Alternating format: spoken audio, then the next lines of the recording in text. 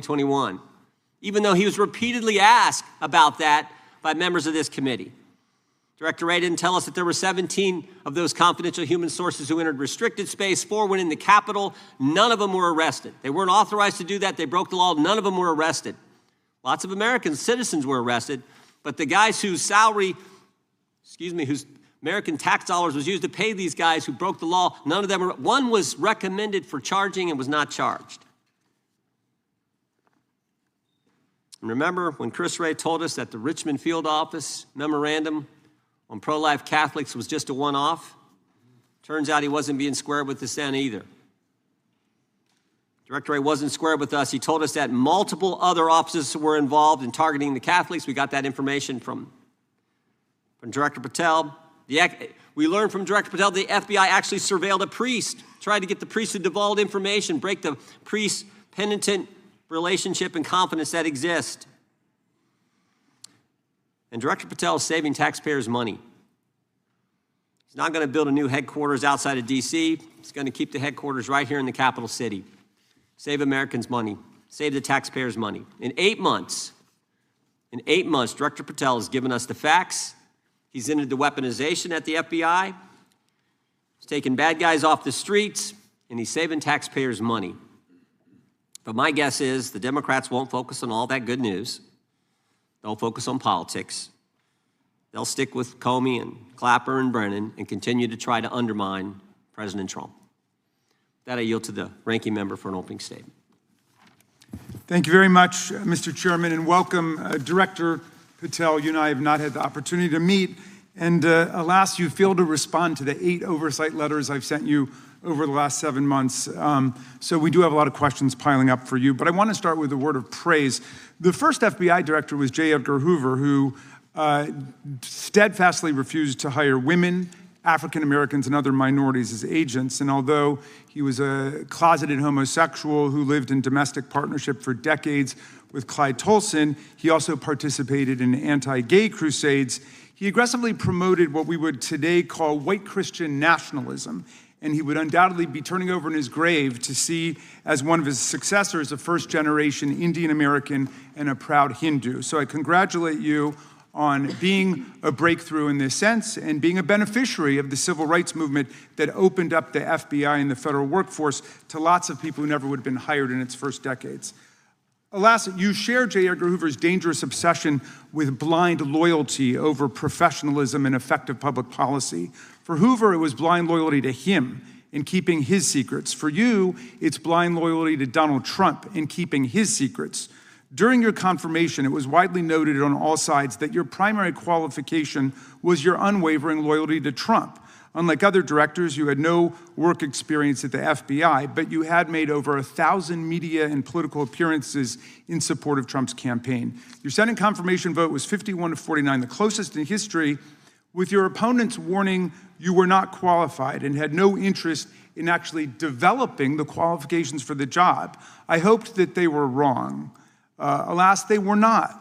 While most other new FBI directors drew on their experience as FBI agents, you didn't have that. But you did write a picture book trilogy for children ages 5 and up based on your experience clashing with President Trump's political enemies. In your book, you describe your literary alter ego, Kash the Knight, as a wacky, easily bored wizard carrying out King Donald's vengeance by driving his enemies out of the kingdom. In the books, King Donald is besieged by the evil Hillary Queentown, but saved in the end by Kash. Then Kash goes on to catch mules who are stealing the 2020 election for the great King Donald from Sleepy Joe. And then in the third book, Kash takes down the dragon of the jalapenos, nicknamed the DOJ.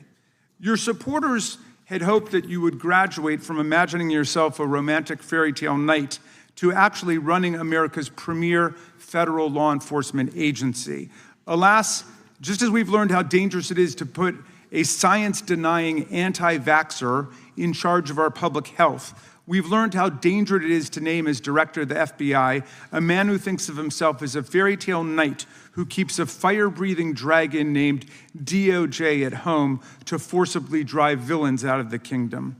When Charlie Kirk was assassinated while his killer was still on the loose, you decided you didn't need to be at FBI headquarters in Washington to work with your team while the chaotic manhunt unfolded. You spent your evening dining in a swanky Midtown Manhattan restaurant and tweeting out false information that the subject of the shooting was in custody, a statement you had to retract 1 hour later. Your performance was so disturbing that even the MAGA base was alarmed. Culture warrior Christopher Rufo, who just a few months ago sat in your chair as a Republican witness, observed that you performed terribly, and he called for your ouster. The FBI might be able to survive your delusions of grandeur and the explosively volatile temper that was on display yesterday in the Senate. But the intractable problem is that you are running the FBI not as a law enforcement agency charged with keeping the American people safe, but as a political enforcement agency working directly for the president's vengeance campaign. 7 months in, it's impossible to overstate the destruction, chaos, and demoralization you've brought to the FBI and its workforce and the resulting danger your actions have caused to our country. You've been systematically purging the FBI of its most experienced and qualified agents, division leaders, and experts in counterterror, counterintelligence, and cybersecurity, precisely the people who have the expertise you lack and which the FBI and the country need. They've been expelled from the ranks of the Bureau simply because they did their duty investigating crimes, including those committed by the mob that attacked the Capitol on January 6, 2021, and beat the hell out of more than 140 police officers, or simply because you suspected them of being insufficiently loyal to Donald Trump. You illegally sacked Brian Driscoll, the former acting director of the Bureau and a decorated counterterrorism expert who worked at the FBI for nearly 20 years. According to Driscoll, you told him your own job, quote, depended on the removal of agents who worked on the cases against the president, regardless of whether the agents chose to work on those cases or not. You added, quote, the FBI tried to put the president in jail and he hasn't forgotten it. You forced out the leader of the Salt Lake City field office, Mehtab Saeed, just weeks before Charlie Kirk's assassination, depriving the FBI of an experienced counterterrorism expert described by her colleagues as absolutely the best and legendary. She would have led the FBI's manhunt had she not been fired. When Trump decided that rounding up immigrants with no criminal records was more important than preventing crimes like human trafficking of women and girls, drug dealing, terrorism, and fraud, you ordered the 25 largest field offices to divert thousands of agents away from chasing down violent criminals, sex traffickers, fraudsters, and scammers to carry out this immigration crackdown. Director Patel, you treated the men and women at FBI with disrespect and paranoia. You've assembled a roving band of freelancing henchmen within your office and charged them with conducting unauthorized investigations, targeting and harassing career FBI employees. Amazingly, you forced senior leadership to repeatedly take polygraph tests to prove their political loyalty and pushed out leaders who refused these demeaning exercises. And now we're seeing one very clear reason why you want to build a political FBI. The Epstein files. You want an FBI blindly loyal to Trump and to you as his enforcer so you can continue your cover-up of a massive international sex trafficking ring with more than 1,000 victims, betraying all of the survivors of the sexual violence. Before you got in this job, you called for full release of the Epstein files, telling podcaster Benny Johnson that the only reason the list was not released by DOJ and FBI was, quote, because of who's on that list. Upon your confirmation, you promised that, quote, there will be no cover-ups, no missing documents, no stone left unturned, and anyone from the prior or current Bureau who undermines this will be swiftly pursued. This spring, you ordered hundreds of agents to pore over all the Epstein files, but not to look for more clues about the money network or the network of human traffickers. You pulled these agents from their regular counterterrorism or drug trafficking duties to work around the clock, some of them sleeping at their desks, to conduct a frantic search to make sure Donald Trump's name and image were flagged and redacted wherever they appeared, whether an email, a text, a letter, an interview, a photograph, or a video. In May, Attorney General Bondi reportedly told Trump that his name had indeed appeared multiple times throughout the Epstein files. And not long thereafter, in July, you and the Attorney General released a memo claiming that, quote, no further disclosure would be appropriate or warranted. In a few short months, how did you go from being a crusader for accountability and transparency for the Epstein files to being a part of the conspiracy and cover-up? The answer is simple. You said it yourself, because of who's on that list. Donald Trump's relationship with Epstein over the years is well documented. A week ago, the Oversight Committee released Trump's disturbing birthday book, Note to Epstein, written over a drawing of a woman's naked body, referring to a, quote, wonderful secret. The Oversight Committee obtained the note from the Epstein estate, not from the FBI, raising questions again of whether the FBI has been withholding documents. While you're unleashing the FBI to cater to Trump's desire to shut down the Epstein inquiry, the first 9 months of the Trump presidency have seen a spate of political violence and domestic terror events. We saw deadly attacks on political figures on both the left and the right. The brutal assassination of Minnesota Democratic House Speaker Melissa Hortman and her husband, and the attempted murder of Democratic State Senator John Hoffman and his wife, who miraculously survived a combined 17 gunshots. We saw an arsonist set Pennsylvania Governor Josh Shapiro's residence on fire. And of course, last week, we saw the horrific, cold-blooded assassination of Charlie Kirk in Utah that has shaken the nation. 1 minute after Charlie Kirk was shot in the neck, a 16-year-old shooter in Evergreen, Colorado, radicalized by white supremacist ideology online, opened fire and critically wounded 2 other students at Evergreen High School. We've seen lethal anti-Semitic violence, including the murder of 2 young Israeli embassy staffers just blocks from the Capitol, and then in the attack on a gathering of Jewish people in support of hostages held in Gaza in Boulder in June. We've seen continued mass shootings at schools, like the domestic terror incident at a Catholic school in Minneapolis last month, which killed 2 children and wounded 18 others. And in August, a man fired more than 500 bullets at the Centers for Disease Control and Prevention, killing a police officer who was a Marine veteran and a father. People like Melissa Hortman and Charlie Kirk should be able to participate in politics as elected officials or active citizens without being shot down in cold blood in the United States of America. People should also be able to go to elementary school, to middle school, to high school, to work, to the mall, and to church without being shot down in explosions of gun violence. The important position at the FBI requires a leader who puts public safety and national security and the rule of law first. I'm afraid, Director Patel, you've given us reason to believe you've used the powers of the FBI to serve Donald Trump and his agenda of partisan retribution. You've broken your promise not to do that. You've betrayed Jeffrey Epstein's victims and survivors. You've turned your back on the career law enforcement officers of the FBI, and as a result, you've left all of us less safe than before. Mr. Chairman, I yield back. Gentleman yields back. That opening statement may have been longer than any book director's ever written or anyone else has written. Without objection, all of the opening statements will be included in the record. We will now introduce today's witness. Mr. Patel has been the director of the FBI since February of 2025. He previously served as chief of staff at the Department of Defense, deputy director of national intelligence with the National Security Council, and also as a congressional staffer, as a federal prosecutor, where he focused on national security cases.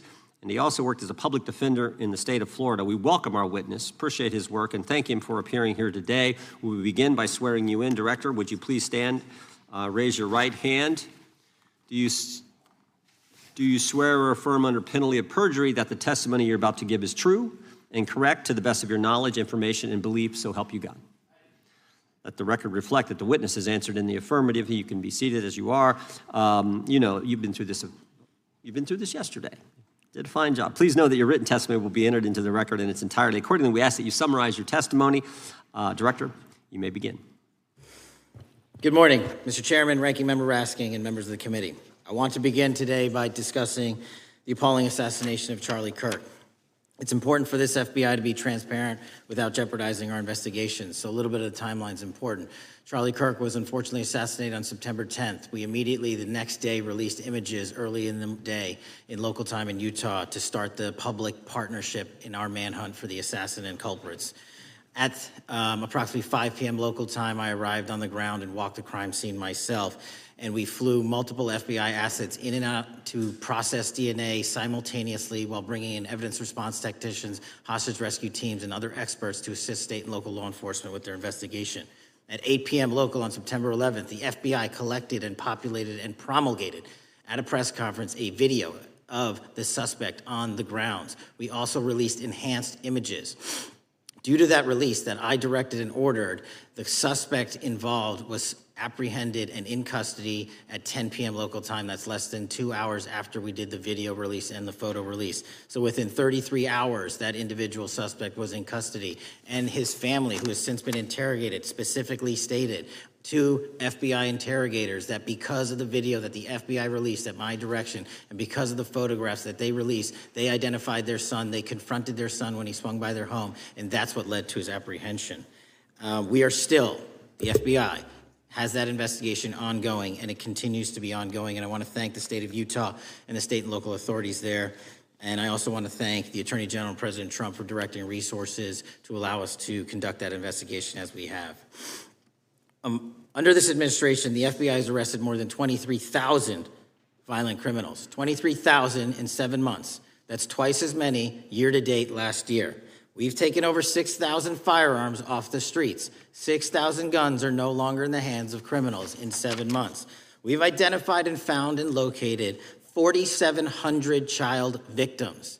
That is a 35% increase year to date last year. We have arrested 1,500 child predators. That is a 10% increase year to date last year in just 7 months. We've assisted our partners with countless counterterrorism operations around the world. We've captured, at the FBI, 4 of the most top 10 wanted fugitives in the world in 7 months. To put that in perspective, that's as many as my predecessor nabbed in the entirety of the Biden administration. We got 4, we got more coming. On top of that, in 2 weeks, thanks to the help of the CIA, we collected and captured one of the individuals responsible for the horrific Abbey Gate bombing that led to the murder of 13 service members. We did that in 2 weeks. They didn't do it in the 4 years of the entire prior administration. Nationwide, we've been executing our Operation Summer Heat, the FBI's national focus on targeting violent crime based on intelligence-driven operations. Ask the citizens of Seattle, Miami, Memphis, Charlotte, Chicago, New Orleans, to specifically highlight New Orleans and Nashville. There has been a 250% increase in violent crime arrests in those cities alone and other mid-major cities that I've just listed. In just a few short months, we have already unleashed 1,000 FBI personnel across this country. Every single state across this country is getting a plus up. This is a fiction that the FBI is short or that we are compromising the men and women in the field. They do not need to be in Washington, D.C., so we're sending them into the field to each and every one of your states. Because of that, crime is at an all-time low. We had to do it because of the explosion of crime.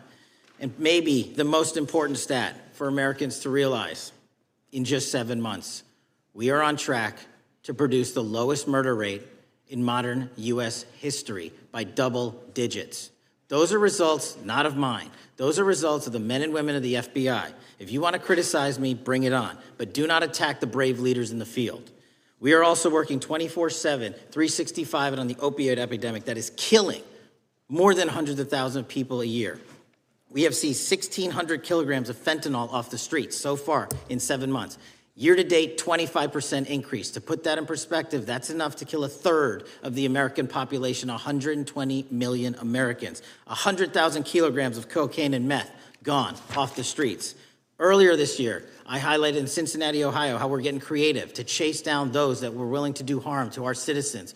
Not just by striking at the heart of the fentanyl producers, but the fentanyl precursor companies in China. And we indicted for the first time multiple companies and individuals, not just in America, but in mainland China, that are producing the ingredients that produce and make fentanyl that kill our children. And we're going to keep going. Counterterrorism work, cyber attacks, and foreign adversaries are something the FBI must never sleep on, and we are not sleeping. In the counterintelligence space alone, this year, year to date, 30% increase in counterintelligence arrests from the DPRK, Russia, Iran, and China. And I want the American people to know, in this setting, there's a lot of work that the brave men and women in the FBI are doing we just can't get into, but they don't stop. Our cyber threats, ransomware attacks, those harming our children online. We have nearly a 20% increase in indictments and arrests in 7 months alone this year. We're going after those that harm our malware, infrastructure systems, telecom systems, and energy structure. Combating SALT and Vault typhoons are just a little bit of the examples we're doing. Maybe most importantly, under the counterterrorism and domestic terrorism umbrella, are nihilist, violent extremists, and those that label themselves 764, who wish to go online and convince children to maim and mutilate themselves and commit suicide. And we are producing record numbers of arrests under that umbrella organization. We even stopped an individual in the 764 network who wanted to conspire to kill an adolescent girl. He is now in custody. Transparency remains one of my main priorities at the FBI. And this is what I've done in my 7 months at the helm. We've produced more than 33,000 pages of documents to Congress to a variety of committees, including, I believe, 7,500 to this committee alone, if memory serves me correct.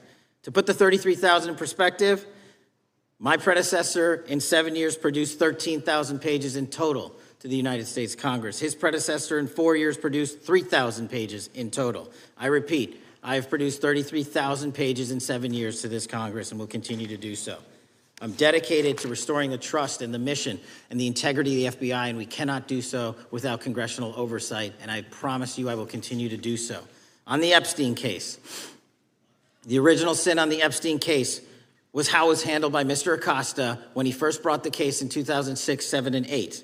The original case had a very limited search warrant, had a very limited search window, had a very limited investigative window. I was not there when those search warrants and that investigation was launched. I would not have done it that way. They were limited to only 3 to 4 years of investigations from 97 to approximately 2001 and 2002 to 2005. Mr. Acosta allowed Mr. Epstein to enter into a plea agreement where he served weekend jails for trafficking minor women. He also was allowed to relieve jail to go home on the weekends. Plus, he allowed a non-prosecution agreement to be signed as part of that plea deal, prohibiting future investigations from that prosecution and from that evidence, and prohibiting the collection of further material. That is the original sin. We are working with Congress to produce more than any administration ever has material on Epstein. And I welcome the challenge to tell us that we are not being as transparent as the law allows. We even went to court and asked the judges to lift those prosecutorial agreements and to lift those court order seals, and they denied us 3 times. Congress is welcome to do the same and join the fight. And I'd lastly like to focus on operation that the president led in D.C. Because of this, we are taking this fight in D.C. to every single city across the country. 2,100 arrests in the last month alone. D.C. has seen a 60% decrease in gun crimes, 75% decrease in carjackings, and 53% decrease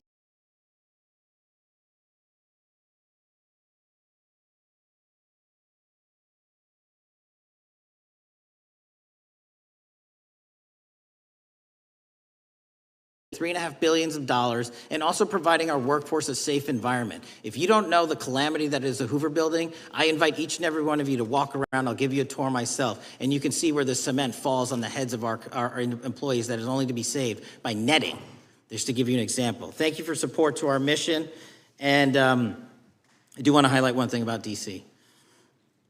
It's because the FBI gathered sources and evidence that we were able to, through our source network, identify the horrific murder of the D.C. intern Eric Tarpinian. And I've spoken to his family, and we are working to bring them justice. And Mr. Chairman, in my 16 years, now my 17 years of government service, if anyone has any questions about my service, bring it on. Yeah.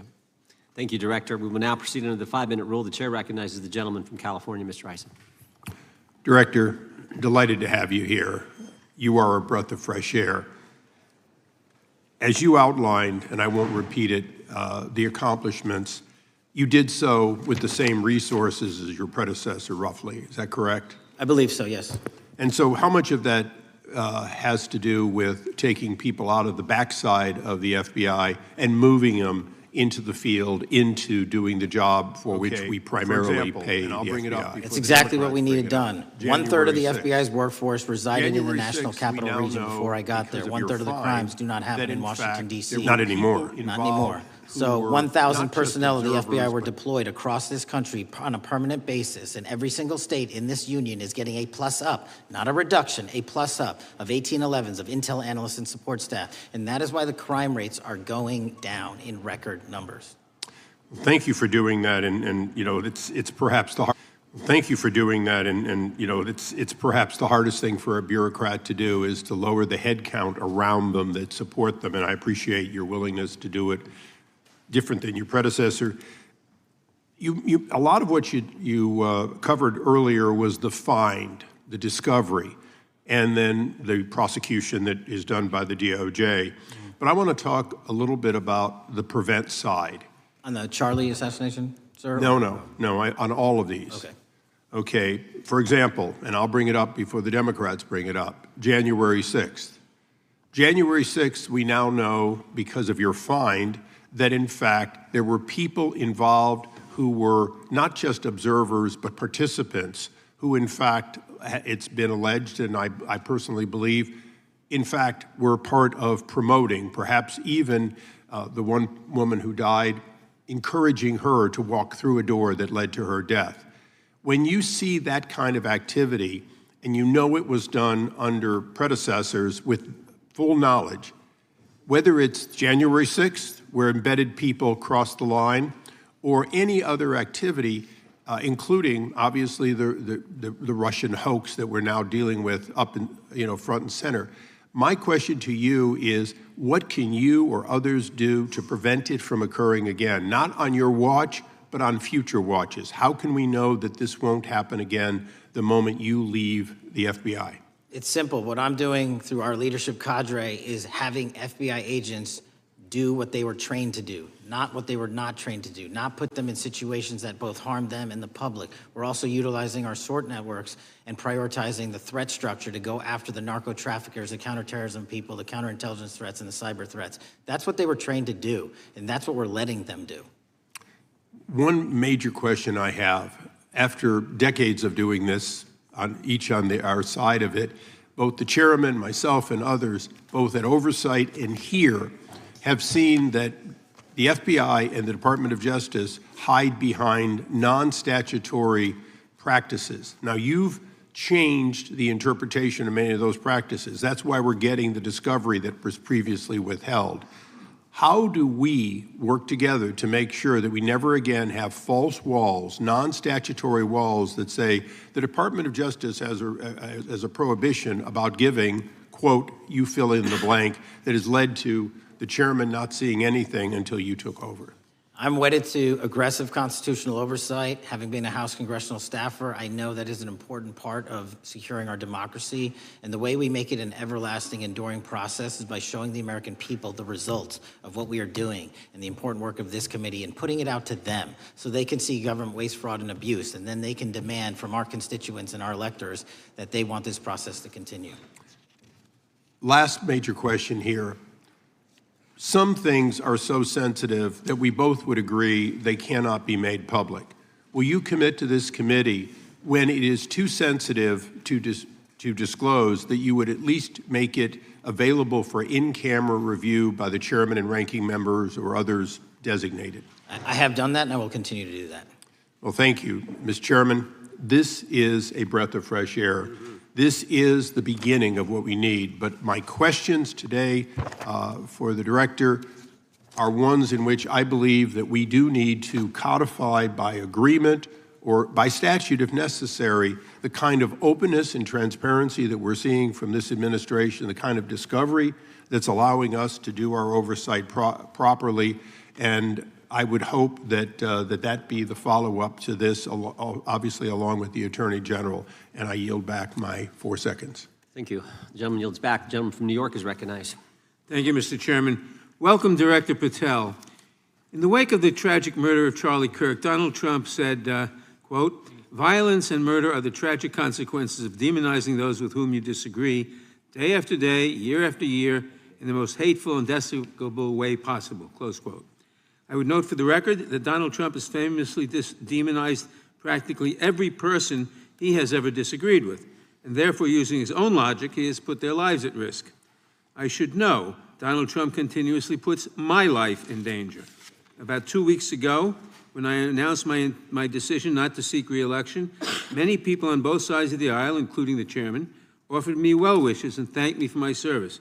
Donald Trump, on the other hand, took to Truth Social to call me a, quote, psychopathic nut job, among other things.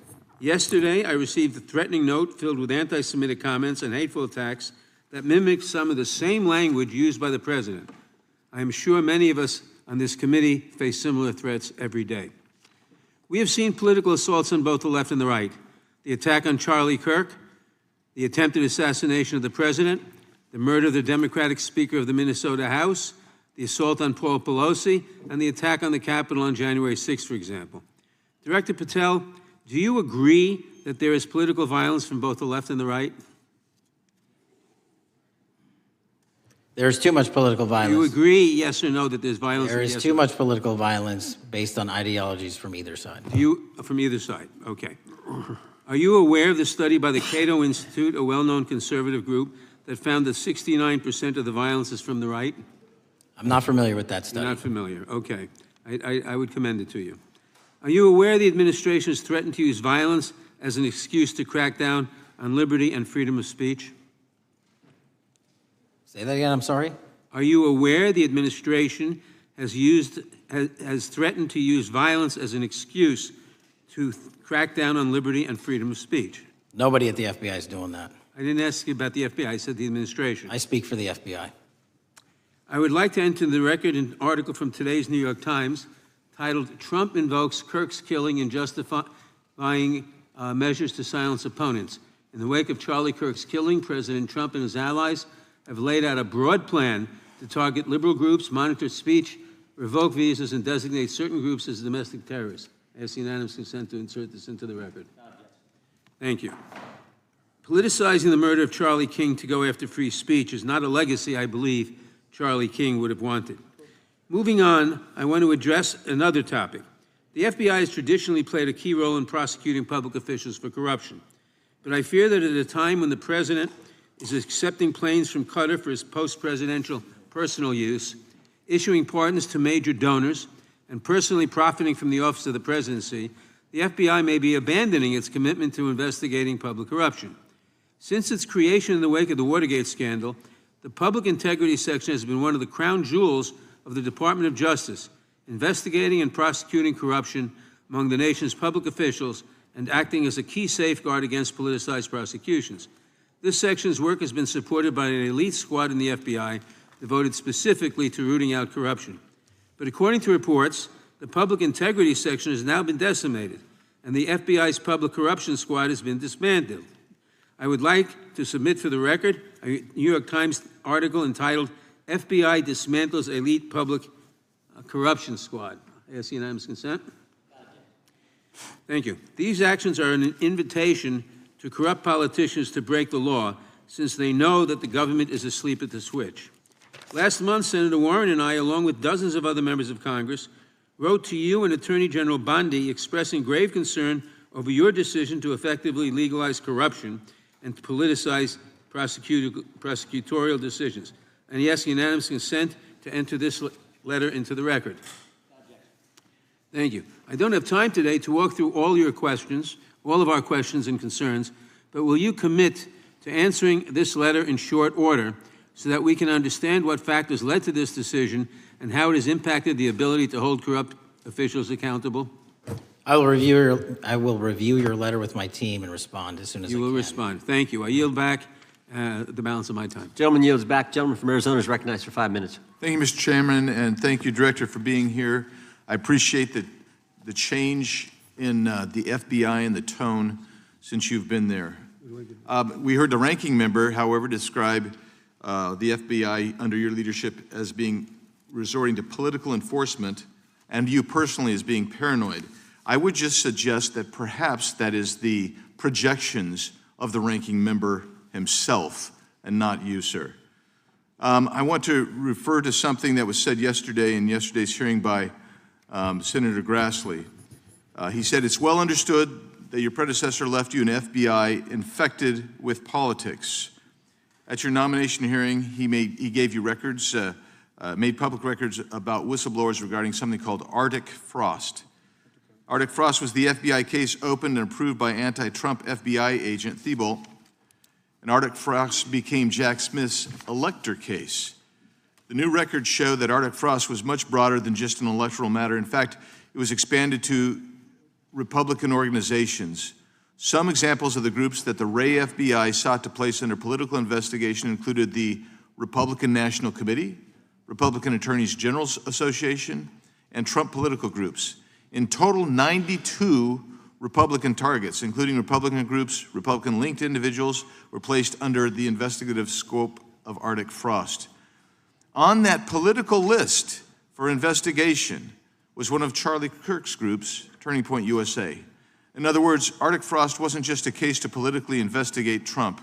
It was the vehicle by which partisan FBI agents and DOJ prosecutors could achieve their partisan ends and improperly investigate the entire Republican political apparatus. I'd ask that, Mr. Chairman, that document be administered. Without objection.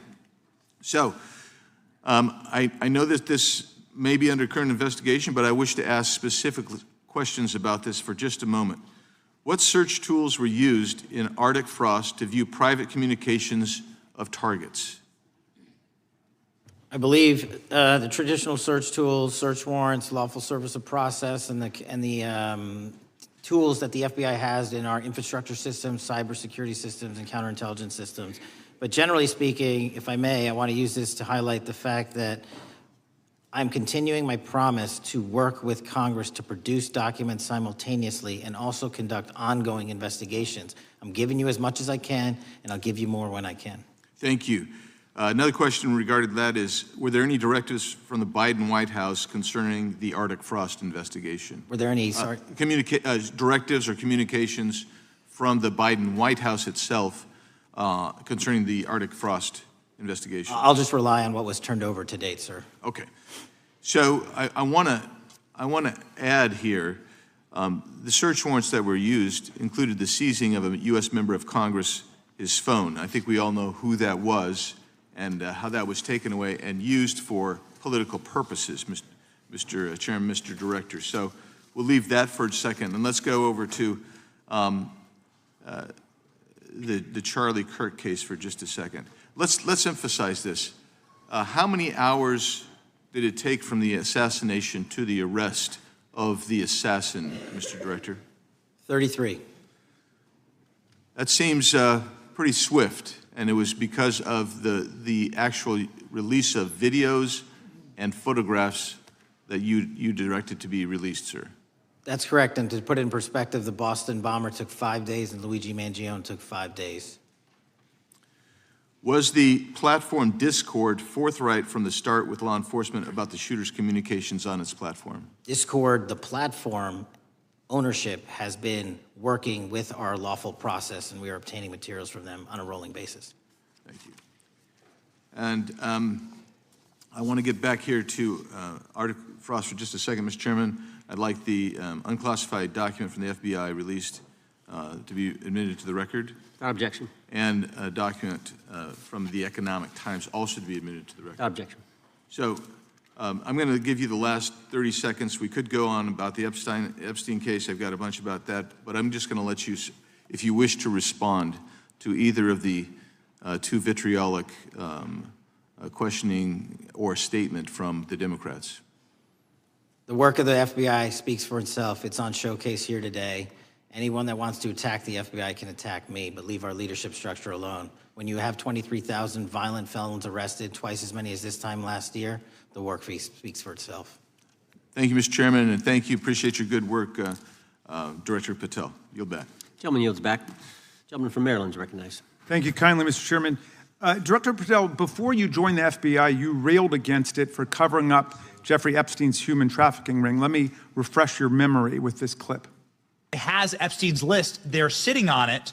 That doesn't seem like something you should do. You're protecting the world's foremost predator. That seems like an evil thing to do, regardless of who may be embarrassed in the release of that list. Why is the FBI protecting the greatest pederast, the largest scale pederast in human history? Simple, because of who's on that list.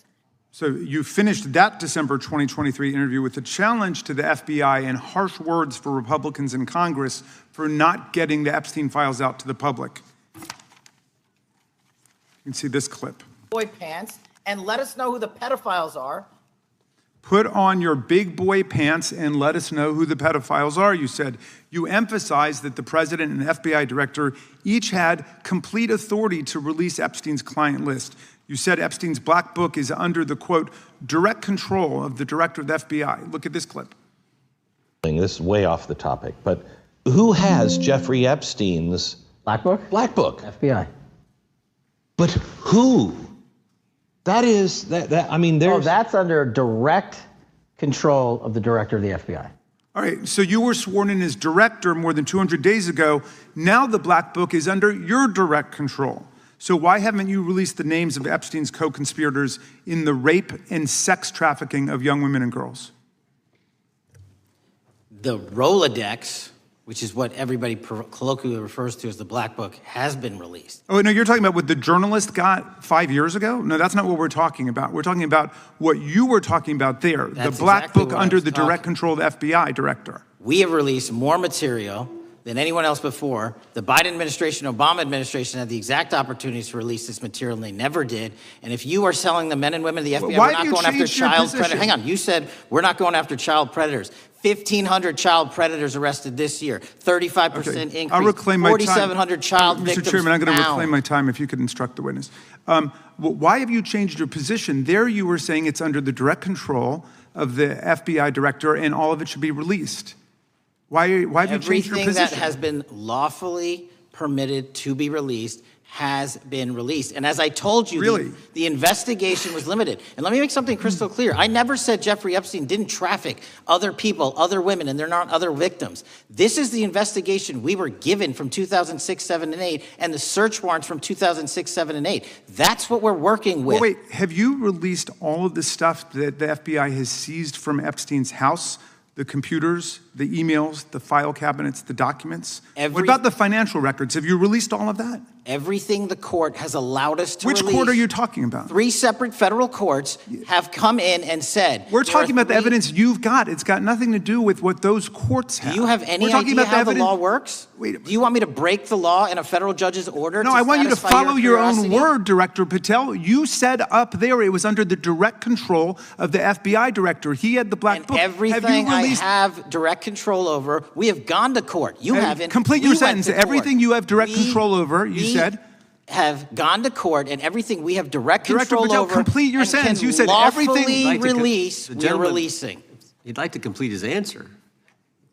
You began the sentence, everything you have direct control over, and then you stopped that sentence. You've released everything that you have direct control over? I have direct control over and can lawfully release. If you're not familiar with the court orders, that's not my fault. Oh, I'm Go perfectly, look at them. I'm Go perfectly to familiar court. with them. But how did we prosecute Ghislaine Maxwell?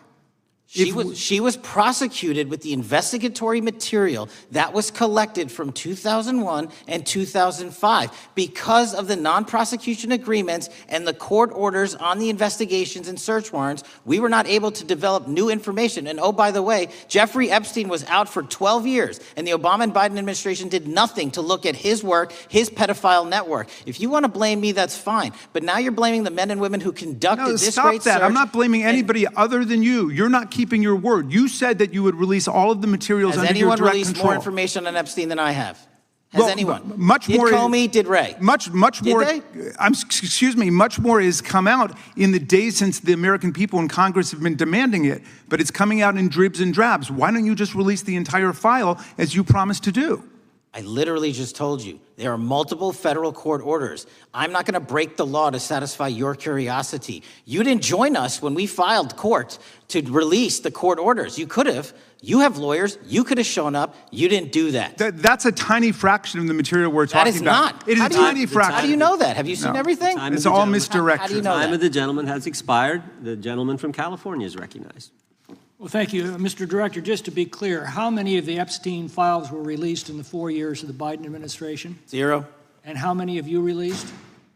I don't have the number, but it's got to be thousands of pages of stuff. I was going to ask you to begin whether Americans are safer today than they were 9 months ago, but you cited dramatic increases in criminal arrests since you've taken office, a dramatic decrease in crime that's resulted. Who would have thought that taking criminals off the streets would reduce the crime rate? But somehow we have stumbled upon that new truth. But it begs the question, what was the FBI doing during the 4 years of the Biden administration to see that dramatic an increase in work under your tenure? The simple answer is I'm letting good cops be cops. We're working with our state and local law enforcement. We're energizing our partnerships. We're bringing on more task force officers. When you have more cops in the streets, when you're using ground-based intelligence, when you're not weaponizing law enforcement and focusing on D.C. and focusing on the rest of America, this is what happens. It is not a significant mind shift in terms of how we maneuver the FBI. They've wanted to do this work since they signed up. We're just letting them.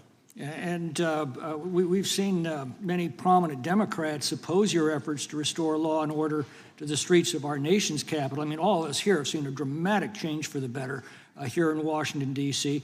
Why are so many Democrats attacking you for that? Sir, Democrats have been attacking me for a decade, as is the fake news media. They didn't like the fact that I exposed the Russiagate host and the largest weaponization of the FBI, DOJ, and U.S. history. We proved it to be true with congressional oversight. I'm wed to that congressional oversight and will continue to do that work. Christopher Wray repeatedly warned this committee that the Biden open borders policy had produced a significant increase in terrorist threats that he said kept him up at night. A particular concern, he said, was the 2 million gotaways that entered the country during the Biden administration. That's an average of 41,000 every month. What are the monthly gotaway numbers today? Sir, I'll have to get back to you on the exact gotaway numbers, but identifying that there are gotaways is step one. Going and manhunting them is step two, and that's what we're committing our resources to do. That's my next question, is what progress has the administration made in apprehending and removing terrorist threats that came in during the Biden years? I think you're talking about, if you're not, let me know, known or suspected terrorists, and we've encountered almost zero at the southern border since the southern border has been sealed. But the problem that we are running into is our northern border. It's largely expansive. The enemy has adapted, and we need more focus on the northern border to stop known or suspected terrorists from coming in from places like China, Russia, the Middle East, Africa, Afghanistan. And what can you tell us about the remaining threat posed by potential terrorist cells here in the United States? The terrorist threat that continues to be posed by international terrorists here in the United States is one of my highest priorities. We are working through our intelligence community partners to identify those individuals, and we've taken down numerous individuals and numerous rings across this country to neutralize that terrorist threat, including in places like New York City, Los Angeles, and I believe Dallas, Texas most recently. How extensively did criminal cartels like Sinaloa, Jalisco, New Generation, MS-13, Tren de Aragua, and others infiltrate our country during the Biden administration? By the tens of thousands.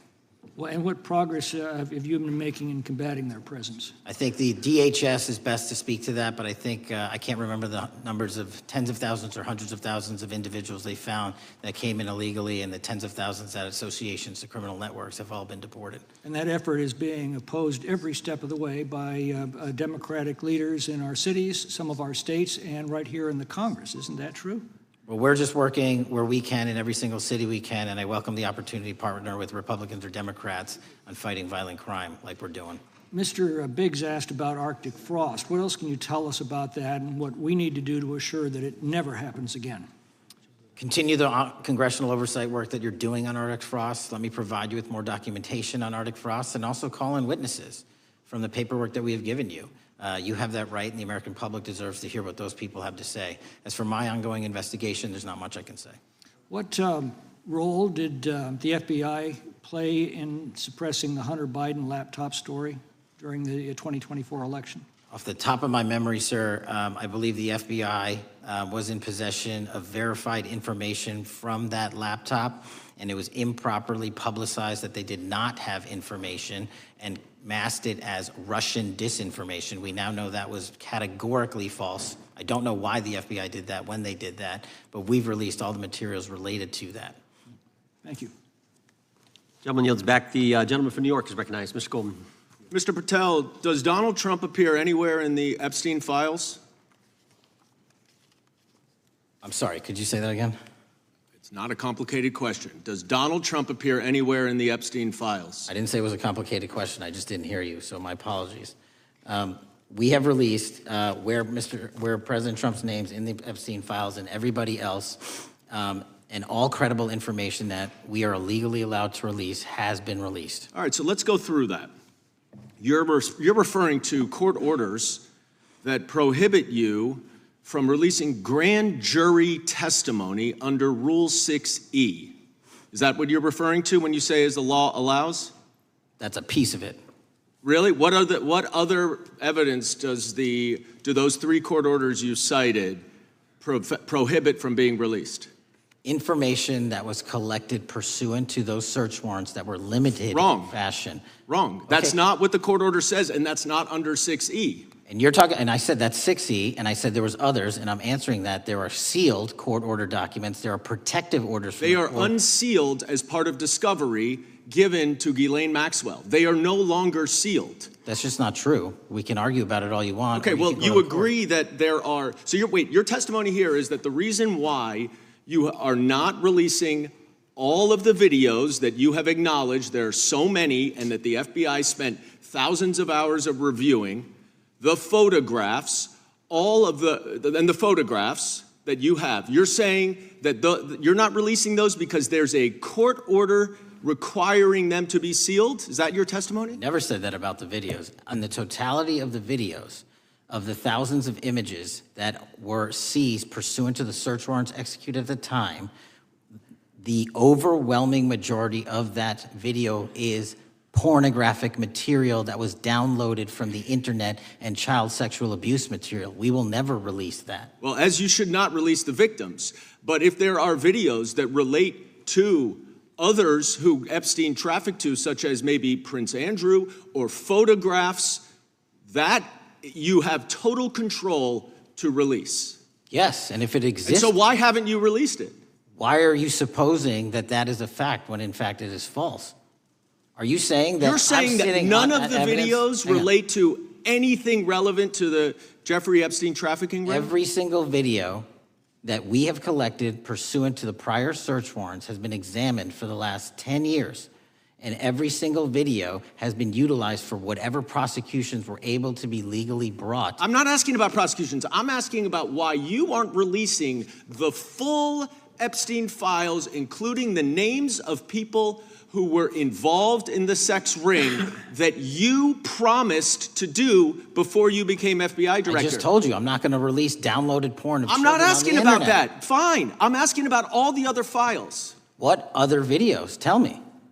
Tell me. That's what I'm asking. Tell me. You're saying there are no videos that would be relevant to anyone else involved in the Jeffrey Epstein sex ring. Pursuant to Mr. Acosta's collection of information based on the search warrants. That's all we have in our possession. And I'm asking you, that stuff. That's all we got. I'm not asking all you got. I'm asking you, in that stuff, there's nothing that's related to any other sex traffic, any other people engaged with Epstein in underage sex. That's correct. To my knowledge, no. Okay. Let's talk about the witness interviews. 302s of witness interviews. Those are not subject to the court order. Those are not subject to any fictional sealed order for a search warrant. Why aren't you releasing those with the redacted names of the victims? We are releasing as much as legally allowed. That's why we went back to the courts. How is that not legally allowed? Sir, do you know how court orders work? Do you know how protective orders Actually, work? Do you know how Mr. sealing Patel, orders I was work? a real prosecutor for 10 years. I know exactly how so I was a court fake orders. one? And I want to understand what the court order prevents you from releasing witness statements that the FBI took. You should know that as a real prosecutor, when the court hand downs a protective order and a motion to seal, the material is sealed unless So that your judge testimony waives here it. is that all of those witness statements are under a court order, a protective order. We are providing everything we can legally provide. No, that's not my question. My My question is, why are those witness statements that are not grand jury testimony, that if they were under a protective order are no longer under a protective order, why are they not being released? How are they not under a protective order? Why are you not going to the court like you did for the grand jury testimony to unseal those records? The DOJ did go to the court. No, not on those records. Why aren't you going? You just went on grand jury. Time of the gentleman has expired. You are hiding the Epstein files, Mr. Patel. Time of the gentleman has expired. You are part of the cover-up. Can I respond? Sure can. Any allegations that I'm a part of a cover-up to protect child sexual trafficking and victims of human trafficking and sexual crimes is patently and categorically false, and the work of my FBI So I hope you will talk to them when they have requested to speak with you. Because the victims have requested and you are not responding to them. Director, yes or no, is the FBI still spying on parents at school board meetings? No, sir. Is the FBI still targeting Catholics? No, sir. Is the FBI still spying on President Trump? I don't believe so. Is the FBI still censoring Americans? No, sir. Is the FBI still targeting Americans for shopping at Cabela's or purchasing Bibles? Nobody is targeted for their faith. Is the FBI still targeting Americans who are pro-life? Nobody is targeting anyone for their beliefs. Is the FBI still cooking the books on crime data? The crime data is real. Is the FBI still purging agents for conservative viewpoints? No one at the FBI has asked their viewpoints on politics. Is the FBI still labeling the Betsy Ross flag, the flag of the American Revolution, a hate symbol? No. Well, maybe that's why you've been able to, what was the number? 23,000 bad guys you've arrested, a huge increase from the same time period in the previous administration. I think you said 1,400 predators, 4,000 children rescued. Were those the facts? 4,700, 35% increase on children rescued. Yeah. And you got the guy to Abbey Gate. We got the Abbey Gate guy. We had a guy from the 4th District of Ohio who lost his life there serving our country. We appreciate that. Maybe when you're not focused on politics, you can actually do what the FBI is supposed to do. Go get the bad guys, right? That's what the men and women of the FBI do. Director, did John Brennan lie to Congress? Let me just read a couple things, actually, before you answer that. 2 years ago, we had Mr. Brennan in for an interview, and I asked him, how'd you learn about the dossier in December of 2016? Mr. Brennan replied, I received a copy of it from the FBI, and the CIA was very much opposed to having any reference or inclusion of the Steele dossier in the intelligence community assessment. That's what John Brennan told the United States Congress. 7 weeks ago, the Director of National Intelligence told us this: John Brennan lied and denied using the dossier in the intelligence community assessment because he knew it was discredited. CIA officer told the House Intelligence Committee Brennan refused to remove it, and when confronted with the dossier's main flaws, he responded, yes, but doesn't it ring true? John Brennan lied to us? Mr. Chairman, I won't stylize the evidence. What I will say is that the intelligence community assessment, those that created it and any individual involved with it, is an ongoing investigation. There's an investigation into what took place in December and January of December 2016, January 2017, when this whole thing started, this grand conspiracy. That is being investigated, is that right? That has been publicly announced by the department. That's been announced by the department. Did Chris Wray hide documents from this committee? You would know better than me, sir. Well, I think you told us like 700 pieces of information you've given this committee since you've been the director relative to just one incident, the Catholic memorandum from the Richmond field office. I can give you the comparison, sir. Yeah, the Catholic memo, I believe we turned over 750 documents. In Mr. Ray's tenure, I believe they turned over 19 pages. 19 pages. You've given us 700. Why would Chris Wray hide information from this committee? You'd Want have to to hazard a guess? I'm sorry?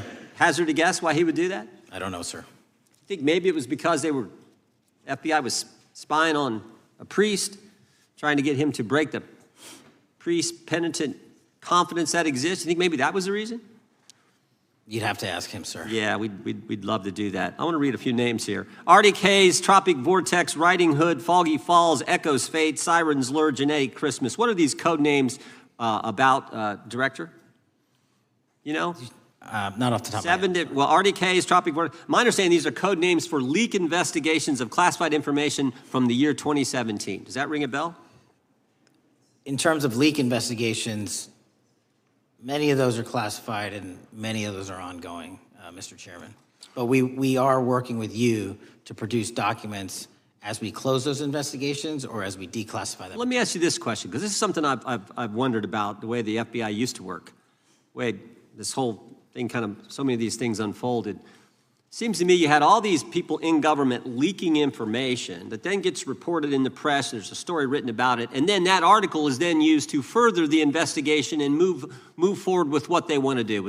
Did that take place back in 16 and 17? That's the exact scenario that took place in the FISA application for Carter Page and the rest of the Trump campaign. And that is frightening, because that's what the CIA is supposed to do in foreign countries. It's not supposed to happen to Americans, but it did, didn't it, Director? Yes. And not just any Americans, it happened with the President of the United States. Is that accurate?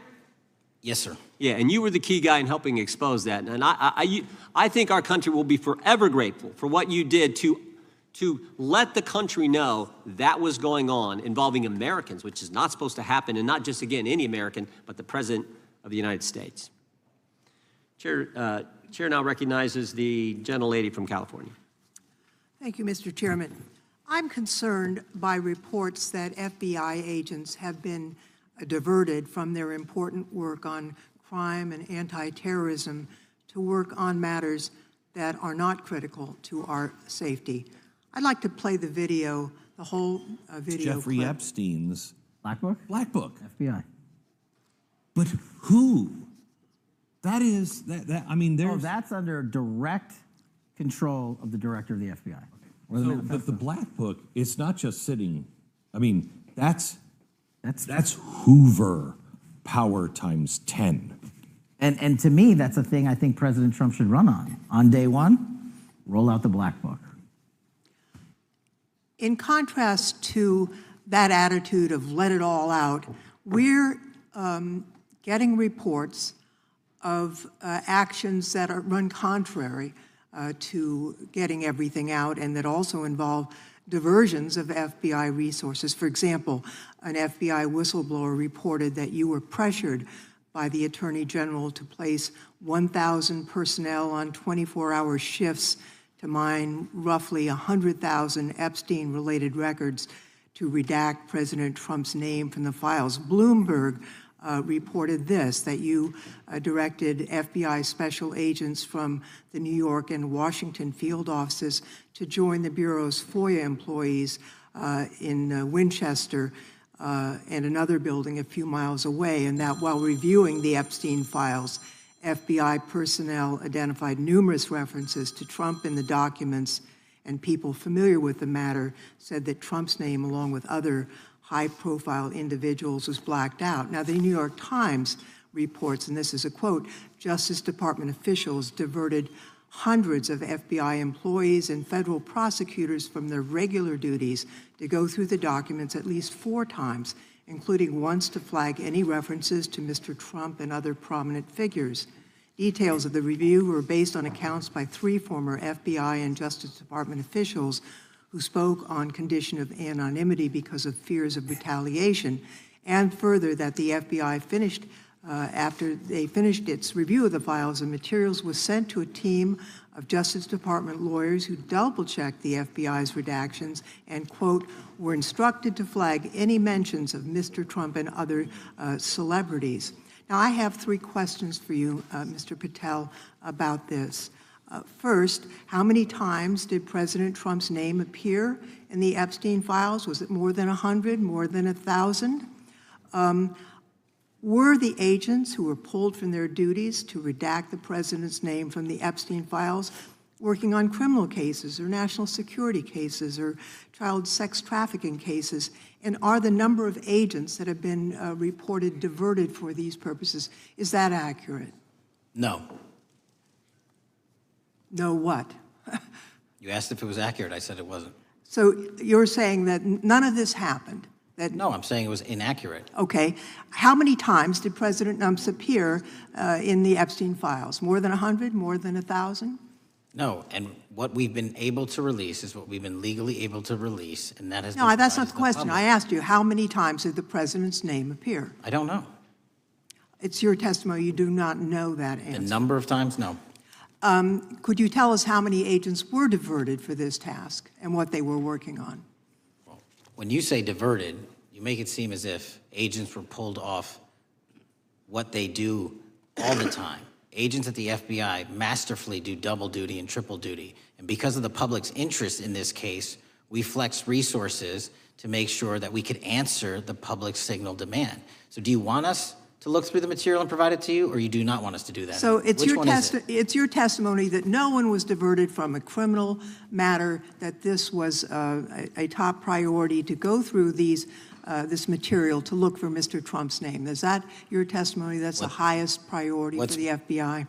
What's one of the most impressive things about the FBI leadership and the careers that are in place is that they make the decisions on who to send where on priorities and make sure the mission needs are not hurt. And that's what happened here.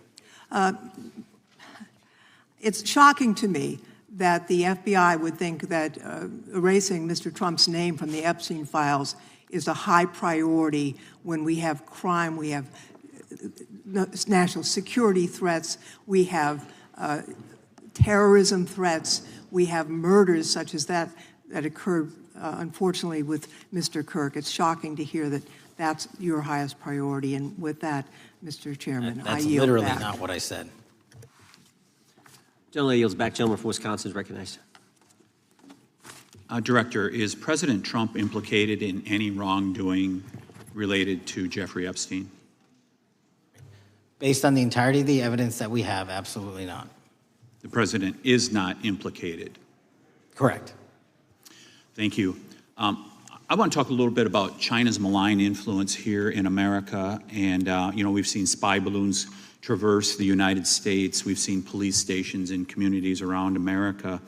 And sitting in the chair you're in just 2 years ago, there was a sheriff from Cochise County, Arizona, Mark Daniels, that was here, who said that the exponential increase in the amount of fentanyl that is coming into America is directly related to the open borders policies of the previous administration. Do you agree with Sheriff Daniels' characterization? In large part, yes. So since you've been director, has there been a reduction we've talked about how the border is largely secure now, right? The southern border, yes, sir. The southern border is largely secure. Has there been a concomitant reduction or a reduction in the amount of fentanyl that is coming into America? There has been a massive reduction to the tune of, we have seized more than 25% year-to-date this year than the prior year, and that's enough fentanyl to kill 120 million Americans. Does China play a role in this fentanyl that's coming to America? As I stated in my opening, sir, what they do and the companies in China, mainland China, do is produce the precursors and the cutting agents that they ship overseas through various countries into the Mexican drug cartels who produce it. So they basically are the cooks in terms of the ingredients. Tell us, what is the FBI doing to stop China from delivering death to America? So for the first time in a decade, I actually reached out to my counterpart at the Ministry of Public Security. No one at the FBI had done so. To engage. Ministry of Security, where's that? In mainland China. In mainland China, okay, thank you. To engage in a conversation to say, hey, can we have a certain number of these precursor chemicals listed in China so that they become illegal and illegal to trade. We're also working with our counterparts in places like India and Guatemala because the transshipment routes of the precursors, the Mexican drug cartels have gotten creative, and instead of coming directly to America, are going into these countries. And we've had massive success in India and Guatemala, and in those governments' great partnerships in shutting down the ability to ship the precursors into those countries, which are ultimately destined to America. So those people that are working with security agencies have been working with you, is that accurate? Yes, sir. So I want to turn to a couple cases that are at the University of Michigan, where Chinese nationals, on behalf of the Chinese government, smuggled in illicit biological materials, stuff that can harm our agricultural industry. What actions are you taking as we see repeated stories of Chinese nationals doing this in the United States? So just that, sir. In this calendar year alone, as I was mentioning, our counterintelligence operations and cases brought against the Chinese are up by, I think, something like 40%. And specifically, the cases in Michigan show two threat streams, not just against our agricultural industry, which is a threat to national security, but they were also bringing in chemical agents and mushrooms, I'm not the exact expert, that would have ultimately hurt our population. We arrested and charged all of those individuals, and we were aggressively going after them in every single state because they weren't doing it in Michigan alone. Should research universities across the United States be doing a thorough job of vetting Chinese nationals that are coming to their universities? They should. Turning to spying in America, you know, we heard the stories about Senator Dianne Feinstein's driver, who was a Chinese spy. We're familiar with Linda's son, who worked in Governor Hochul's office, Christine Fang in California. What are you doing to find these people who are Chinese spies that are trying to burrow themselves into the politics of America? Because we know it's happening, right? Yes, it is. And what our counterintelligence unit is doing is aggressively seeking the intelligence into where these individuals are working. Then we are utilizing our operational authorities to go in and investigate them either through our human source networks and collecting information through lawful process, online, search warrants, and data so that we can bring proper arrest charges and publicize to the world what they're doing here. And just because we've caught a few doesn't mean we've caught everybody. We've got a lot more to go. I get one more quick question in. The FBI arrested a judge in Wisconsin, Hannah Dugan, for interfering with a federal law enforcement operation. Could you tell us a little bit about that? And is a judge above the law here in the United States of America? Well, no one is, and that case is ongoing. But as you stated, and these allegations that there was an interference in a federal lawfully executed federal law enforcement priority that was interfered with. I yield back, Mr. Gentleman yields back. The gentleman from Tennessee is recognized. Thank you, Mr. Chair. Director Patel, I believe you had primary importance in starting Operation Viper in Memphis. Is that correct? Yes, sir. And Operation Viper brought in the FBI, the DEA, the ATF to help the Memphis police in policing the city? That'll be phase two, sir. Phase one was FBI and local law enforcement in Memphis for the last few months. Okay. You did a good job, and the police director and the mayor have told me that that has been helpful, the FBI working with the police. And the FBI are trained in law enforcement. They know Miranda rights, they know how to do policing, and they do a good job working with the police. Do you think that the National Guard is necessary to do the work that the FBI is doing now? Thank you. I do think it's necessary to finish it. What we've done is 500 arrests in Memphis and 110 federal indictments. But what we need to do is we've only secured a piece of where the criminal conduct is occurring in Memphis, and we can't work inside perimeters that are not established and safe, and we don't have the manpower to give us the space to fully go into the areas where the criminal activity remains. Well, are you suggesting that the National Guard is going to go into the more heavily crime areas? They're going to establish, like they did in Washington, D.C., perimeters where local law enforcement and the FBI, DEA, ATF, and U.S. Marshals can go into. We can't be going into all these areas knowing that they're extremely volatile and jeopardizing the safety of our agents. Did the National Guard do anything in Washington to help the FBI stay safe from these dangerous elements? They established perimeters. Established perimeter, and the criminals knew about it, so they... It was a visible force, sir, so they kind of saw it. Well, what you did, I commend you for what you did, and I think the FBI coming in, we have a crime problem in Memphis. The FBI has helped, DEA will help, and the ATF will help. I don't think the National Guard's going to help, and what I've seen, they're not trained in law enforcement, are they? No, sir. And so that could be a problem. Who will direct the National Guard in Memphis? Will it be, will they have control over your agents? No, sir, they won't. Who will have control over your agents? You? Well, the SAC and then ultimately the chain of command up to Washington, D.C. will control the FBI, but there's a task force that was put together that is going to be led by an interagency. The heads of U.S. Marshals, DEA, and FBI will be working together with DHS collectively on this. Have you visited Memphis before? Yes, sir, I have. So you know how good a city it is. I love Memphis. A lot of us do. And Memphis is a great city, great history, civil rights museum. Might say something about slavery, but that was the history. Needs to be taught. Blues, Elvis. Beale Street. Beale Street, right. Barbecue. And people should come. It's not a troubled city. We've got some crime, but it's not a troubled city. We're not troubled, and we love our city, and we hope that the National Guard doesn't come in and cause people to have questions about Memphis because it's a city they should visit. Let me ask you this about, you said that the homicide rates are coming down to an all-time low? In modern recorded U.S. history, yes, When sir. does modern recorded history start? I think the FBI, and I'll get back to you on this, has stats on that going back about 30 years, sir. Okay, I was thinking back to Ozzie and Harriet, and I didn't think you could beat Ozzie and Harriet's time. Secondly, you mentioned the Epstein case. Did any of the women that were victims, and they came up here and had a press conference and all, did any of them contact your office and ask to give information? To my knowledge, no, sir. If they did, let me ask you first, is there a statute of limitations on sex crimes like that, with sex with a minor, rape? The DOJ is the expert, but I do not believe there's a statute on that, limitations on that. So if there's not a statute of limitations, should you not be interviewing those people who know who raped them and the names and the places and give you that information? That seems like that's a treasure trove of information, and it's a serious, serious, serious number of crimes. Sir, I couldn't agree with you more. We've been very public about asking individuals to come forward with new information, and we would run out every single lead on that. Well, I'm sure the women will come forward, especially today, to be sure that they will get an opportunity, because that seems like something we ought to do.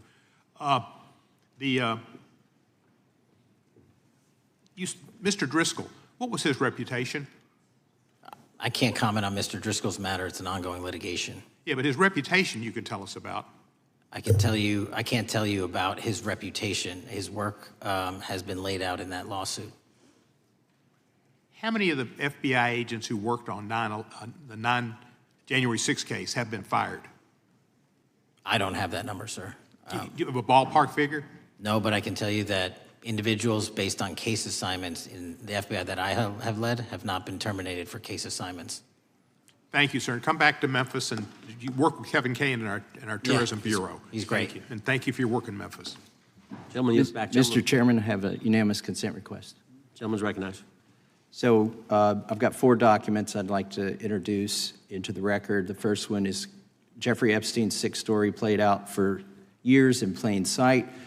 And Acosta is quoted in here saying, "I was told Epstein belonged to intelligence and to leave it alone." The second document is entitled, "What Epstein's Bodyguard Warned About His CIA Connections." The third document is from Fox Digital. It's titled, "Epstein's Private Calendar Reveals Planned Meetings with Obama Admin Official CIA Chief." And the last document is Wall Street Journal article that highlights Ehud Barak's 36 meetings with Jeffrey Epstein. He was the former Prime Minister of Israel and head of military intelligence for Israel. It may have held that title when he met Epstein, and then, yes. Without objection, the gentleman will hold for a second. The gentleman from Maryland is recognized. Thank you, Mr. Chairman. Just one UC request. This is Judge Engelmeyer's decision from August in U.S. versus Epstein, stating the government's 100,000 pages of Epstein files dwarfs the 70-odd pages of Epstein grand jury materials. Without objection, the gentleman from Kentucky is recognized for 5 minutes. Thank you, Mr. Chairman. Director Patel, I watched some of your Senate hearing yesterday when Senator Kennedy asked you, "You've seen most of the files. Who, if anyone, did Epstein traffic these women to besides himself?" You replied, according to the transcript, "There is no credible information that he trafficked them to anyone else." You also said somewhere in the hearing and here today that the problem is that the case files are constrained by limited search warrants from 2006 to 2007 and that the non-prosecution agreement hamstrung future investigations. Those constraints only apply to the Southern District of Florida. They do not apply to the Southern District of New York, the location of the 2019 sex trafficking indictment, which produced many things, including a series of FD 302 documents. According to victims who cooperated with the FBI in that investigation, these documents in FBI possession, your possession, detail at least 20 men, including Mr. Jess Staley, CEO of Barclays Bank, who Jeffrey Epstein trafficked victims to, victims including minors, such as Virginia Roberts Giuffre, may she rest in peace. That list also includes at least 19 other individuals, one Hollywood producer worth a few $100 million, one royal prince, one high-profile individual in the music industry, one very prominent banker, one high-profile government official, one high-profile former politician, one owner of a car company in Italy, one rock star, one magician, at least 6 billionaires, including a billionaire from Canada. We know these people exist in the FBI files, the files that you control. I don't know exactly who they are, but the FBI does. Have you launched any investigations into any of these people? And have you seen these 302 documents? Sir, I have asked my FBI agents to review the entirety of the Epstein files and bring forth any credible information. And we're working with Congress not only to divulge that information and produce it to you, but any investigations that arise from any credible investigation will be brought. There have been no new materials brought to me launching a new indictment. So is the loophole here, or is it your assertion that these victims aren't credible, that the 302s maybe didn't produce credible statements that rise to a probable cause? It's not my assertion, sir. It's the assertion of two different United States attorneys' offices from 3 separate administrations who investigated those same materials in live time. Are the 302 documents in the FBI's possession? They reviewed all that, yes, sir. And so have you reviewed those 302 documents where the victims name the people who victimized them? If I personally know, but the FBI has. So how can you sit here and in front of the Senate and say there are no names? I said I named one today. I said we are not in the practice at the Department of Justice FBI of releasing victims' names. That is not what we do. We are also not in the habit of releasing incredible information. That's not what we do. But multiple authorities have looked at the entirety of what we have. Okay, I got to move on here. Were you present when the AG had the White House event when she released the binders to the social media influencers? I was, yes.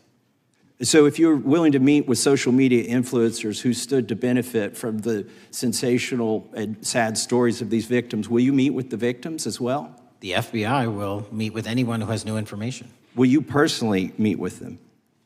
The FBI and the professionals who are handling the cases will. Were you instructed that it was important to release the documents to the Oversight Committee on the day of my introduction of the discharge petition to release these files? I don't know what day that was, so no. Well, they were released that day, and there were victims' names who weren't redacted because they were in such a rush, and the victims are not happy about that.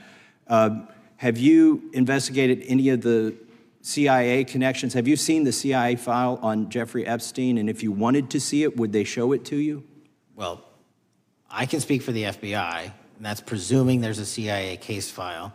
And I've reviewed everything that the interagency, not I, the FBI, that was provided to us.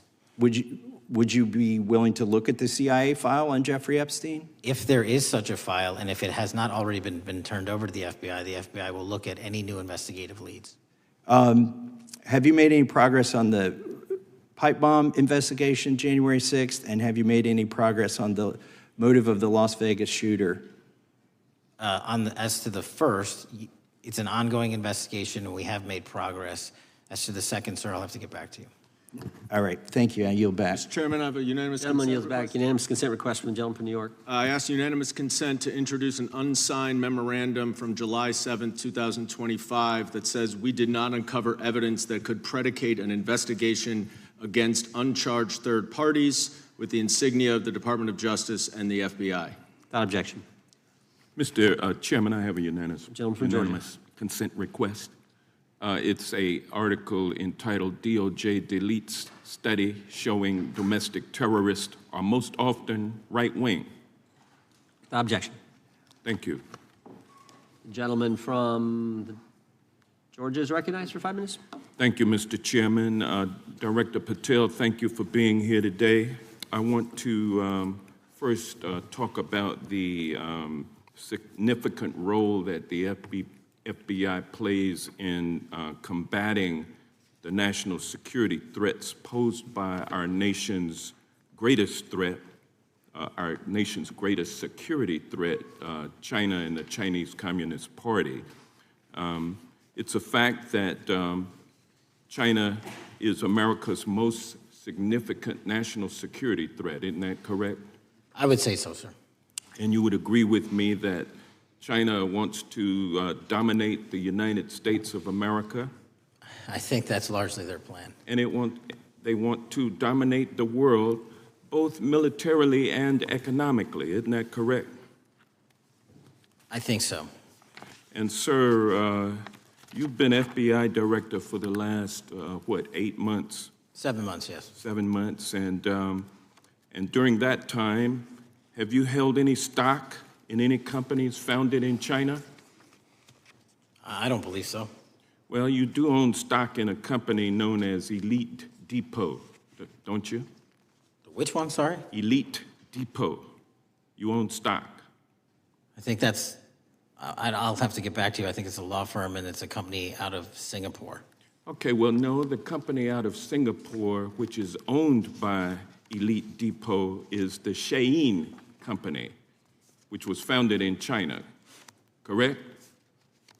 That company operates out of Taiwan. Well, they changed their headquarters from China back in 2022 to Singapore for tax purposes, but it's owned by a Chinese billionaire.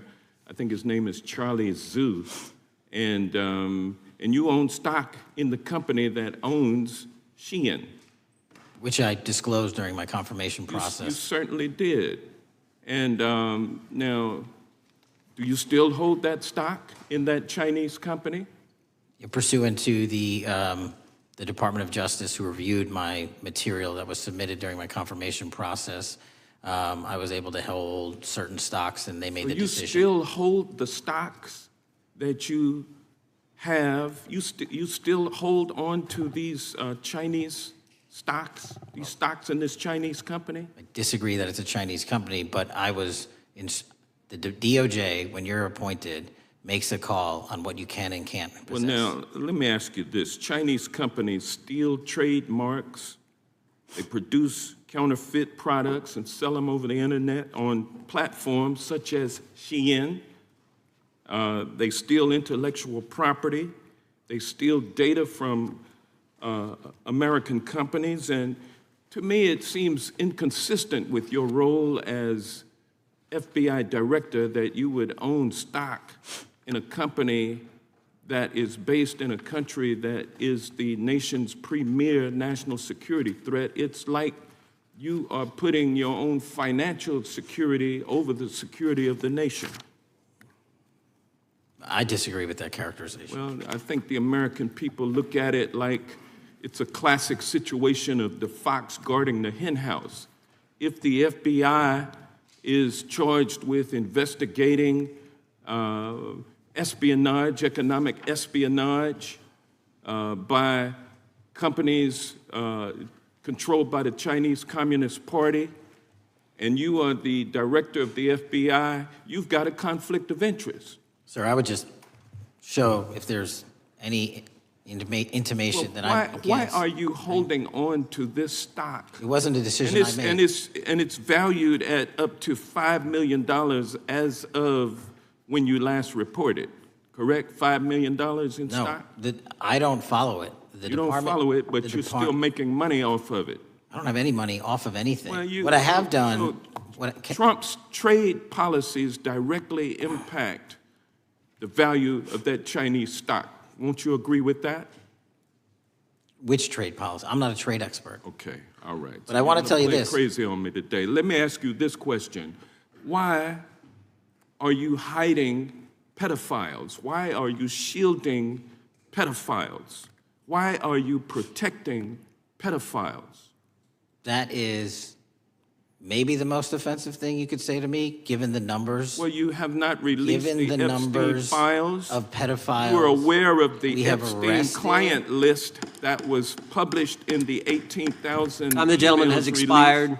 The gentleman yields back. Can he answer the question? Can I just respond? Of course, the gentleman can answer the question. Since I took over the FBI, there has been a 33% increase. Sir, all of that started under Christopher Your Wray. time is done, but No, it didn't. The witness gets All to of answer that the started question, under and the then we'll go to our previous, next. FBI director, sir, and you're coming in here trying to take credit for something that a previous director instituted and largely brought to conclusion. I take no I think it's credit. pretty clear that the director has numbers are so much better than the previous director.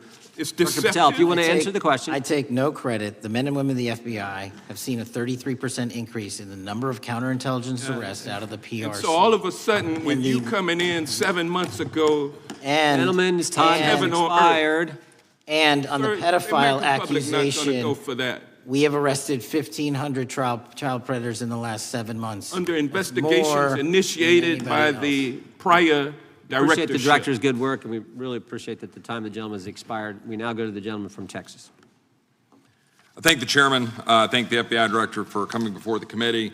I assume the FBI director, Mr. Patel, I believe you probably agree with me that there is a significant organized effort on the left side of the political spectrum to advance criminal organizations being able to put more criminals out on the streets. And that what we've seen this in daily action. Are you familiar with the report that came out this last Monday from the Law Enforcement Legal Defense Fund?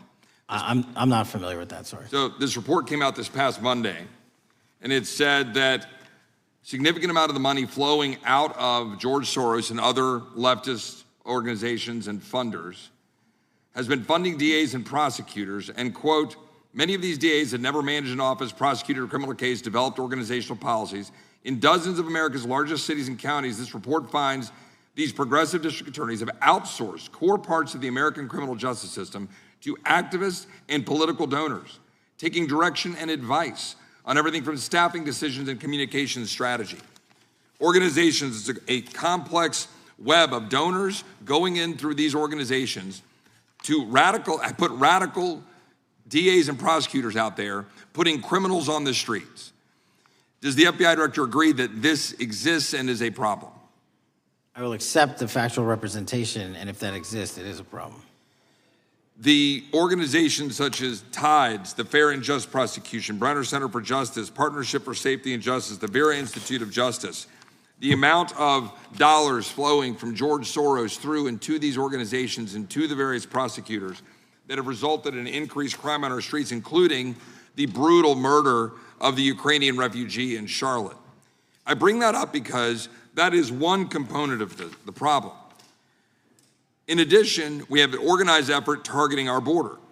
The NGOs, the nonprofits and the deep pockets, the United Nations, charitable organizations, and a long list of over 250 organizations that the Center for Immigration Studies put out that lays out a complex web of organizations that were moving people into our country, knowing that they're dangerous, knowing that they're criminal, associated with taxpayer dollars flowing through the United Nations and donor dollars flowing through organizations, including ostensibly religious ones, putting these dangerous individuals on the street that resulted in fentanyl in our communities, that resulted in the death of Jocelyn Nungare, of hundreds, thousands even, as the director testified, 100,000 people dying from these narcotics every year. All of this in an organized effort, a complete effort by the radical left to use taxpayer dollars and these dollars to put people on our streets. In addition, the extent to which we've seen now with the Southern Poverty Law Center and their hate map targeting, for example, the Family Research Council, where we had a shooting right here in DC over a decade ago, putting Charlie Kirk, putting a target on TPUSA, Antifa, other radical organizations that are very specifically organized in targeting conservatives and ordinary Americans. Well, how about the organized effort to infiltrate our schools and advance a transgender agenda and advance a radical agenda, perhaps one that we will see exposed further in the individual that actually shot Charlie Kirk. So here's my question. Will you as the director, and are you as the director, pursuing all legal channels to follow the truth wherever it may lead on this organized effort, one? And two, do you agree that Congress should take all action necessary to expose this web of dollars that are flowing to undermine our way of life? I got another minute in my time that I'd like to hear from you on this topic broadly. I'll keep it short.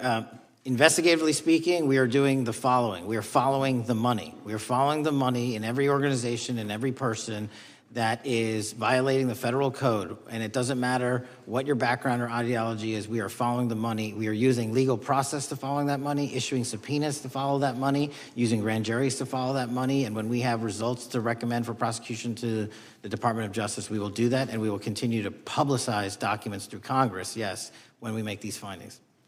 Mr. Chairman, I'd like unanimous consent to insert the record outsourcing justice by the Law Enforcement Legal Defense Fund that I alluded to before. I would ask unanimous consent to add a 2024 list provided by the Center for Immigration Studies on these United Nations and other affiliated groups that are responsible, over 250 of them, for moving individuals into our country in a coordinated effort.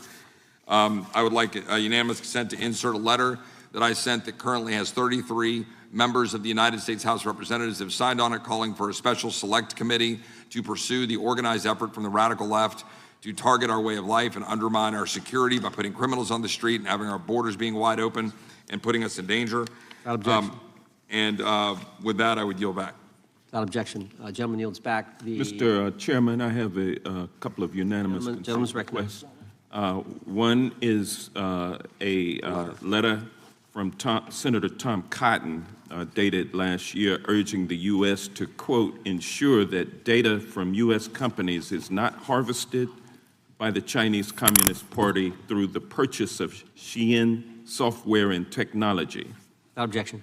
And also a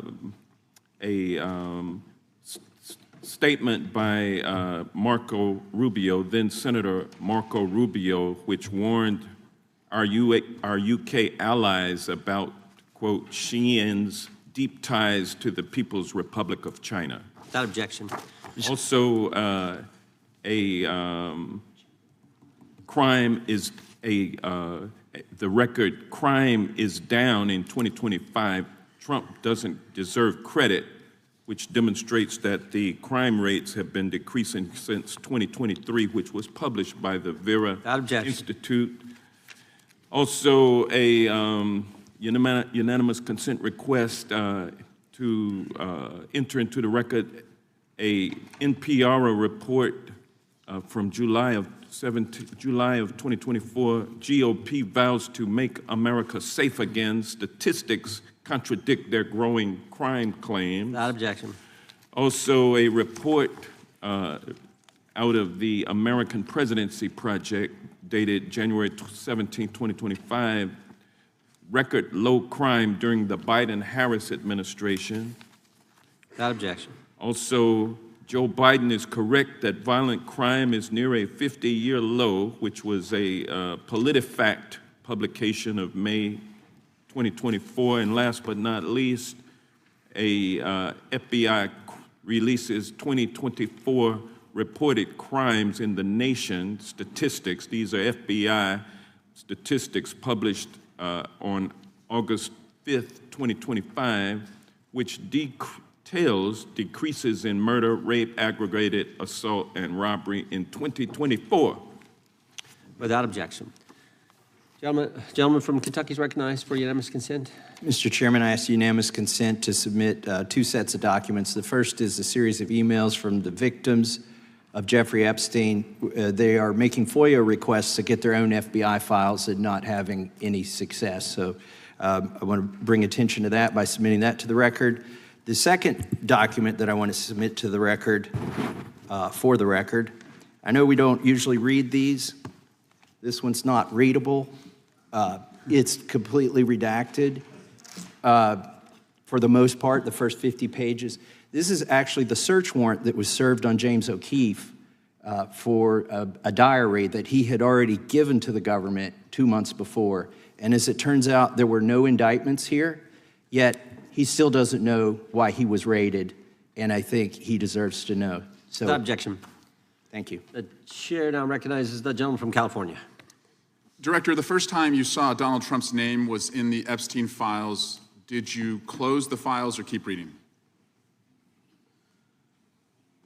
I have reviewed not the entirety of the files, so I have. You haven't reviewed all of the Epstein files? Personally, no. You're the director of the FBI. This is the largest sex trafficking case the FBI has ever been a part of. Buck stops at the top, and your testimony today is you have not reviewed all of the files.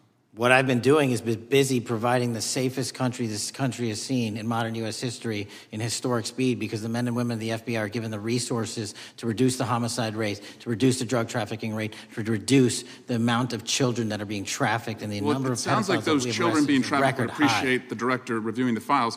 You said you don't know the number of times Trump's name appears in the files, so it could at least be 1,000 times. Is that right?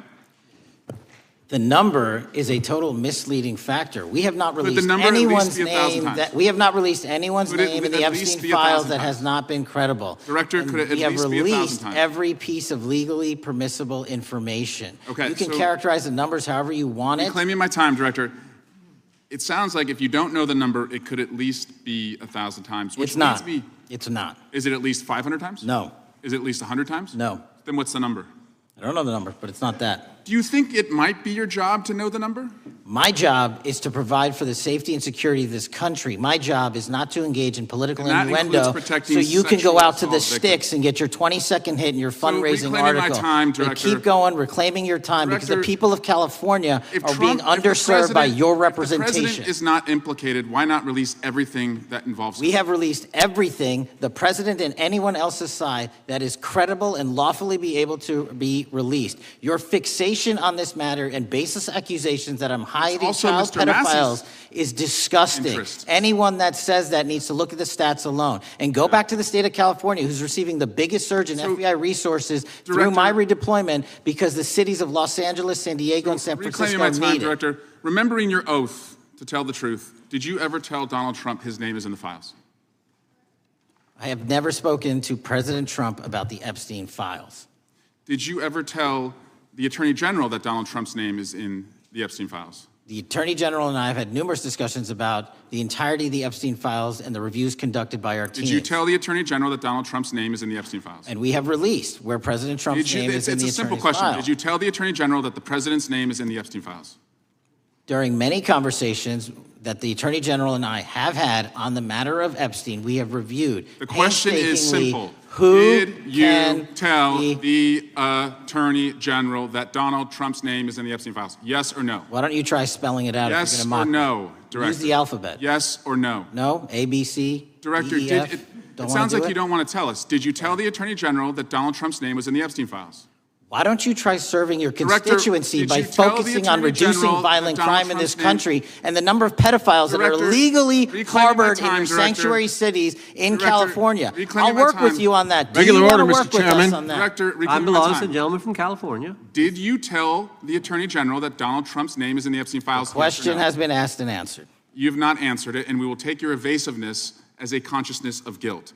Director, did Donald Trump ever say to you, just find and release the entire truth? Don't worry if I'm in it. The instructions from the administration were to release all credible information, and we have done that. Did Donald Trump ever provide information about Jeffrey Epstein as an informant? Donald Trump has not been, and I can only speak for the FBI, an informant of the FBI. So, Director, you've played this cute shell game where you say you can't release everything because the court has said that it legally is not allowed to be released, but the court calls bullshit. Judge Richard Berman said that when you went to the court, quote, information contained in the Epstein grand jury transcripts pales in comparison to Epstein investigation information and materials in the hands of the Department of Justice. So let's move on, Director. You wrote a book called Government Gangsters. You identified 20 individuals in that book. You put me on that list at the top of the list. Thank you. My children find it flattering. 20 of those individuals have been investigated or have had adverse actions. Director, considering that you have identified these people as, quote, government gangsters, will you recuse yourself from making any investigation decisions about these individuals? Anyone that has been terminated at the FBI has been done so the because question they failed again. to meet the muster in Director, their constitutional I will obligation. work on the audio-visual capabilities. I'm of going to the screens. I borrow don't think your you can hear me. terminology and call I'm reclaiming bullshit my on your time. entire career in I'm Congress. reclaiming my It time, has been a Director. disgrace to the American Director, I'm people. reclaiming my You time. can reclaim your Will you time all you recuse want. yourself? Mr. Chairman, you're going to allow a witness to speak this way? Mr. Chairman, would you give recuse yourself, Director? The gentleman has no time Mr. to Chairman, would you Mr. Chairman, admonish the point of- witness not to insult members? The gentleman has no time. Mr. Chairman, the just committee will remember. quick point of order. Could the gentleman be extended an additional 20 seconds to complete his thoughts since the witness decided to interrupt him And continuously? then the witness will be able to respond if he wants. We'll make sure Thank he has you. time to do that. My question Gentleman, is, continue. will you, Director, recuse yourself, yes or no, from investigating or making decisions about the 60 individuals, including myself, that you identified as government gangsters? Yes or no? Time of the gentleman has expired. The witness may respond if he would like. And the answer was no, as I heard. Correct. Okay. The gentleman from Wisconsin, the gentleman yields back. The gentleman from Wisconsin is recognized for 5 minutes. Thank you, Chairman. Thank you, Director Patel, for being here today. I wanted to talk a little bit about the assassination of Charlie Kirk and the FBI's subsequent investigation. I know it's really sensitive, and you know, you can make the call as to whether or not, obviously, it's something that you can respond to, but I think it's still fresh on many people's minds. I want to congratulate you and Utah law enforcement for the work you did in identifying the suspect and apprehending him.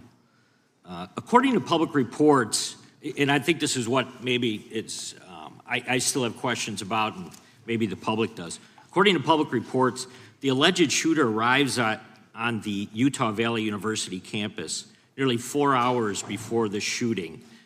Was that your understanding? Is that kind of? I'll let the public reports reflect themselves. I don't have the exact timeline. Okay, so we don't have any idea kind of his prep or how he set up or how he utilized that time when he first showed up on campus? All of those are being currently investigated through our cell phone analysis and through our witness interviews, and the state of Utah has now announced charges seeking the death penalty against his suspects, so we're a little limited in what we can continue to say. Sure, I understand.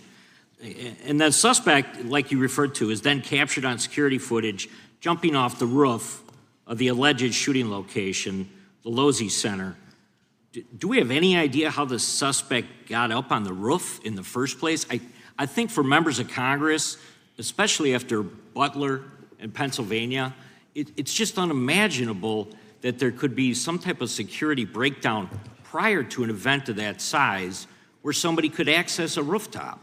So not commenting on the case, but having gone to the crime scene and walked the steps that we believe were taken, the roof was actually readily accessible through an exterior stairwell, so anyone could have gotten on it. Okay, okay. The suspect flees on foot to kind of this wooded area where he drops the rifle, wraps it in a towel, and then proceeds to his staged vehicle and basically drives home. So do we have any idea what the towel was about? Was it used later to identify a place where the firearm was left, or? What we can tell you is the towel, there was a screwdriver found on the rooftop, which DNA was collected off of, and the towel was found wrapped around the firearm in question in a wooded area next to the campus. All have been processed for DNA. And then, according to the suspect's roommate, there were allegedly messages on instant messaging platforms, specifically Discord, suggesting the towel may have been used to identify that weapon's location. So the public reports have suggested that the shooter acted alone. Do we still believe that that's true? Do we have any idea as to whether or not those Discord messages led us to believe that the shooter may have had help in any way or assistance? I can only speak to the FBI's investigation, and our investigation is ongoing, and we are interviewing any of those individuals involved in that chat and other individuals in the area. Very good. And so my suggestion, if there are accomplices, I'm sure this is something that the FBI is going to continue to investigate fully and thoroughly into the future. Yes, sir. The reason I ask that is because I don't know that that was necessarily the case with Butler, Pennsylvania. So thank you so much for your persistence kind of in this matter.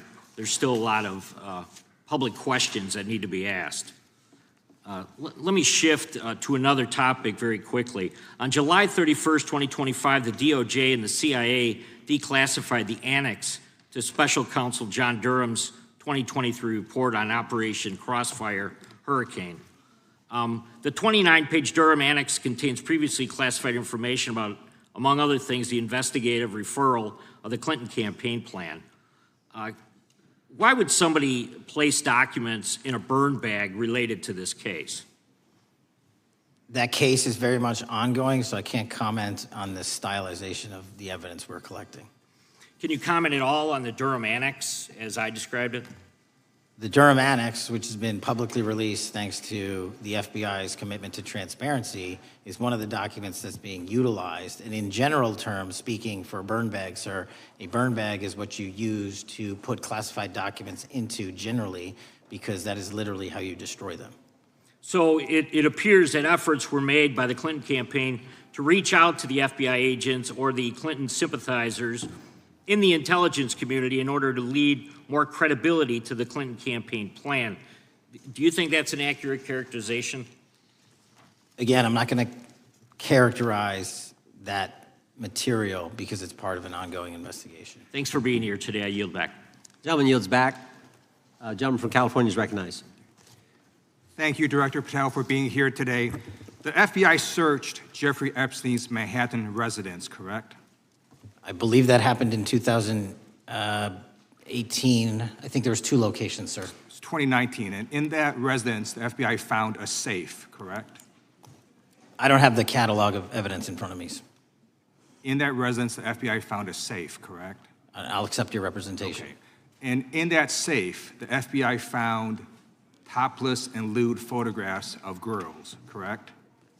Again, sir, I'll accept your representation. I don't know. Thank you. It was all over the media at the time. There's a New York Times article that says Jeffrey Epstein is indicted on sex charges as discovery of nude photos is disclosed, dated July 8th, 2019. And the Times reports a trove of lewd photographs of girls was discovered in a safe inside financier Jeffrey Epstein's Manhattan mansion. Author Michael Wolff has conducted numerous interviews of Jeffrey Epstein. I'm going to play for you a video clip of what Michael Wolff said Epstein told him was in the safe and what he showed the author was in this safe. So let's please play that clip now. Elected. And I was sitting talking to Epstein, and he said, "Wait a minute, I got to show you something." And then he went into his safe, and he came out with photographs. They were Polaroids, I think, and he kind of spread them out like playing cards, and it was Trump. I mean, I think there were a dozen of them, and it was Trump with girls of an uncertain age at Epstein's Palm Beach house, where all of the things that he would ultimately be accused of took place. And I remember very vividly 3 of them. There are 2 in which Trump is, the girls, topless girls, are sitting on Trump's lap. And then a 3rd in which he has a stain on the front of his pants. And the girls are kind of pointing at it, sort of bent over, laughing. So, Director Patel, I'm going to ask you a very broad and general question. As you know, Donald Trump and Jeffrey Epstein were friends. There are, of course, photos showing Donald Trump together with Epstein, correct? I don't have the entirety of the photographs, but I think they've been photographed in public together. All right. Are there any photos showing Donald Trump with girls of an uncertain age? No. How do you know that? Because that information would have been brought to light by multiple administrations and FBI investigators over the course of the last 20 years. Well, you know what? That's just not true, because no one knew about the creepy birthday message that Donald Trump wrote to Jeffrey Epstein until the Wall Street Journal disclosed it, and then all of a sudden, the Epstein estate provides it to Congress. Well, so certainly, you weren't there at the search. You don't know what Epstein may or may not have done with those photographs even prior to the search. Maybe someone has it. Maybe the Epstein estate has it. You raise a great point. So I'm going to ask you, have you asked to talk to Michael Wolff? You raise a great point. I haven't personally asked to talk to Michael Wolff. Has the FBI asked? But the FBI, I'll get back to you if the FBI specifically so Michael Wolff has ever. About 100 hours of testimony of Jeffrey Epstein. Wouldn't it be good for the FBI to interview Michael Wolff? I'm not saying they haven't. I just don't know. Has FBI subpoenaed the tapes that Michael Wolff has conducted of Jeffrey Epstein? I don't know. All right. So if you could provide us an answer, that would be terrific. Sure. Well, let me ask you this question then. Have you looked at all the photos in Epstein files? I have looked at all the information that the investigators who investigated this case have provided to run out credible leads. And in the Epstein files, was there that creepy birthday message that Donald Trump had written to Epstein? No, that's what I was trying to tell you. You raise a great point. The estate of Jeffrey Epstein has a voluminous amount of information that they have not released before. Okay, so that's great. So wouldn't it be great if FBI subpoenaed the estate of Jeffrey Epstein for all that information? The estate is under no obligation to provide that material, even pursuant to a subpoena. That's a great point. Yeah, that's just false. Okay. That's just false. You're the frickin' FBI. You can subpoena the information from the estate, and you better do that. That's literally not how it works. I'm going to move on now and talk about Epstein's client list. You confirmed that it exists. Attorney General Pam Bondi confirmed earlier this year that it exists. So I just want to ask you a simple question. Is Prince Andrew on Epstein's client list? The material related to Prince Andrew has been made public. Is Prince Andrew on the client list? We have released the index of names that were in Jeffrey Epstein's. Is Donald Trump on Epstein's client list? The index has been released, and the index will speak for itself. So I'm just going to say, America, there's a huge red flag. The FBI director could not answer whether Donald Trump was on Epstein's Gentleman's time client has list. expired. I Chair yield now back. recognizes the gentleman from Virginia. Thank you, Mr. Chairman. I want to thank the director for being here and for his work over the last several months, removing the taint of partisanship that has infected the intelligence community over the past several years under the last administration, under the last several directors, standing up for law enforcement, standing up for the brave men and women who work in your agency. But to set the record straight, we have to correct the record. And the record, early days of the first Trump administration saw a dramatic spike in news stories that contained sensitive and sometimes classified details about the FBI's bogus Russia probe, about a leak a day. It's unacceptable that senior FBI officials coordinated to leak classified information to try and harm President Trump. Documents produced to the committee in August of this year revealed that the FBI interviewed a former intelligence committee staffer who gave details on a systematic process through which leaks of classified information were affected by then Chairman, now Senator Adam Schiff.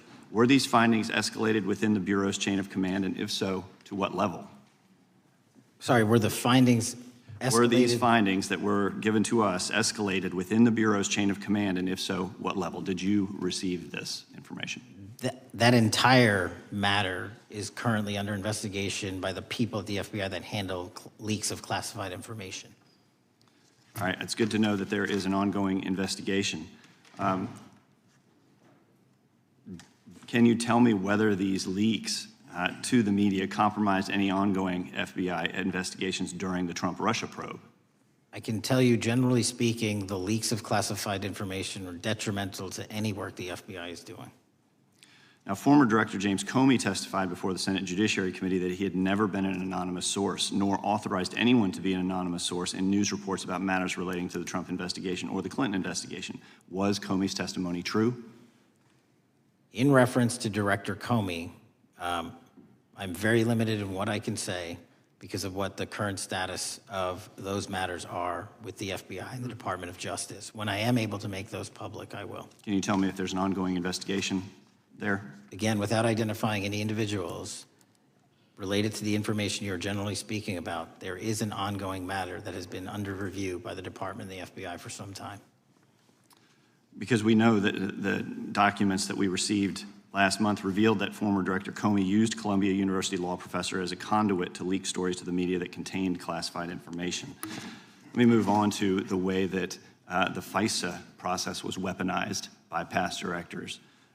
Prior to your confirmation, you raised concerns about government misuse of FISA, including Section 702, stating that FISA was in need of major reform. Specifically, you highlighted that the Fisk report that the FBI had conducted 278,000 improper searches of the FISA database. Do you remain concerned about governmental abuse of FISA in Section 702? I'm always concerned, but what we've done since I became FBI director is implement new audit systems. We are nearing 100% review of the 702 query system that you are specifically referring to, and we've also eliminated anyone that has ever touched that database that has in any way made a mistake, whether intentional or not. And we have also identified a system in which those going forward who misuse the 702 system, they don't get 2 strikes. They get 1 and you're done. Okay, I'm glad you mentioned you're continuing to audit because, as you know, in May, the New York Times reported you closed the FBI's Office of Internal Auditing. Can you explain why you decided to close this office? Yeah, because under the new restructuring of the FBI, to save resources, there were 2 different places doing the exact same thing. We have a specific division dedicated to audits. I didn't need another audit system doing the audits again, and so we folded some of those folks with their expertise into our specific division and then took the rest of those folks and are moving them out across the country. Under previous FBI leadership, FBI agents were found to have lied to the Fisk. There have been hundreds of thousands of violations of the querying standards. In light of past violations, what action is the FBI taking to ensure that similar abuses do not occur in the future? Exactly what I've outlined. You cannot have access to the 702 query system if you improperly queried that system at all at any time in your career. Okay, at a Senate hearing 2 years ago, your predecessor, Director Wray, testified the FBI had previously purchased U.S. phone geolocation data for a specific national security pilot project and further stated that the project had not been active for some time and that the FBI relies on court-authorized process to obtain location data from companies. Does the FBI purchase location data or any other data of Americans from data brokers? I don't believe so, but I'll get back to you. Thank you, that'd be important. I appreciate that. I yield back. Gentleman yields back. Gentlelady from Washington's recognized. Thank you, Mr. Chairman. Mr. Patel, before you joined the FBI, you had very strong opinions about what the FBI was hiding regarding Jeffrey Epstein. In a September 2023 interview with Glenn Beck, you said, the Black Book is under the, quote, direct control of the director of the FBI. In December 2023, you said, let us know who the pedophiles are. Even for a short time after becoming FBI director, in February of 2025, you tweeted, quote, there will be no cover-ups, no missing documents, no stone left unturned. In June, you told Joe Rogan, quote, we've reviewed all the information, we're gonna give you every single thing we have and can. But then suddenly in July, everything changed. You and Attorney General Pam Bondi released one video and said that there was nothing more to see. Your July memo says you uncovered more than 300 gigabytes of data and physical evidence, but that you had decided no further disclosure would be appropriate or warranted. That is a quote. I think what happened, Mr. Patel, is that suddenly you discovered that Donald Trump's name was all over these files, and you started a giant cover-up. So you are under oath, Mr. Patel. You just testified to Mr. Swalwell that you did not speak to the president about the Epstein files. To your knowledge, did Attorney General Pam Bondi speak to the president about what was in the Epstein files? I can't speak for Attorney General Pam Bondi. So to your knowledge, you don't have any information. The question was, do you have any knowledge? Do you have any knowledge? I can't speak. You are refusing to answer the question, so let me tell you that the Wall Street Journal reported that in May, Bondi told Trump that he was in the Epstein files, and at the same meeting said that the DOJ did not plan to release the files. Yesterday, you testified to Senator Kennedy that there was, quote, no credible information that Epstein trafficked girls to anyone else, and that you have, quote, continuously and publicly asked the public to come forward with more information, and we'll look into it. Today, in response to Mr. Massey's question, you appear to say that the survivors were not credible.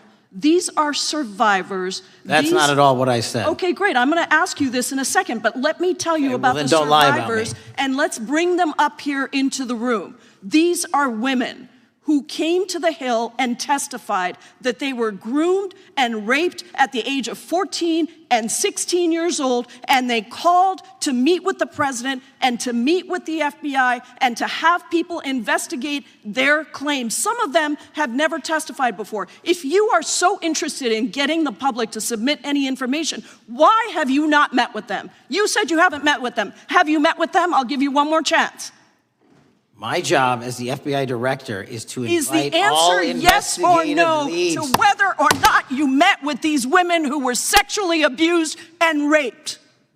Any insinuation by you or any people on your side that I am not manhunting child predators and sex traffickers, just look at the stats. Patel, and you talk about cover-ups, man. Mr. Chairman, you talk about cover-ups. And I will take as much time as I Where want. were you during the Instruct Obama and witness, Biden Mr. administrations Chairman. when these so-called cover-ups were going on? Why didn't anyone in those administrations talk to any of these purported witnesses? I have some regular order, every single person to provide credible information. Time belongs to the gentlelady from Washington. Washington. And I'm but going to when take when another you couple accuse of the minutes. witness of something, he's allowed to respond. That's how it works. You say Listen, something, he didn't you say even, something, excuse he's me, allowed Mr. to Chairman, respond. you have Point of always been order. fair, but this is I'm not being fair. fair, and you will get No, your- this you will is get your my time. and he We will give the said gentlelady that the a few witnesses additional were not credible. seconds of time. I'm going to get an additional minute of time because No, that's you'll how get much what time you he won't get a took. minute. You'll get some seconds. What we think is under 5 minutes. You don't get to demand how Mr. much time you Patel. get. That's not how it works. Mr. Patel,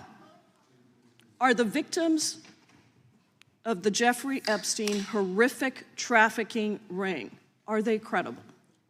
Any person with information about ongoing I sexual didn't. trafficking. I'm asking you if they're credible. Ma'am, I'm Are commenting they on the credible? evidence we have. But And we have routinely asked for people to come forward with more evidence, and we will look at it. And the evidence that we have was the same evidence that the Biden and Patel, Obama Justice Departments Mr. had. Patel, And they this is determined, new. not me, they determined that that Chairman, information was not Mr. credible. Chairman, he's not letting me even ask my questions. You This is ask the ridiculous. questions, he gives an answer. You may not like what he says, No, but that I'm doesn't mean you get to asking- he's not interrupt answering him. my question. Mr. You Chairman, have could we an- restore the gentlelady 45 seconds so she We can will complete give her her question? additional 30 seconds, which is what I said I'm earlier. going to keep taking my time because you'll take here's the the time thing. that you get. You get are 30 not seconds. answering the question. The question I is, have, you just don't like the these answer. are these women credible? It's a yes or no answer. I have answered the question. Well, and I what is keep the telling answer? you, I'm the only FBI director that has welcomed new information in this Okay. case. This You're not- administration is the only one that has welcomed any new information in this Is there case. a yes or no to whether Present the new credible victims are information. credible? Present new Are information. the victims credible victims- or not? I'll tell you what happened in the last Trump Are they administration. credible or not? You can't Victims even say. credibly came forward, and you know what happened? President Trump authorized the indictments of President Jeffrey Trump Epstein, called not them Biden, a hoax. not Obama, President Trump no one called else. the entire thing a Democratic hoax. So I would like to ask The you gentlelady's if time has you expired. will I gave her meet- the additional if 45 you- seconds she if you requested. will The meet- gentlelady yields back. The gentleman from Mr. New Chairman, Jersey is I would like recognized to for his ask if 5 you would minutes. meet with the women who were sexually time does not belong- abused and raped and time groomed does at not the belong ages to the of gentlelady from 14 Washington. and The time now 16 belongs- years old. Are the you time- going to cover up? No, I'm Are not you gonna- going to I'm continue gonna to recognize cover the up gentleman for from the New Jersey rich for and his 5 minutes. powerful men, including those that might be on this committee? I can yell Or too, are Mr. you Chairman. going I don't want to yell allow above them this. to The time belongs testify? to the gentleman from New Jersey. I Are you appreciate going the to allow gentlelady them to yielding testify, back. Mr. Patel? Go ahead, Will Mr. you Angelo. allow them to testify to you, Mr. Patel? Mr. Patel, thank you for being here. I know it's been an interesting and difficult 2 days. And I wasn't going to talk about the Epstein thing because there's a lot of other issues that affect the FBI, but I have to say a few words. I've sat here, I've listened to this, I've watched it, and you know, my Democratic colleagues are so concerned now, Mr. Patel, all of a sudden. Where were they last year? Where were they the year before? Where were they the year before that? Where was the last president in any of this? All I know, the only thing I see is a single letter from the ranking member that was sent in 2019 that he didn't like the plea deal, and some people signed on to that. Most of the truth, the real truth, let's be honest, let's be intellectually honest. The real truth is we didn't hear from them at all, anybody of them. Hardly any of them ever mentioned it. Some of them didn't mention it at all until the beginning of this year. Earlier in the year it started. Not one Democrat asked Director Wray. We all remember Director Wray was here. Not once, not twice, multiple times. Nobody asked Director Wray about Epstein before this committee. Nobody was that concerned. Where was the concern for the victims then? Where was the moral righteousness then? Where was the outrage then? Where was the sense of duty then? Where was the desire for accountability then? Where was the urgency for justice then? Most of all, where the hell was the integrity then? You know what the truth is. Let's just say it, man. Tell the truth time. The truth is, it's politically useful for them to try to do this now, even though they didn't give a damn about it in the past. And you know what? That's an insult to the victims, and that's an insult to America. Continue to do the work you're doing. Continue to uncover what needs to be uncovered. One real quick thing before I say anything to 9/11. We know that was mishandled by the past director and by the past FBIs. There are family members here. There are family members who are concerned. God Almighty, we want to get to the truth of that. I ask you, please, to meet with them, to talk to them, and to investigate this with truth. You know, in the Biden administration, we went through a very dark and difficult period of time. The FBI trust was broken with the people. Catholics were, this is the stuff we've been talking about, were labeled radical threats for praying in their churches with their rosaries. Parents at school boards were called terrorists for standing up for their children. Hindu holy men in New Jersey. We have the largest Hindu temple in the world. They were attacked. They were put up against the wall with guns.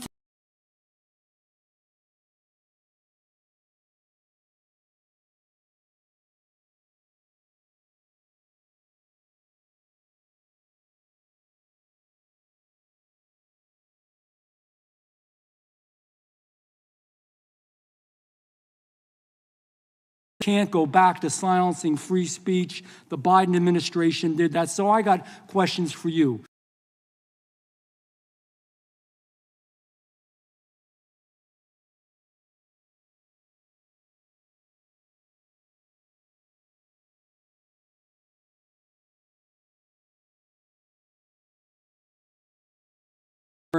That trust in the FBI. In multiple ways, sir. One, and maybe most importantly, is through transparency and providing the American public with the material so they can see, read it themselves as to what the abuses were in the past, whether it relates to the Catholic memo or the Hindu incident you talked about at the largest temple in North America. Any institution of faith and any member of faith will not be investigated by this FBI because they are men and women of faith ever, period. And nor should they. Nor should they. I don't mean to interrupt you, but my God, of all the amendments to the freedom of speech, freedom to believe in what you want to believe in, I know you're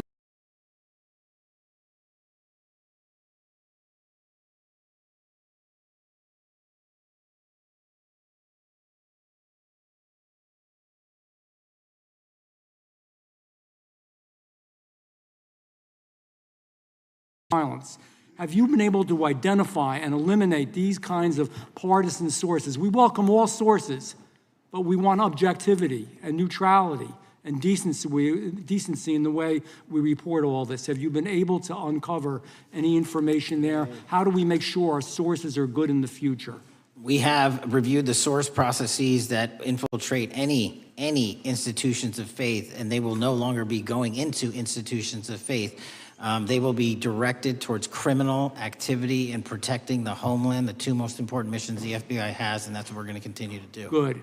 And I'll say this, there was a lot of bull today, a lot of you know what, and I'm not going to say it because I respect the institution so much going on around here. Continue to do the work of the people. You are here for that reason. The administration is here for that reason. It was weaponized and politicized, the FBI, in the past.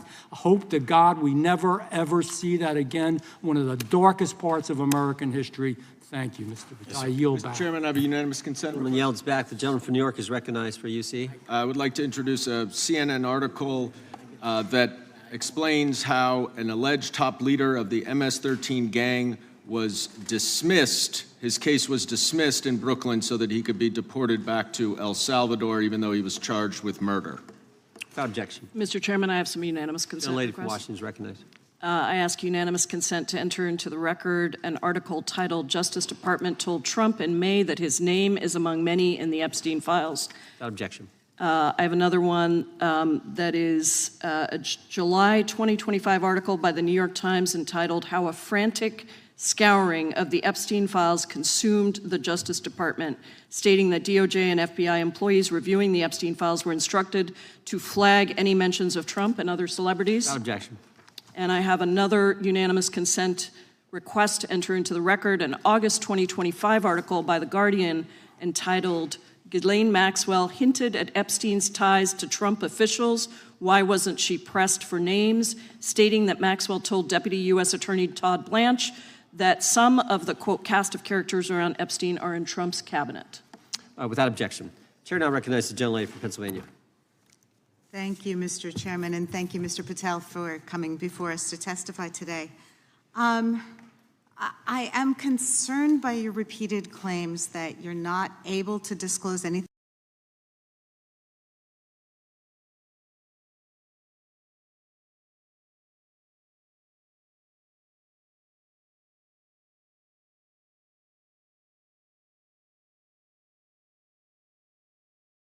Or you reiterated something that I heard you say yesterday in your Senate testimony, and that is, under your direction, the FBI will always follow the money. Is that right?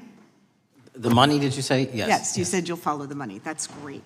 And just now you said you welcome the opportunity to investigate new evidence. So there has been significant recent reporting just in the last couple of weeks that after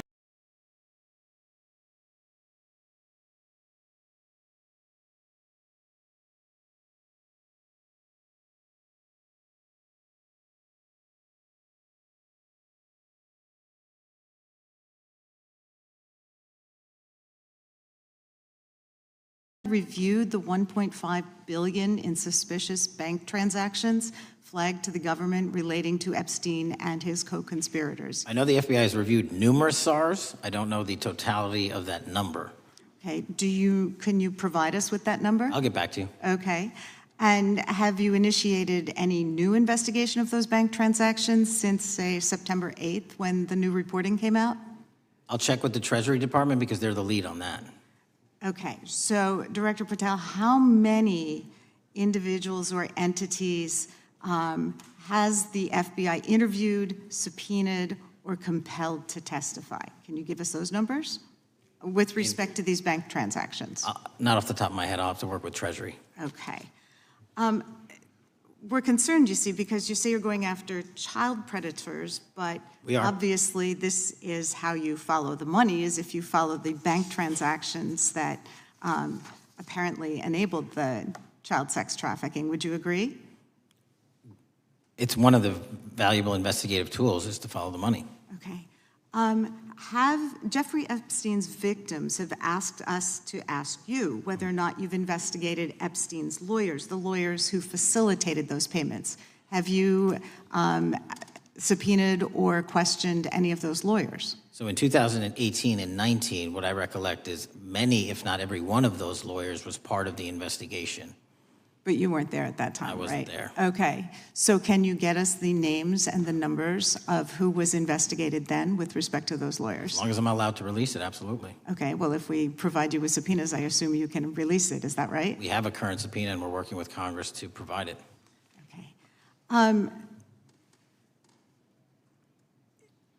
You've said that the Acosta investigation had an original sin. What do you mean by that? Basically, if you're looking at an actual pedophile ring, what you should not do is limit the time frame in which you're legally able to collect information. So search warrants that Mr. Acosta utilized in 2006 and 7 leading to the 2008 plea agreement had a very specific narrow window of years, I think 3 or 4 years.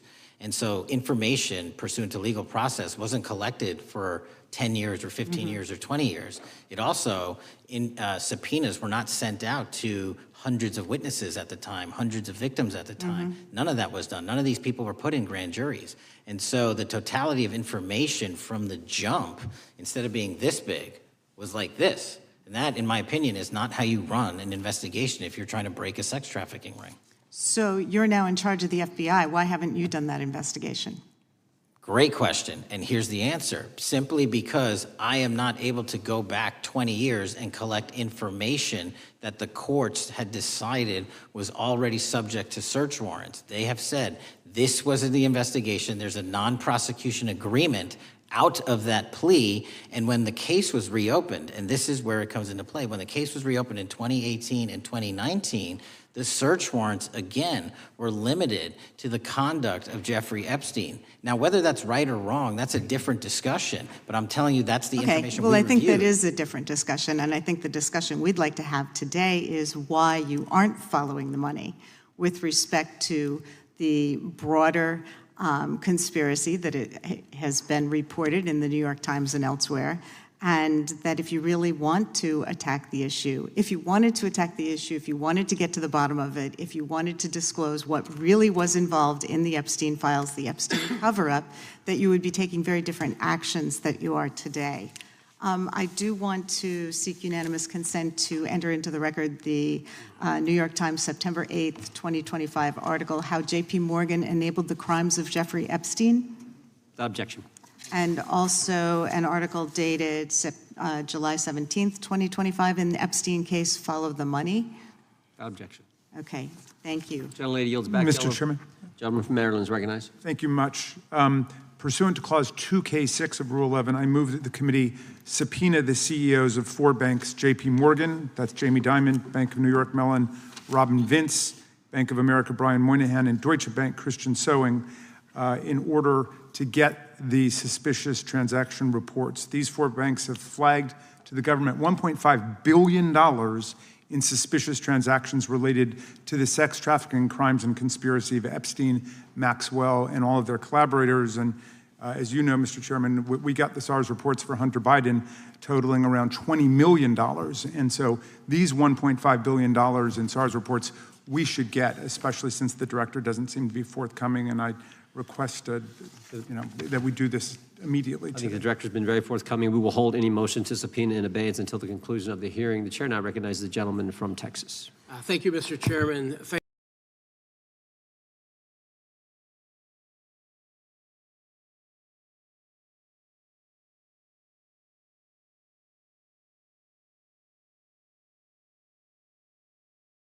But they turn a committee into a clown show, and that's what we're seeing.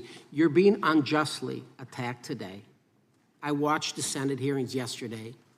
You were attacked there. We know there's an agenda. There's always an agenda. It's the same characters with the same personalities, the same objective, and that is destroy the mega movement.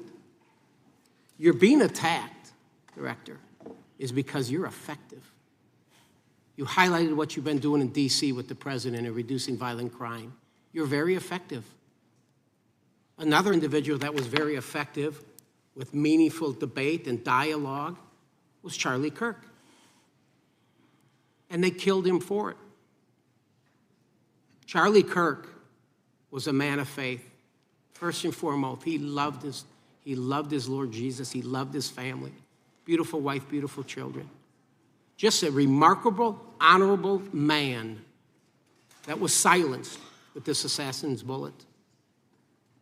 I would say if Charlie Kirk lived in the biblical times, he'd have been the 13th disciple. He'd have been the 13th disciple. We have a new committee, if you're not aware, a new select committee regarding January 6th. I'm honored to be on that committee.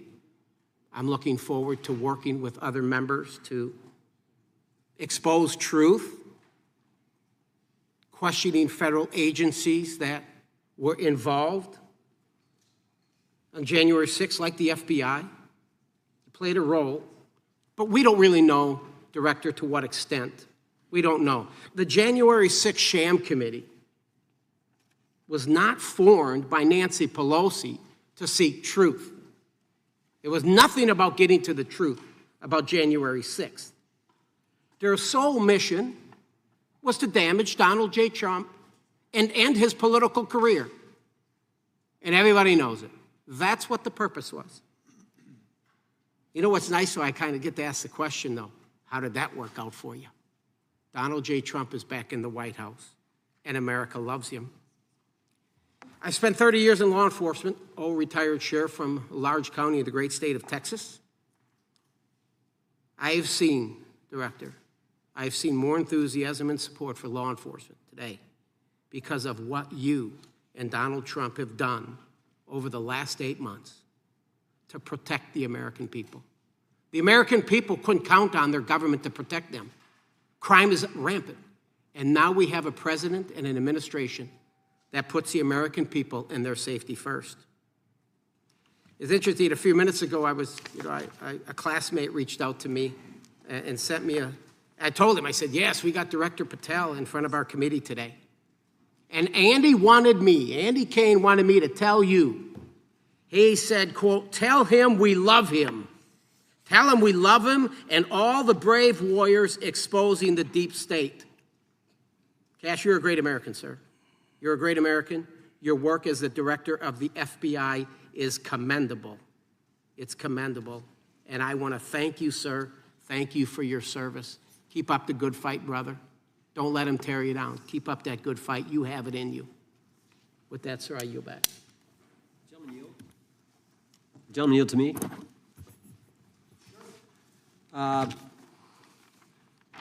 Director Patel, there were 26, the gentleman mentioned the select committee, there were 26 confidential human sources at the Capitol on January 6, 2021. 4 entered the Capitol and thereby broke the law. Do you know if those individuals were being paid by the Ray FBI? So we've provided 600 pages of documents to this committee alone regarding January 6th. That's 600 pages more than any of my predecessors. Yep. Generally speaking, confidential human sources can't speak to the specifics on each one and how much they make. And we appreciate it. We've reviewed some of that material, and you've given us a lot of material that we didn't get from Director Ray. That specific question, I think, is important to the American people. Were people who were confidential human sources of the FBI who broke the law, one was recommended for prosecution, my understanding is, by the information we've received from you. Were they actually paid by the very taxpayers who may have got charged with the same offense? I think that's important for us to understand. I'll get back to you on that. Thank you. Chair now recognizes the gentleman from California. Thank you, Mr. Chair. Welcome, Director Patel. I'm going to focus a little bit on domestic terrorism. We have a graph here, data up to 2021, but as you can tell, domestic terrorism is on the rise. Nation, our citizens under threat. We saw the assassination of Charlie Kirk, 2 assassination attempts on the president, school shooting, Minnesota last month, and closer to home, just a couple of days ago, Huntington Beach, peaceful vigil for Charlie Clark, infiltrated by neo-Nazis who essentially made the local individuals attending that event fear for their safety. All of us know that a lot of these domestic attacks are by lone wolves, but yet they do leave clues, social media or elsewhere. Director Patel, you're it. You're the thin blue line. The FBI, your job to protect our citizens back home from those that would harm us. You have to find the needle in the haystack. Takes a lot of work, a lot of resources. Talking to my local sheriff this morning who said they're concerned. Federal cuts to local grants that help them do the job. Then, of course, let's not forget about other threats that are coming before us, like high-tech fraud. Local senior recently was talking to me about a text she had gotten, a demand by the IRS to send a payment immediately, or the IRS agents were on their way to arrest this individual. Pretty gutsy stuff by folks probably from Europe, North Korea, Russia, China, people, okay, going after those precious savings our senior citizens rely on. Yet the president's proposing a budget cut of $500 million or more to your organization, the FBI. You've said that that'll essentially equate to about 1,300 less jobs at the FBI. So I'm going to ask you essentially, what is it that we can do to help you do your job? Little concerned. Friday Night Lights. One of the events I love to do on Friday nights, go to the local high school football game. Sit there at the stadium and you always say, what if? What if? You're the thin blue line. Can you do your job cutting $500 million from your budget? Thank you, sir. I think we are doing our job, and the distinction is with the budget that we have, we are flexing more resources to the field. California is receiving the largest FBI plus-up of any state in the union due to that plus-up. They're not getting a reduction. No state is getting a reduction. Every state is getting a plus-up. And so I'm utilizing the money that we have to first plus it up. And the empty vacancies that we have, those haven't been filled in years, not under my leadership. Here's my concern. You're going to do well. You're doing more with less, is what you're saying. Yet we're about to vote on a budget that has $88 million more to protect members of Congress, the executive branch, and the Supreme Court. There's a contradiction here. Back on Main Street, we're saying you can do more with less, you can protect them with less money. Yet here in Washington, we're saying we need more money to protect members of Congress. It's a little contradiction here. Or maybe, sir, you ought to talk to leadership about coming in with your management style to protect the Supreme Court, Congress, and the administration. Otherwise, it's essentially a hypocritical situation. We need more protection, yet folks on Main Street can do with less. My concern is folks on Main Street. We also were, I think we received over $300 million in the big, beautiful bill, and we're also receiving pots of money from our interagency, so this sort of $500 million cut isn't entirely accurate. You're still getting cut $200 million plus. You're still moving your agents to do ICE work, so you are leaving a lot of bases uncovered. And I'm not going to be argumentative with you, Director Patel. I'm just saying, if that thin blue line does not hold, people on Main Street will pay the price. I agree with you, sir. And I just look forward to working with you, because I am very concerned that these kinds of budget cuts are short-sighted, especially when my local sheriff calls me and says, we need more support, and we're looking at budget cuts. I'll work with you, sir. Thank you, Mr. Chair. I yield time. Mr. Chairman, I have another unanimous consent request. The gentleman yields back. The gentleman from New York is recognized for unanimous consent. I seek to introduce a December 2024 OIG report from the Department of Justice, which confirms the conclusion of the Bill Barr Justice Department that the so-called whistleblower, a disgruntled former employee of the Intelligence Committee, was not a credible witness, and there were no further actions taken. Without objection. Mr. Chair, I'd like to submit some items for the record. You bet. Gentleman from California. First one, Trump's deportation diverts FBI agents off child predator cases. Second one, FBI director backtracks on administration's proposed budget cuts. And number three, Trump administration says 70% of ICE detainees do not have criminal convictions. Without objection. Gentleman from Texas is recognized. Thank you. Director, earlier this year, the committee learned of new documents tied to the Crossfire Hurricane investigation and the Russia collusion hoax against President Trump. Your efforts in declassifying key documents tied to this investigation allowed the committee to acquire thousands of pages that it did not have previously. Did any of your predecessors make any effort to declassify these documents? Not to the extent we have. Did any of your predecessors share or leak any details that were classified at the time? There are ongoing leak investigations across the board at the Bureau related to this. I believe one of those is Mr. Comey, and I thank you for continuing that investigation. Among the declassified documents are the Durham Report Annex, the Crossfire Binder, and the Nellie Orr Criminal Referral. Could you summarize for those watching what we know about the Russia collusion hoax so far?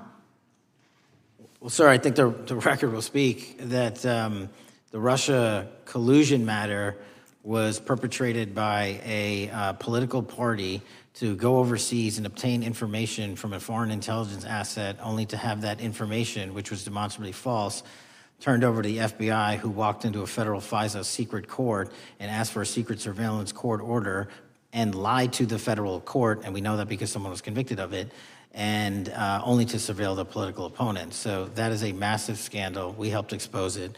And in terms of the pages of productions, I provided 1,400 pages of production related to Crossfire Hurricane, and my predecessors have provided 0. I appreciate that, and I appreciate your courage and commitment to declassifying these important documents for our review, and hope that you'll continue with this commitment. Can we expect to see more declassification efforts regarding the Crossfire Hurricane and Russia collusion hoax? Yes.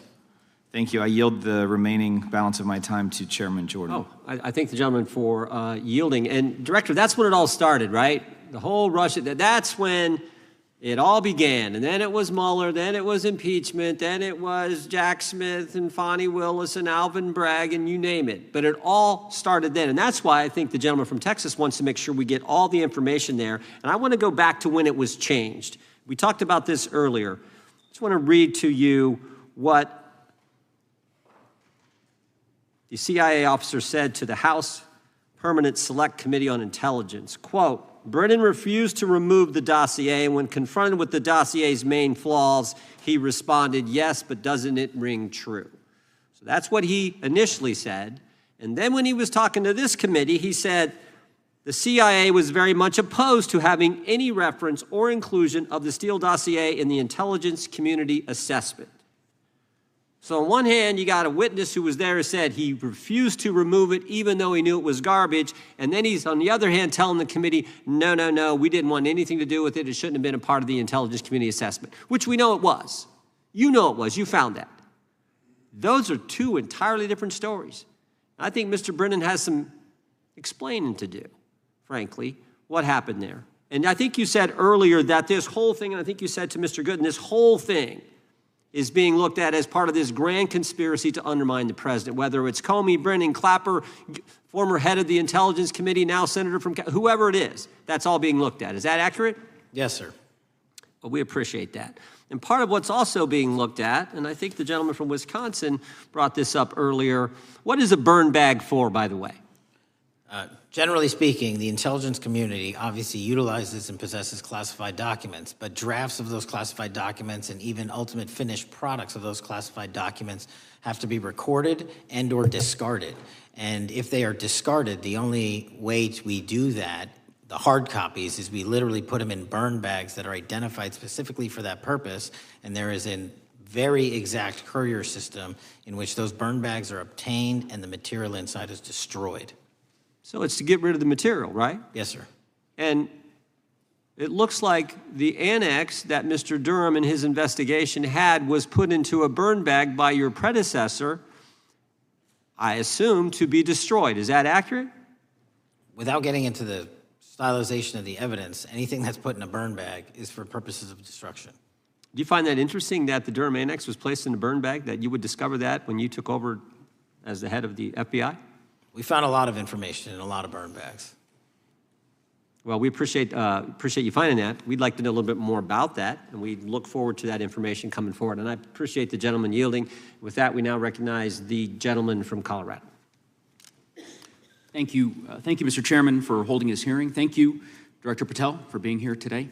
I have a couple of questions regarding a terrible shooting that occurred in Colorado, a state, as you may know, that I represent. You've testified previously about, I think, what you would describe as your efforts to provide more information regarding the investigation with respect to the horrific assassination of Mr. Kirk. And so, in that same vein, I'm hoping you can provide this committee and my constituents in Colorado with some clarity. Absolutely. I think, as my colleagues know, in Evergreen, Colorado, Jefferson County, a county that I proudly represent, at Evergreen High School, a shooter ultimately injured. 2 students were praying for their swift recovery. There's an article here from Colorado Public Radio. The title is, quote, FBI was already investigating an account that may have been linked to the Evergreen shooter. You're familiar with the circumstances generally, Director, regarding this terrible tragedy. Yes. So my understanding from the public reporting is that an organization reported to the FBI in July of this year regarding, just reading here from the article, that the FBI opened an assessment into a social media account user whose identity was unknown and who was discussing the planning of a mass shooting with threats nonspecific in nature. This is the FBI's statement to the press. And that the FBI continued to work this assessment investigation to identify the name and location of the user up until September 10th, 2025, which was the day of the tragedy. Can you provide us some clarity on what were the impediments to finding, the account user, and maybe describe in greater detail the FBI's work in that regard? Generally speaking, yes, because I know even though the shooter's deceased, the investigation we're not done. Sure. And so the impediments to finding these individuals, and you highlight a great point. We had 2 huge tragedies in the span of days in this country. The school shooting in Evergreen, Colorado being one of them. And proactively going out onto these social media platforms, which are so large, is our biggest impediment. And we need to rely on the service providers. There's actual legislation, I can't remember the name of it, that's up for renewal, which will, and I think at the end of the month, which gives service providers the ability to report that information in from their end without liability. We need that to continue, because while the FBI has so many people and the police are great at doing it, there's just too many platforms to cover down on. Well, I appreciate that, Director Patel, and I think we're certainly, I'm interested in continuing this conversation, because I think the reporting suggests that there's a pattern, and that ultimately, we want to make sure that law enforcement is able to prevent this kind of tragedy from happening in the future. I have a question. It's not meant as a gotcha question, so it just frame it there. But it is in regards to some reporting around a periodic transaction report that you had filed earlier, this year. So this is in July, pursuant to the ethical obligations as a senior executive official. You remember filing that in July? Yes. Yeah, so in that report, as best as I can surmise, you disclosed that you divested $100,000 or more in a variety of different stocks, which I presume was pursuant to the ethics agreement that you negotiated with the Department of Justice. In that same report, there's a disclosure regarding purchases of two different transactions. So between $15,000 to $50,000 in a national coffee house chain and between $50,000 to $100,000 in a semiconductor company on May 9th and May 12th.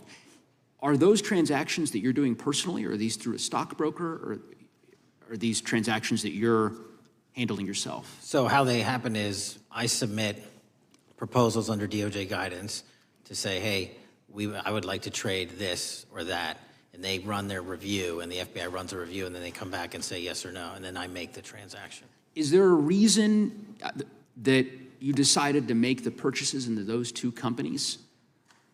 Generally speaking, before I got this job, I was, trading stocks, but not a lot, like most people, and I just follow certain industries, and I thought they would be a good investment.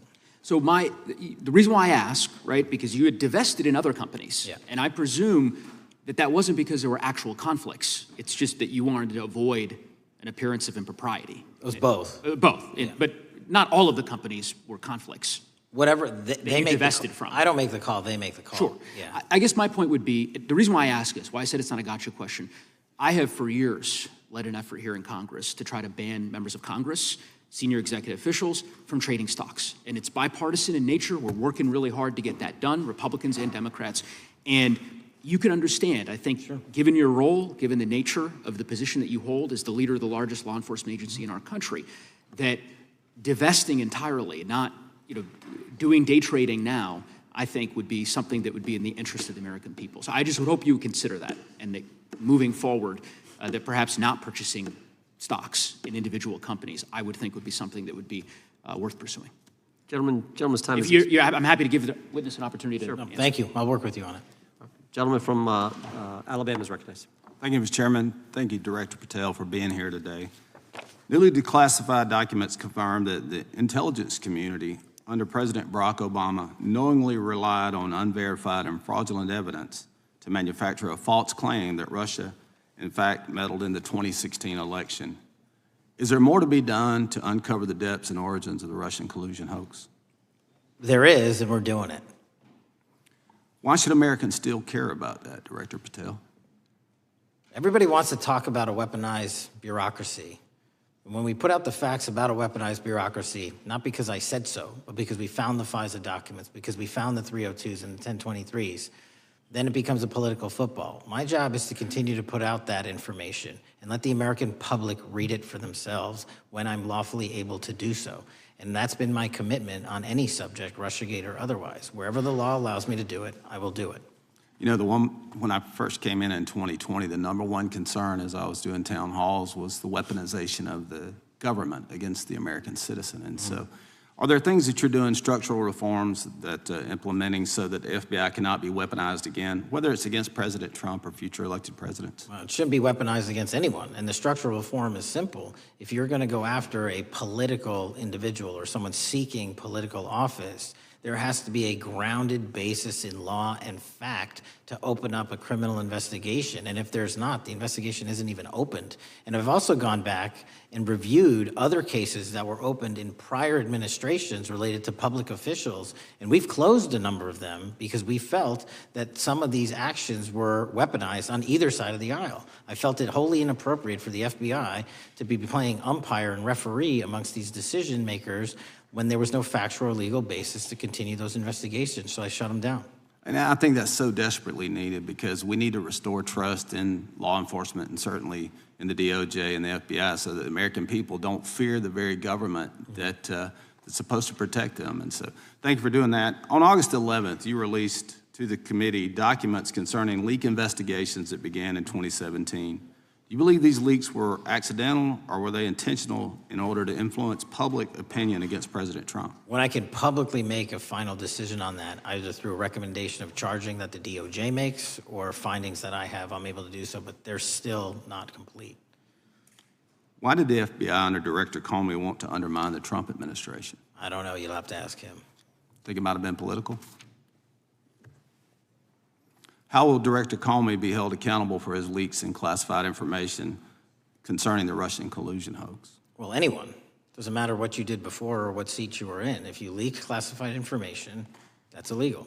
And we will investigate it fully. And if we can bring enough evidence to recommend charges to the Department of Justice, we will. But as you know, in these leak investigations, it's very difficult to produce the information necessary. We know leaks happen. They literally happen every week. It's one of the most destructive things to this country. Media receives classified information beneficial to one side or the other. I'm a fan of none of it, and I want to shut all of it down. And we need to bring some real cases to deter individuals from doing that, and that's my focus. What was Comey's role in creating the ICA? Speaking from my memory, as the head of the FBI, he was charged under then Director Brennan and Director Clapper and the other IC elements to come in with the NSA, CIA, FBI, and ODNI and put together a collection of information on how the information sort of surrounding Russiagate came together. So he represented the FBI in that. Was former Director of CIA, John Brennan, he's denied that the Steele dossier was used in creating the ICA. Is that true? Well, it's, without commenting on him, the FISA has been released, and the dossier was in the FISA. It was in 4 FISAs. So I'll let the public decide. Well, former Director Brennan actually denied repeatedly that he pushed for the Steele dossier to be included in the ICA. Is that true? Did not.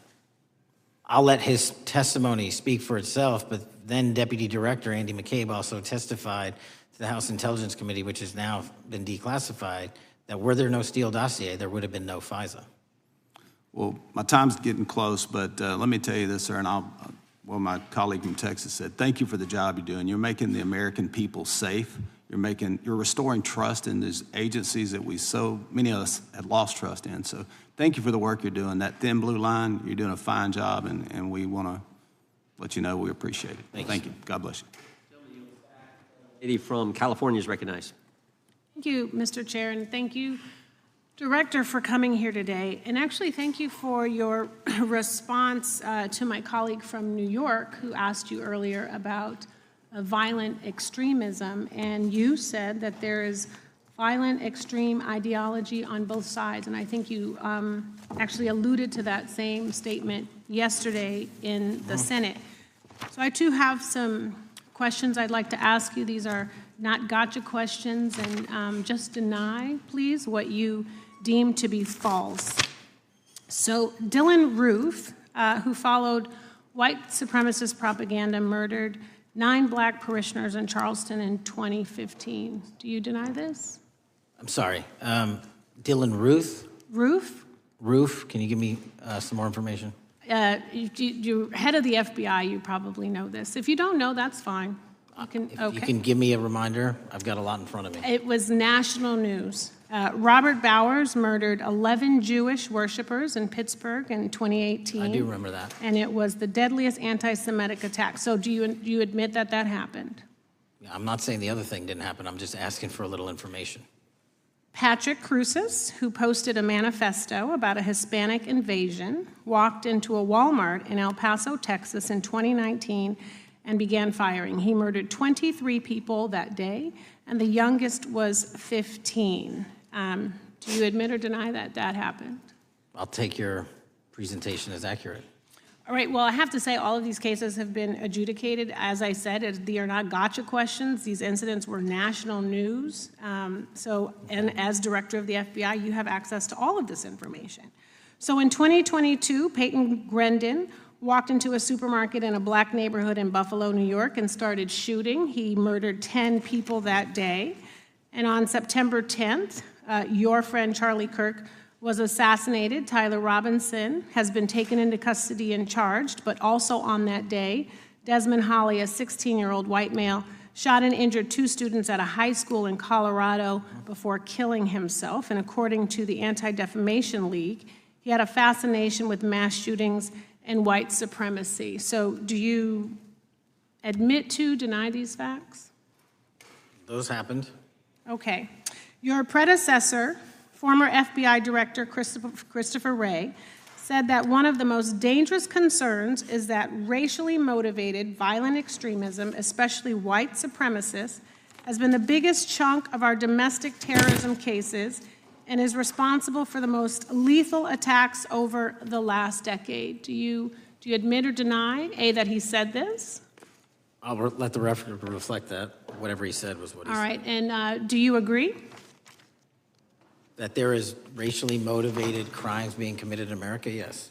Yes, especially white supremacists, which is the biggest chunk of our domestic terrorism. I'm glad that you said this. So last week, President Trump was asked if there were extremists on both the left and the right. He was actually asked this by Fox and Friends, and his exact words were, "I'll tell you something that's going to get me in trouble, but I couldn't care less. The radicals on the right oftentimes are radical because they don't want to see crime. The radicals on the left are the problem, and they're vicious, and they're horrible, and they're politically savvy." Do you agree with the president? I don't speak for the president. The president speaks for himself. Do you agree with the president? On what matter? On the question that I just asked, do you agree with his statement about the radical left? That there's ideology that's driving violence on both sides? Yes, that's what he acknowledged. No, he didn't. He didn't. Okay. But I'm glad that you're saying that and actually creating some separation between you and the president. And I'm glad that you are acknowledging that there is violent extremism on both sides. What's interesting is that the research arm of the Department of Justice, the National Institute of Justice, do you know what that is? I'm familiar with them. Okay, great. It is the research arm of the Department of Justice, and it published an article in 2024 devoted to domestic radicalization, violent extremism, and terrorism. I have it. It's interesting that it's no longer on the website. It has been scrubbed, but I ask these questions because what makes a strong, qualified director of any business, of any household, of the FBI, what makes a reputable prosecutor is not lapdog loyalty, but a commitment to the creed that evidence is agnostic and that the evidence will lead you to making the right decisions. And your job, no one's job is to like the data or the evidence, it is to collect it. That is how you gain trust. And Mr. Chair, I would like to enter into the record, if I may. White supremacist group stands by racist ideology with unanimous consent. Without objection. Dylan Roof, the radicalization of the alt-right and ritualized racial violence. Without objection. Thank you. Another article, how Robert Bowers went from conservative to white nationalist. I'd like to enter that into the record with me. Without objection. Patrick Cruces believed he was fulfilling Trump's wishes in El Paso attack, his attorneys said. I'd like to enter into the record. Without objection. Buffalo shooting, how far-right killers are radicalized online. I'd like to enter that into the record. Without objection. Evergreen High School shooters online activity reveals fascination with mass shootings, white supremacy. I'd like to enter that into the record. Without objection. Murder and extremism in the United States in 2024, a report by the Anti-Defamation League. I'd like to enter that into Without the record. objection. And the article, the report that was scrubbed from the DOJ just recently, National Institute of Justice Journal focusing on domestic radicalization, violent extremism, and terrorism. I'd like to enter that into the record. Without objection. And lastly, the libertarian think tank Cato and their analysis on violent extremism and the right rising in extremist acts. I'd like to enter that into the record. Without objection. Thank you, and I yield back. Gentlelady yields back. Gentlelady from Wyoming is recognized. Just very quickly, Director Patel, thank you for being here, for your service to this country, and for the transparency that you have brought to the FBI and for the American people. transparency that was absolutely non-existent in the Biden administration and FBI. I believe that you might have been asked earlier about whether you had had an opportunity to visit with any of Epstein's legal counsel. Were you asked that question earlier? I think so. Okay. One of the legal counsels or legal fixers for Mr. Epstein was Stacey Plaskett, the Democrat delegate to Congress from the Virgin Islands. So perhaps for those on the other side who are interested in talking to Jeffrey Epstein's attorneys, they could sure visit with one of their own colleagues. I want to focus on something that I think is very important that has not been addressed enough today, and that is related to the consequences of the Biden open border. One consequence of the Biden border crisis is the impact that it continues to have on our tribal communities, with the cartels taking advantage of our open borders, the Mexican drug cartels, by infiltrating our reservations and bringing violence, drugs, murder, trafficking, and more. Last year, when I questioned the Attorney General Garland about what the DOJ was doing to protect these communities, he simply deflected responsibility and said that Congress had not appropriated sufficient resources for them to be able to protect our tribal communities. Mr. Patel, what is the Trump FBI doing to counter the drug cartel infiltration and other violent crime targeting our Native American communities? Thank you. It only took more than half of this proceeding to talk about one of the priorities that the FBI has, which is crimes on tribal lands. Every single crime that we have been talking about, whether it's child predators, human trafficking, narco traffickers, murder, they all happen on tribal lands as well. And I've said since the beginning, it is a priority, which is why we launched Operation Not Forgotten on tribal lands. And I'm the first FBI director to meet with the staff and tribal leaders here in Washington, D.C. and elsewhere, and invited them into my office and headquarters to see them, because I need engagement with tribal leadership, and I need our police and FBI agents to be engaging with tribal leadership. Otherwise, we're not going to break through. We have 1,900 Indian country cases open right now. We've got 600 indictments this year alone. We cannot forget tribal lands. Every single one of those people lives in the United States of America, and it is an absolute priority to protect them and their children just as it is anyone else. So I think it's fair to say that what Mary Garland testified to, that the FBI and DOJ did not have the resources to address that. I think that was an absolutely false statement. Would you agree with me? It's a decision by him not to do so. That's not my decision. At the end of August, the U.S. Attorney and FBI announced that nearly 100 personnel representing members of the Safe Trails Task Force operated near Wyoming's Wind River Reservation to assist with reducing drug trafficking and illegal guns. Director Patel, you have routinely stated that it is your mission to partner with and strengthen local and state law enforcement partners. How does the task force and other FBI efforts bring tribal law enforcement into this process? The major problem with tribal lands is the sheer tyranny of geography and the amount of coverage that they have on land versus the personnel they have to do it. So what we've done is constantly surge resources to tribal lands across this country on a 30, 60, 90-day rotating basis, reporting back to us saying who needs more. And what we found is that most of these lands can be assisted by our counter-UAS program, our drone capabilities, and we're gonna do it because what's happening is the Mexican drug cartels are literally flying overhead, dropping their cargo, their narcotics onto this land where no one's looking, and then it's being disseminated to children, to youth, to adults on that land and killing them. And we gotta stop it before it gets dropped off. Well, and your testimony proves that the Biden administration did not lack the resources to address drug and violent crime in tribal communities or around the United States. It instead expended and wasted these resources investigating parents, Catholics, we now find out Turning Point USA, the RNC, and Republican organizations, rather than protecting our Native Americans by closing the border. Is that fair? I think so. Wonderful, thank you. And I do appreciate the work that you've done in this regard. I was previously the chairman of the subcommittee on Indian and Insular Affairs with the Natural Resources Committee, and safety and security on our reservations and for our tribal members has been one of our priorities, one of my priorities, and I very much appreciate the work that the FBI has done. Let me know if there's anything else I can do to help you. And with that, I yield back. I will, ma'am. Gentlelady yields back. The gentlelady from Georgia is recognized. Thank you, Chairman, and thank you for coming in today, Mr. Patel. In the past few months, the country has experienced a string of horrific, high-profile attacks that have been motivated by racial hatred or political ideology. A shooter attacked the CDC headquarters, firing hundreds of rounds and killing a police officer. An arsonist set fire to the Pennsylvania governor, Josh Shapiro's residence, with the governor and his family actually inside. Minnesota House Speaker Melissa Hortman and her husband were assassinated earlier this year. Clark and Charlie Kirk was murdered last week. Bomb threats have been made against HBCUs and the DNC, and just the list goes on and on.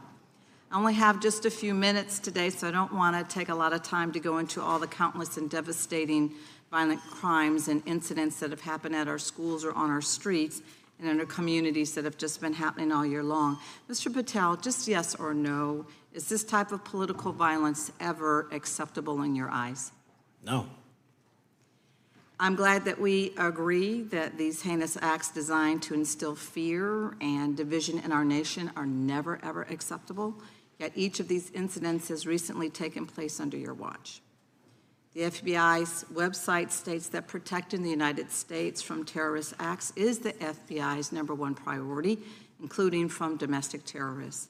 Is this still your #1 priority? Domestic terrorism? Preventing domestic terrorism. Our #1 priorities are protecting the homeland and international terrorism and crushing violent crime, and domestic terrorism sort of interlays between both of those. Okay, so, well, then I'm glad that you're giving us the right answer, but unfortunately, your actions kind of tell a different story. Earlier this year, you granted the ranks of the FBI's Domestic Terrorism Operations Section. This is the section of the FBI that is most directly responsible for addressing political violence in our country by preventing attacks from occurring and effectively responding to them if they do. The agents in this section are the ones who stopped an individual stockpiling weapons, who planned to attack schools and churches in Florida and seized bombs made by an ISIS sympathizer in New Orleans. And instead of ensuring that this section has all the resources that it needs at a time when its mission is critical, you fired its decorated veteran FBI agents who have served their country proudly under Republican and both Democratic presidents, and you scrapped the tools that they developed to fight domestic terrorism, including the National Domestic Terrorism Incident Database. I mean, most of that is just not true. We have 1,700 current DT-managed programs. We're up 300% in the amount of cases we brought against nihilistic, violent extremists, including 764, wishing to harm our children. The FBI and the men and women are getting after that problem set more than ever because I've unleashed them to do so. And any situation that these tragic occurrences across the country are somehow singularly my fault or disgusting because that watershed goes Mr. down to the Patel, men I'm and going to women at the reclaim my FBI, time. Mr. Patel, and they I'm are gonna not reclaim my time. responsible Mr. for it. Chairman, I'm I'd happy like to to work enter with a you unanimous to consent- get them what they need. Gentlelady request. controls the time. Unanimous consent request. She'll state a request. Thank you very much. Into the record, an article from Reuters titled FBI Scales Back Staffing, Tracking of Domestic Terrorism, Probes Sources Say. Thank you very much. Without objection. I appreciate that. So, Mr. Patel, and it isn't just the domestic terrorism operations section. Under your watch, agents are fully diverting their attention to these anti-immigrant and city takeover operations, leaving our children vulnerable to dangerous networks of online predators, both domestic and international. You pulled more than 120 FBI agents from their normal duties to operate sobriety checks and conduct traffic stops, exposing the FBI's fleet of unmarked cars and thereby making it harder for the FBI to combat violent criminal gangs, foreign intelligence services, and drug traffickers in the process.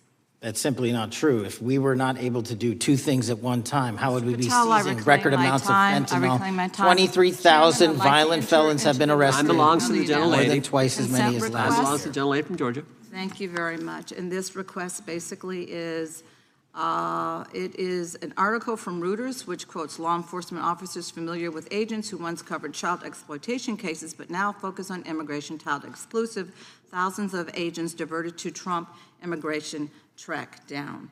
Mr. Patel, in the short time I have left, your tenure as director of FBI has been somewhat problematic.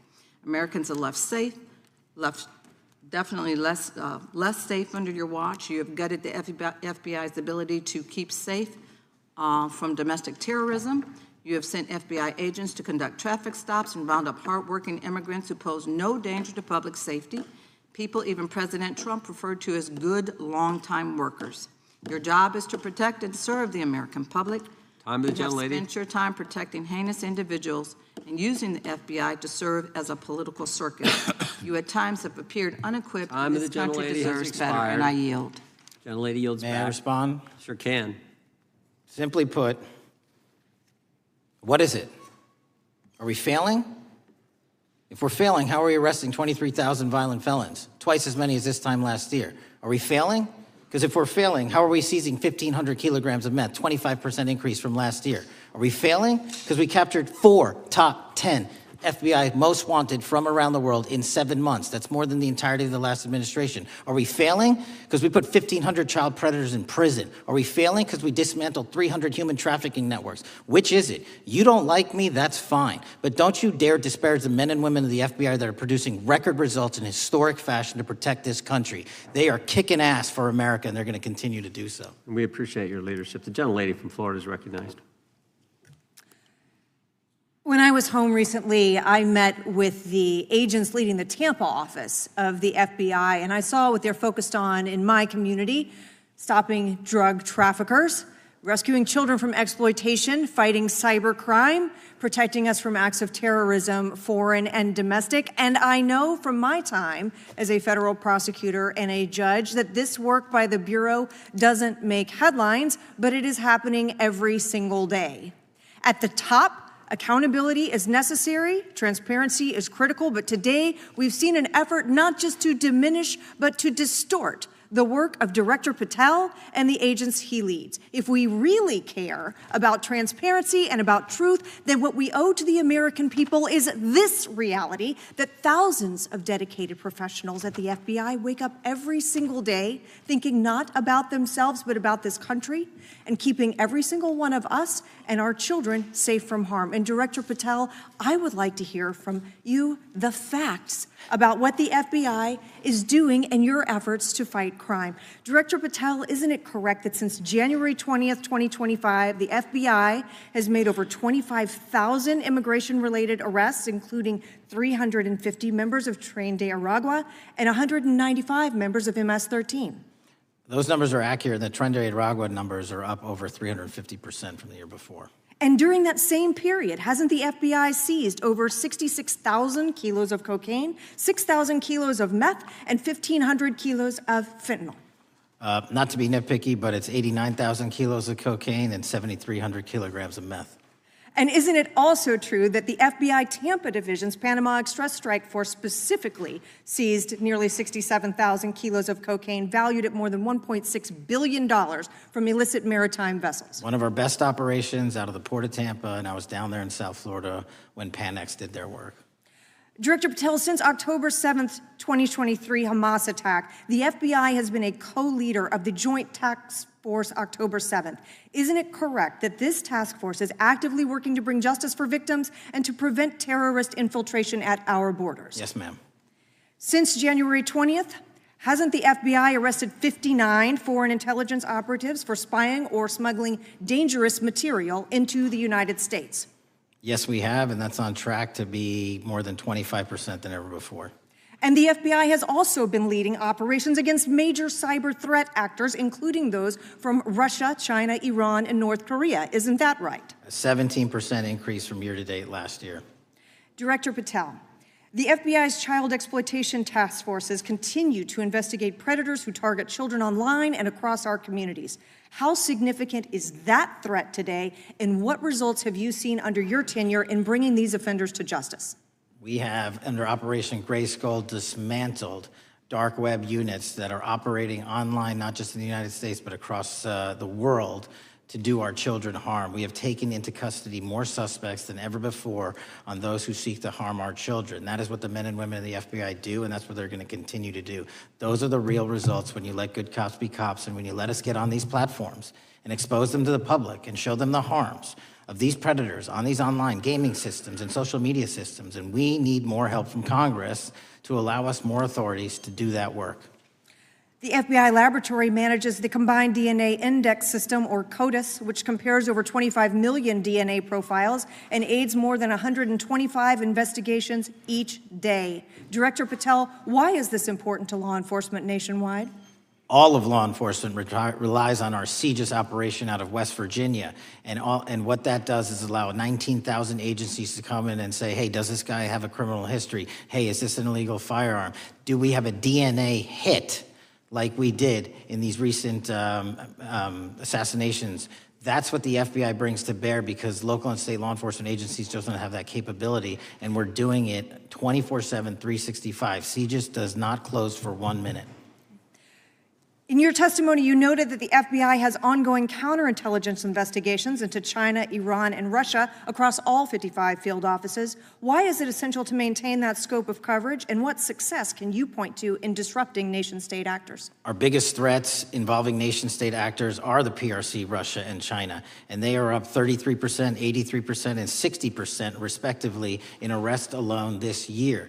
Those nation-state actors wish to do harm in our infrastructure, our critical infrastructure system, our energy, our water supply, and also go after and target individuals and senior citizens and take their money through online pig butchering schemes, which we've exposed in Cambodia by way of the CCP. This is groundbreaking work that the American public should be seeing that their FBI is doing, and I'm happy to have the opportunity to report on it.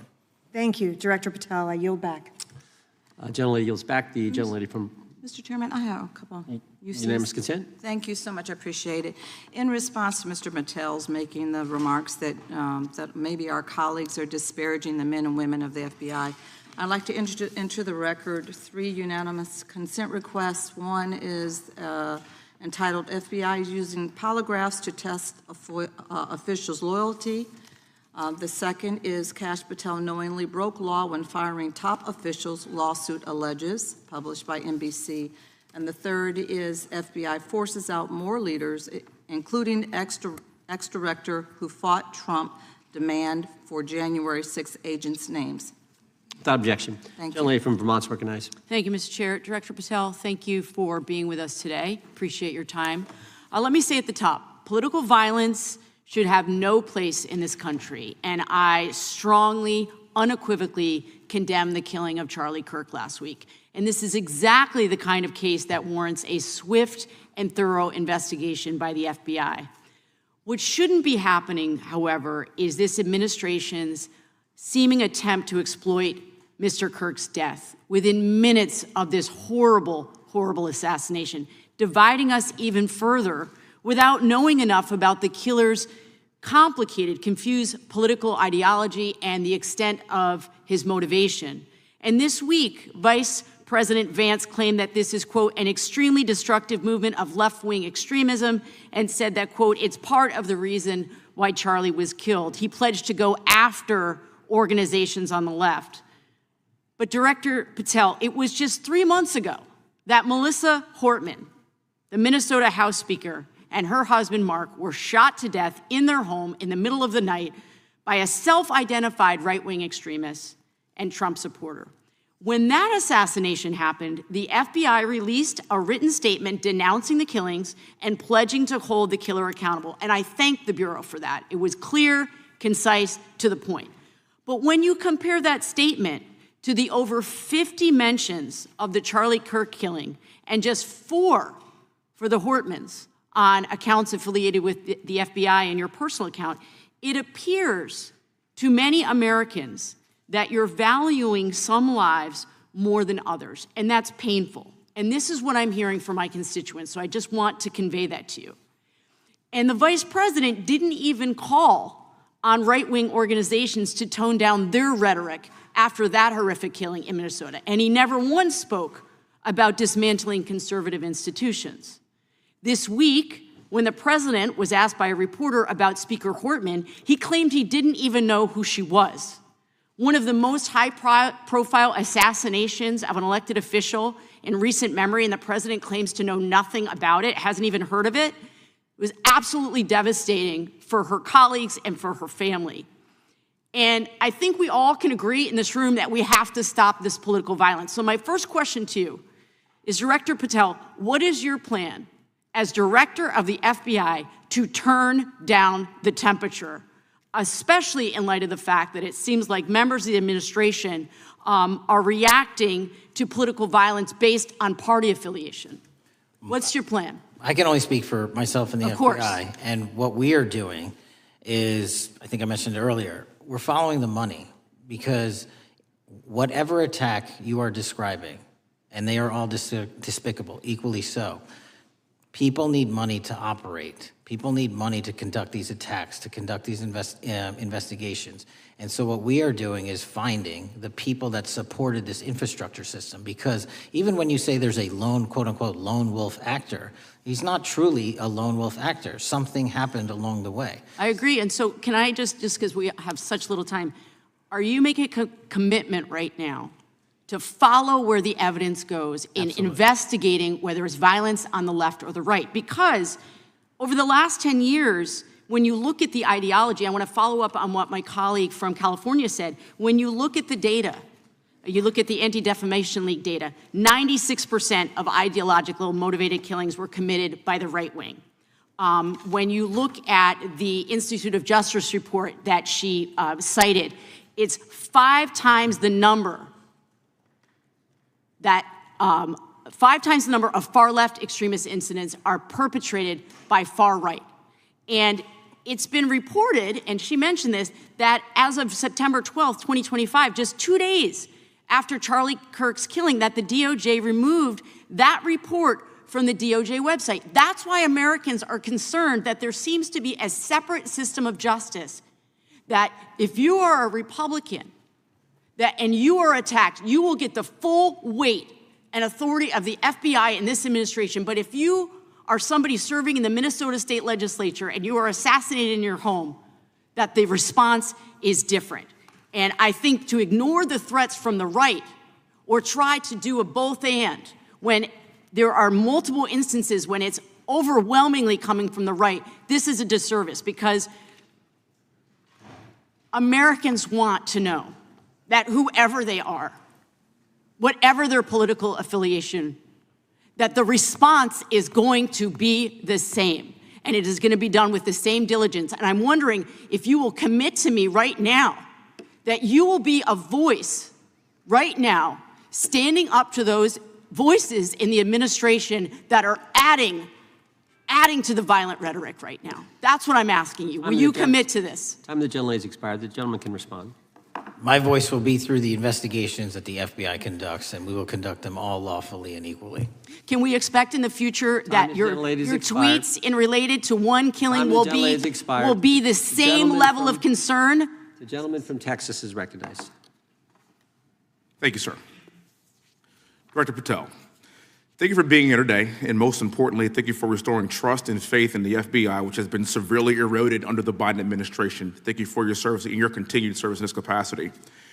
On April 7th, 2025, Charlie posted on X, "Assassination culture is spreading from the left. 48% of liberals say it would be at least somewhat justified to murder Elon Musk. 55% say the same about Donald Trump. And California activists are naming ballot measures after Luigi Mangione. The left is being whipped into a violent frenzy and set back. Whether losing an election or losing a court case justifies a maximally violent response," end quote. And unfortunately for Charlie, that reaction also came when they couldn't win a debate on a college campus. You cannot be intellectually honest and say that this problem is on both sides. It's not just what happened to President Trump, it's also what just happened to Charlie. And we've gotten to a point in America where violence is encouraged. We have a former president of the United States that opens up his campaign in 2019, that's Joe Biden, by saying that his opponent is a, quote, existential threat to this country. Houston, we have a problem. People that you disagree with are not existential threats. They are not Nazis. They are not fascist. They are not racist. They are not deplorable. They are not irredeemable. They are your fellow Americans who have a different perspective on how government should run and what government should look like. Whether or not we should have strong sovereign borders, whether or not we should have safe communities, whether or not we should have places to worship our God and not worry about being shot, whether or not we live in communities and cities that are not overwhelmed by drugs and crime, whether or not we have two genders, and whether or not we have common sense in our policies and our values. And people that believe these things are not existential threats. I happen to be one of these people that believes all of the above, and as someone that served this country in combat, I can assure you I am not an existential threat to this country because I swore to protect her. I also want to point out, how many cities have you seen burned to the ground since Charlie Kirk's death? 0. No summer of love, no riots, no nothing, no looting, no killing, none. We simply gathered and prayed for his soul, his family, and this country, because that's exactly what we represent. And while we might be angry, this righteous anger will carry on Charlie's message and legacy. I want everybody to know something very simple. Charlie is not dead because of what he said. He is dead because people listened. My time is limited, so I have a few questions for you, sir. And again, thank you very much for being here. I really appreciate your time and your service. In your experience in the FBI, have you noticed a precipitous rise in political violence and other associated crimes that you have been investigating so far this year? And if so, is this trend in motive left-wing or right-wing violence? I can always speak generally, sir. There is too much political violence, and it has been a precipitous rise on too many fronts. How do we solve this? We solve this by giving the FBI more authorities to go into and work with the private sector. There are too many online platforms. There are too many social media platforms. There are too many gaming platforms.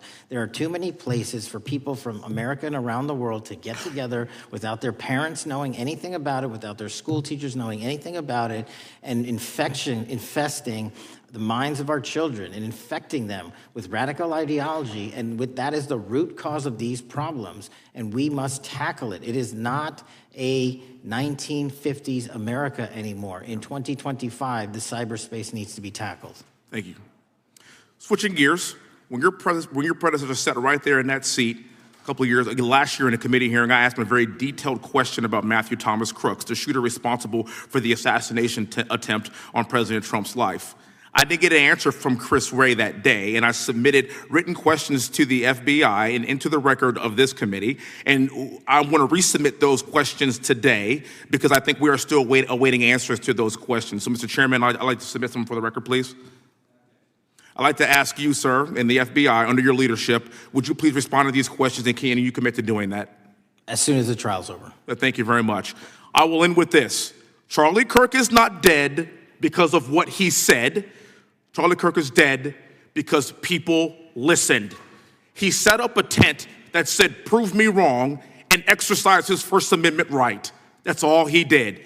And we will continue to do so in this country in order to preserve this constitutional republic. And with that, I yield back. Thank you. Gentleman yields back. The gentleman from Florida is recognized. Thank you, Mr. Chairman. Before I begin, I want to caution my colleagues on one-sided violence in this country. We just heard that there were no riots on the right. We're literally sitting in the building where there was a giant riot by supporters of the president, the right. We also heard that only leftists, have said that Trump is a Nazi. In 2016, the current vice president of the United States said, Trump is either a cynical asshole or he's America's Hitler. And so this is the problem. I don't want to have to say this garbage, but you want me to sit here and get painted with one brush, the whole left. No, there are extremes on the left, and there are extremes on the right. And we collectively should tackle that. But to come here and just look at us and say we all support what's going on in the extremes is why we can't solve anything in this building. Director, let me say first, thank you for being here, and my condolences on the loss of your friend.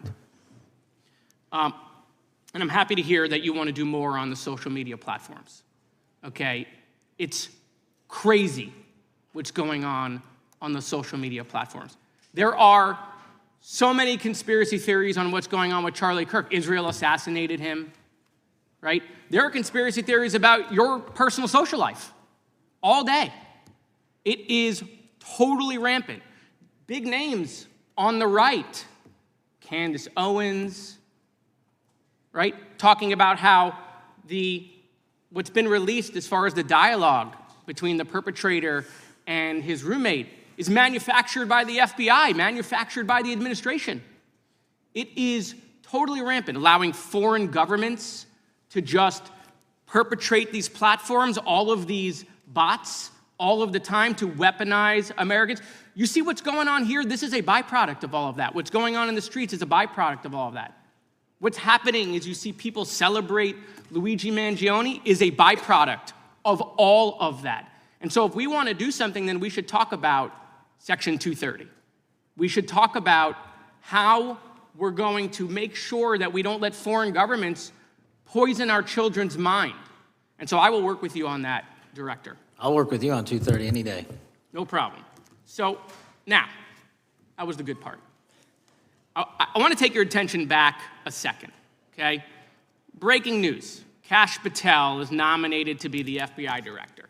Dan Bongino is nominated to be the number 2 at the FBI. MAGA celebrates, rejoices, bells are ringing out. The team, Patel, Bongino, that sought out every podcast microphone to talk about the Epstein list. The names are finally going to get released. It begins. They produce white binders. Phase 1 with the podcasters. This is not actually one of them, of course. I made this. Your name's on it, right? And the names are going to come out. Pam Bondi says the list is on her desk. Then a memo comes out all of a sudden and says, there's no list. Oh, no phase 2. Phase 2 binders never happen. You said the conspiracy theories around Epstein just aren't true. They never have been. And yesterday, in an answer to Senator Kennedy, you said the FBI is not in possession of any credible evidence that Epstein trafficked girls to anyone but himself. So according to your testimony yesterday and in this committee, according to the evidence the FBI has, the number of names on the list are 0. No, zero. The index has been released, and the number of people involved in that trafficking operation were charged in 2018. Other than Epstein and Ghislaine Maxwell, your testimony in the Senate and here is that according to the evidence you have, the number of other names is 0. That were charged based on credible evidence. Well, who are the other names? Give me the other names that weren't charged. We are not releasing the names of anyone because the Department of Justice never does that of anyone that didn't have any credible information to attack them. Let me move forward. The president has, you've seen the picture of the woman's body with the writing and the president's signature. The president says that's not his, okay? President says it's not his. The Republican colleagues say it's not his. The administration say it's not his. Will you be opening up an investigation into the Epstein estate for putting out a fake document with the president's signature linking him to the world's largest pedophile ring? Will you be opening that investigation into that? On what basis? On what basis? They literally put out a fake document, according to the president, with a fake signature. It's a forgery of the president of the United States signature. That's the basis. Sure, I'll do it. Okay, I look forward to that investigation. Am I over? Thank you, Mr. Chairman. I appreciate your diligence. Gentleman's time has expired. Chair now recognizes the gentleman from California. Director Patel, as you know, my state, California, is home to the worst public infrastructure failure in U.S. history, known as California High-Speed Rail, although the name is probably a misnomer. Earlier this year, I joined your counterpart at the Department of Transportation, Sean Duffy, doing a compliance review of the federal money the state has received, and the outcome was that the state has not complied with the terms of its billions of dollars in funding because it hasn't actually built anything. And so that federal funding has now been cut off, but a lot of us in California still have questions as to where all the money went. We're 17 years in to this project, and absolutely nothing has been built. Not a single bit of track has been laid. There are no stations. There are no passengers. And the plan initially was to have the whole thing, LA to San Francisco, done by 2020 at a cost of $33 billion.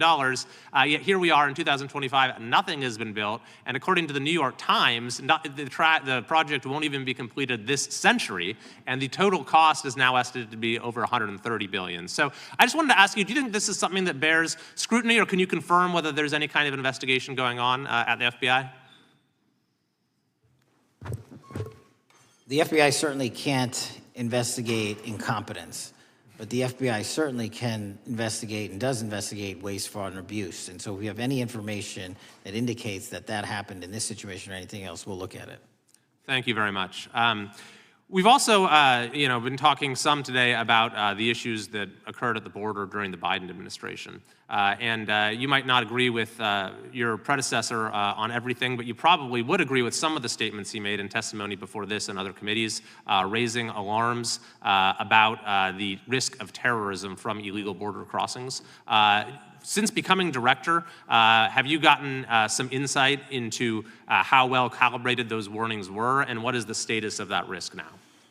Since becoming director, there's been a sharp decrease of border crossings for known or suspected terrorists from the southern border. But unfortunately, there has been a sharp increase of known or suspected terrorists entering through our northern border. And so what I'm trying to do is work with our northern border states and our interagency to tackle that problem. But it is an absolutely massive border that can't physically be sealed. So we're going to have to get creative and put more resources into that. And in a similar vein, there were over 500,000 unaccompanied children that crossed the southern border during the Biden administration. As we know, many were trafficked either through forced labor or sex trafficking. Do you have any insight as to what the scale of that problem was and how have things changed over the last several months? Other than what you outlined in terms of how it was described, I don't have any additional details. In terms of how many people are being trafficked into this country, especially unaccompanied missing children, that number has drastically reduced because the coyotes that smuggle these children for their criminal activity are the same ones that smuggle in narcotics, or the same one that traffic older age women. They're all interconnected, and because of the sealing of the southern border by this administration, that has come to a near halt. That is a very important point, that we have seen far fewer victims of human trafficking because we've finally prioritized border security. And by the way, you have children who are getting rescued because of the immigration enforcement activities that unfortunately some politicians in my state are trying to stop, thereby stopping those kids from getting rescued. We've seen, of course, a substantial reduction in crime here in Washington, D.C. since the FBI and the National Guard got involved. I'm kind of asking you to state the obvious here, but what is the mechanism there? Why have we seen a reduction of crime when D.C. has had such a huge crime problem for years, and then almost overnight we see such a big difference? Because of the dedication and resources from President Trump's administration to utilize all federal, state, and local assets in a heavily crime-ridden area. I mean, if we did not have a crime-ridden area, then homicides, carjackings, and gun violence would not be dropping by 40, 50, 60%.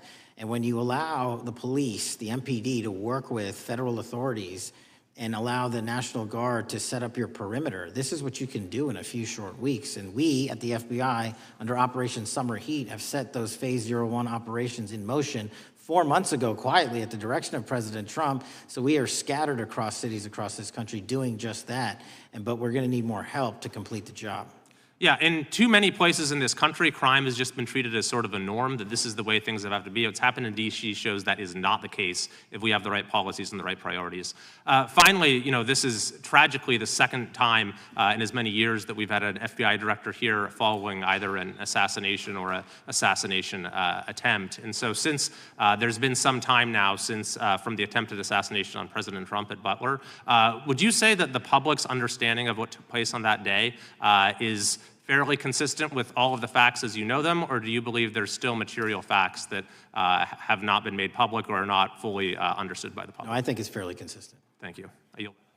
Gentleman yields back. The lady from Texas is recognized.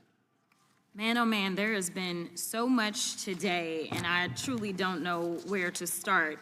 So I'm just going to make sure that we start off with a few facts.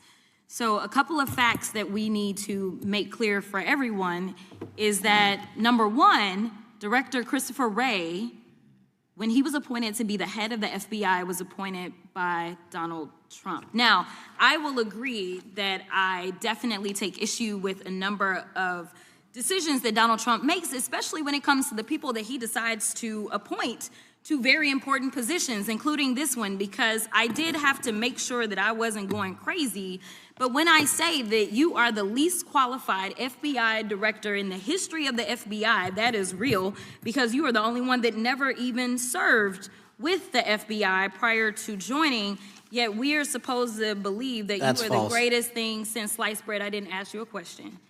Now, what I want to go through is to talk about why you are a failure and why, honestly, we just need to tell you bye-bye. I know that you got a little upset and you put on your show for your boss because it seems like you're trying to save your job when it came to talking to Senator Booker yesterday. But let's go through some of your failures. So before you were even confirmed, and I think one of my colleague from Georgia, pointed out that you are already targeting career officials so that you could direct illegal firings. Mind you, these cases that you were so upset about, which are the ones tied to Trump, the cases came through his handpicked FBI director. And frankly, when people sit around and say things like, oh, you know, we're happy because now we feel safe. I don't know who feels safe in this country except for the white supremacists, because I specifically as a black woman definitely don't feel safe. And frankly, my colleagues have been real nice to you today, and I applaud them, but I don't have the same demeanor because I know that multiple colleagues on this side of the aisle have faced death threats. In fact, somebody tried to kill one of my colleagues. And frankly, I don't know if this FBI or under your leadership, if those people would have been caught. I don't have any confidence in you. And if we start talking about the reasons that I lack confidence, we could start with you not just wanting to acknowledge some simple facts. Simple facts like the vast majority of the threats are coming from right-wing extremism. And I know my colleagues have tried to stress this, but I decided that I would maybe do it in a different way. Number one, I have a couple of UCs. Kim Buck, one of multiple Republicans receiving death threats for voting against Jim Jordan as House Speaker. Without objection. Another one, Republican lawmaker says she received death threats after voting against Jim Jordan in Speaker's race. Without objection. In addition, there was another one from another colleague who now is leaving Congress because they said that they were calling his wife anonymously and threatening her life to the extent that she ended up sleeping with a firearm. Without objection. Okay, so here's the deal. How are we supposed to have confidence when you're sitting up here telling the Senate yesterday that it will take you 14 years before you can get the FBI fully staffed to do their jobs? You're also now redirecting resources so that they can go and play ICE agents on the streets. You're getting rid of your most qualified people, and even when it came down to somebody that you consider to be a friend, you were posted up having some fancy dinner to the extent that you posted not only once erroneously, you posted twice erroneously as it relates to catching somebody, and then you want to go and say, let me take a victory lap. Because honestly, if it wasn't for parents deciding that they were going to turn in their child, it seems like y'all wouldn't have got there, even though he literally confessed online. So I'm confused about what it is that the FBI is doing except for trying to put on a show for the apprentice or whatever you want to call him. The day after all of this took place, there was domestic terrorism that was taking place at HBCUs. They were targeted. Yet I didn't hear anything from the FBI about what was going on. And again, black people kept saying, how did we end up in this? because the numbers are so very clear that white supremacy is a problem.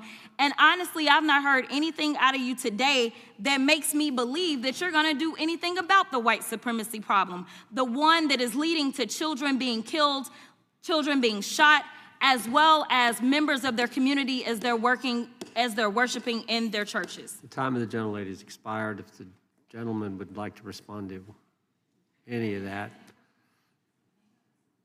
Well, I mean, I'll respond. Kash Patel, as I said when I introduced him, public defender, former prosecutor, top staffer on the House Intelligence Committee, Deputy Director of National Intelligence with the National Security Council, Chief of Staff at the Department of Defense, and FBI Director. I think that's a pretty good resume for the guy who's now running the top law enforcement agency in our country. And we've seen all the stats that he's given to the committee on how much better they're doing at getting the bad guys than the previous guy was doing. With that, I recognize the gentleman from South Carolina. Thank you, Mr. Chairman. Director Patel, I think you're witnessing some auditions, clickbait auditions for the Academy Award for my Democratic colleagues. We'll see how they fare as they're on MSNBC later on today. But do you care, before I launch into my line of questioning, to respond to Ms. Crockett from Texas on that very elaborate and theatric display? Here's what I've learned in my government service. I don't give a damn what they say about me as long as I'm succeeding in the mission. We're succeeding in the mission because the men and women of the FBI have never been empowered to do more work and to hit the streets harder than by President Trump's authorities and resources he's given us. And so all I care about is that we are capturing more child predators than ever before, taking more drugs off the streets than ever before, that we are capturing murderers at a significantly historic rate, and we're delivering this country the lowest murder rate in recorded history. That are facts that you cannot dispute. But you can come at me all you want. I don't care. Thank you, Director, for that, and we appreciate your service. We appreciate the results speak for themselves, I think, pretty plainly, and your commitment not only to results, but to transparency, so we do appreciate that. Director, who was John Durham? He was a former federal prosecutor, United States attorney, and ultimately appointed special counsel in the first Trump administration. Correct, and there was a document that he released in his findings called the Durham Report. What was the Durham Report briefly, and what were the findings very briefly? It was every special counsel that's appointed produces a report to the Attorney General. Special counsel's Durham Report largely focused on Crossfire Hurricane and included extensive summary findings in classified and unclassified manner, and we released the classified version, finally declassifying it for the American public in this committee. Correct, and you released that in July of this year. I think so. Yes, sir. Isn't it true that in the classified Durham Annex, as it's referred to, that in 2016 the Obama administration obtained intelligence information from a source contained in two separate memoranda, one in January of 2016 and one in March? The two memoranda described confidential conversations between DNC Chair Debbie Wasserman Schultz and two individuals from the Soros Open Society Foundation. Isn't that true? As written in the report, I'll let it speak for itself.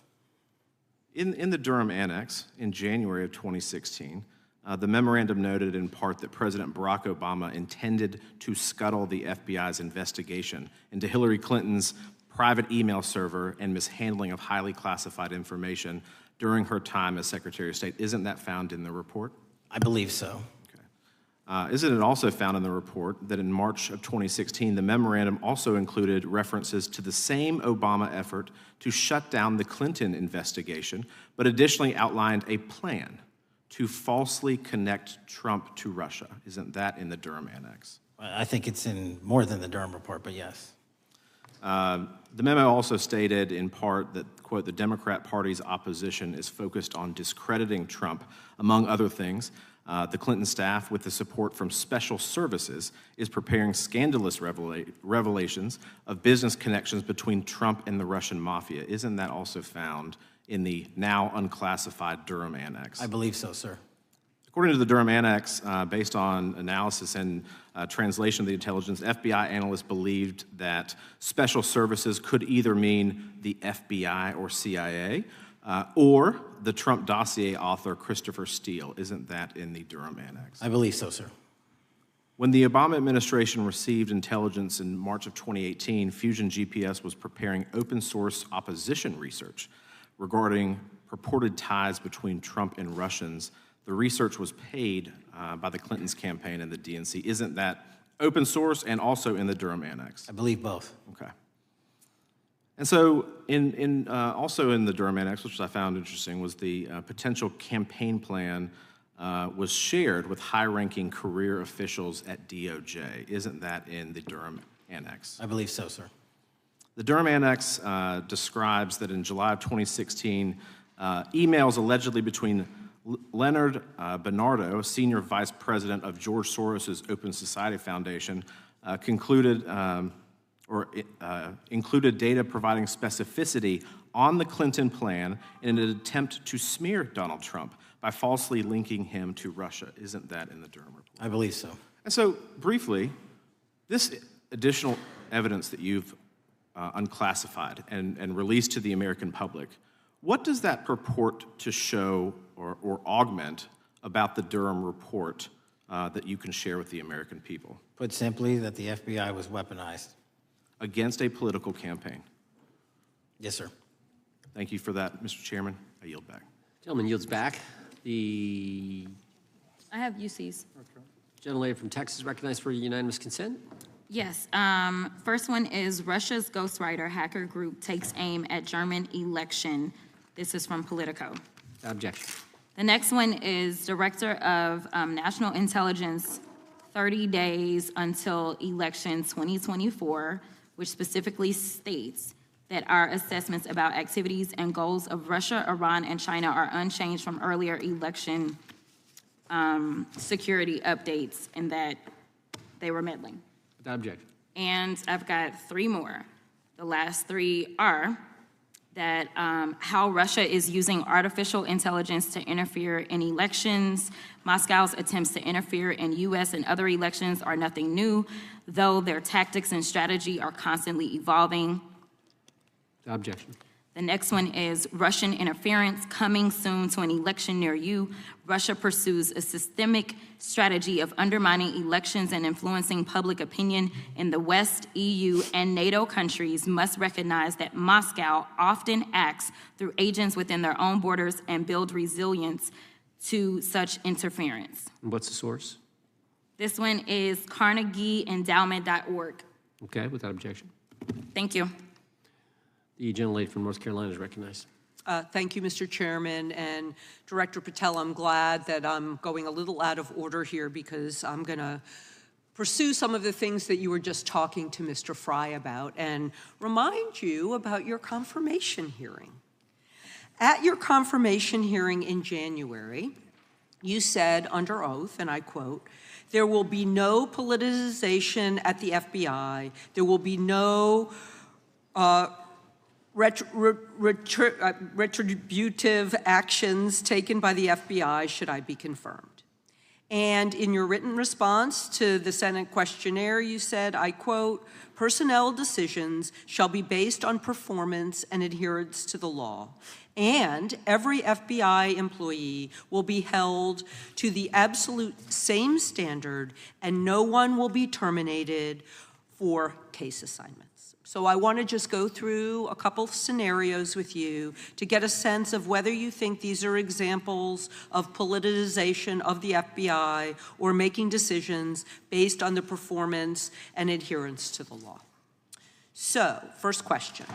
Would hiring FBI agents, analysts, and supervisors from only one political party being politicization of the FBI or making personnel decisions based on performance and adherence to the law? We don't ask FBI people, applicants, where their political parties are. Mr. Patel, do you ask FBI applicants who they voted for? The FBI does not. Are you aware that in the lawsuit that Mr. Driscoll filed against you and the FBI, he was asked who he voted for? Since that lawsuit has been filed and it's ongoing litigation, I'm not able to comment. Well, but it also means that you just said that what happened in his situation didn't happen. So we will go on to the next question. Let me ask you an even easier one. Does firing agents for working on the cases that they were assigned to and that the president didn't like, is that politicization of the FBI or making personnel decisions based on performance and adherence to the law? The FBI doesn't terminate anyone based on case assignments alone. Has the FBI ever been sued by somebody who felt that they were terminated based on case assignments? In the entire history of the FBI, I'm sure they have. No, since your tenure. I'm sure there's ongoing litigation. Yes. In fact, there is ongoing litigation.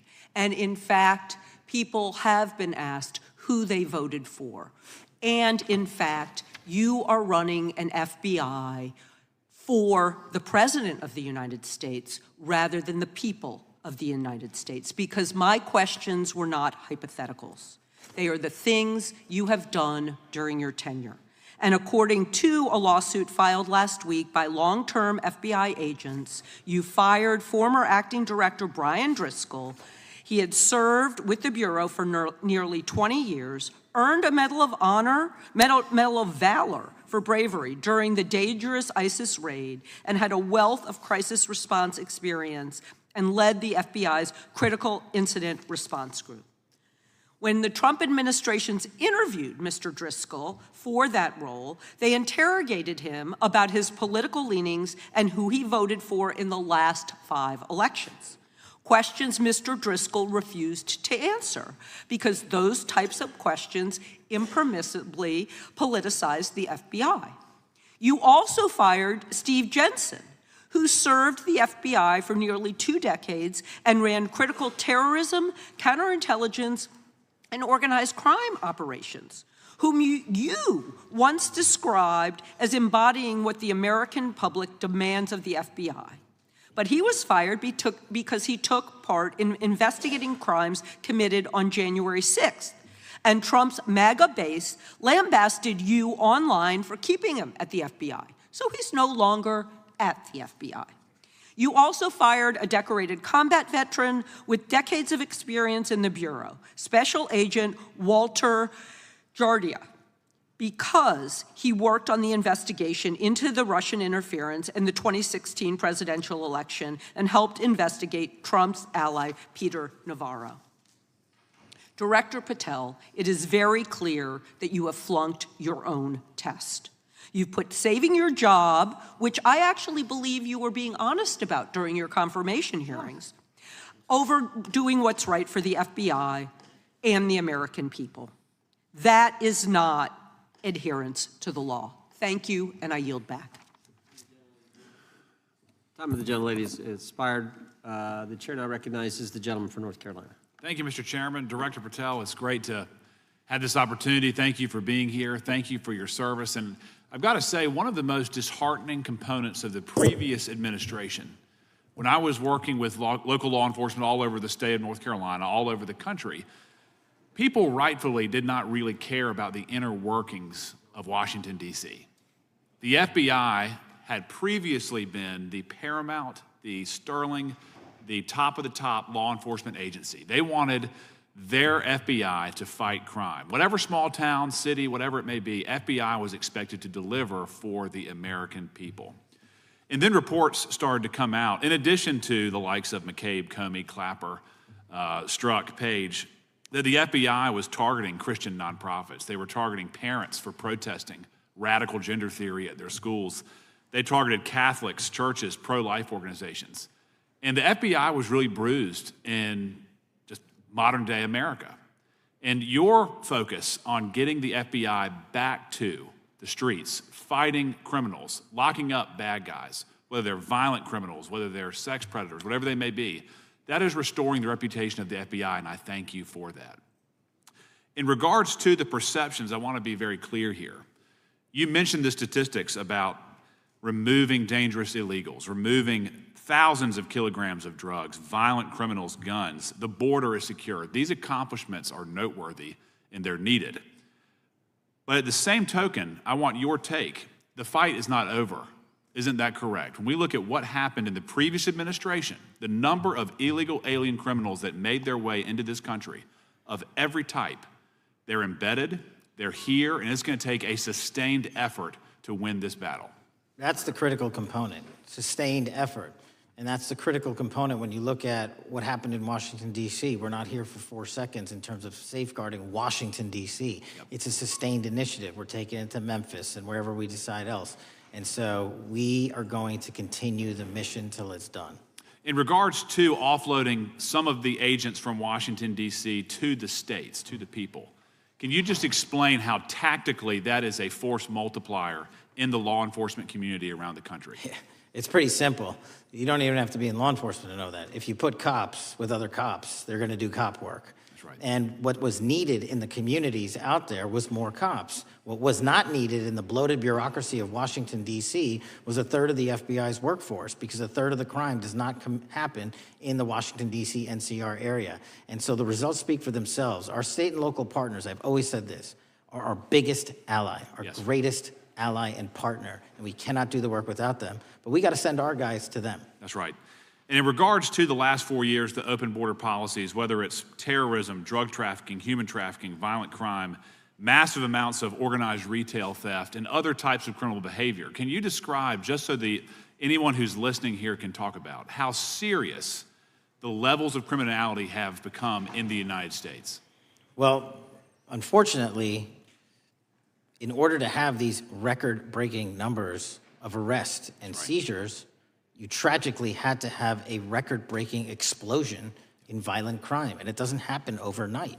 And it came in from all corners of the earth and from all platforms, including social media. And that's the root cause of all of these evils. And in order to clean it up, it's not going to happen overnight. But the men and women of the FBI, what they did in these 7 months, everybody should be talking about it. Every single district in this dais is safer now, today, than it has ever been because of that work.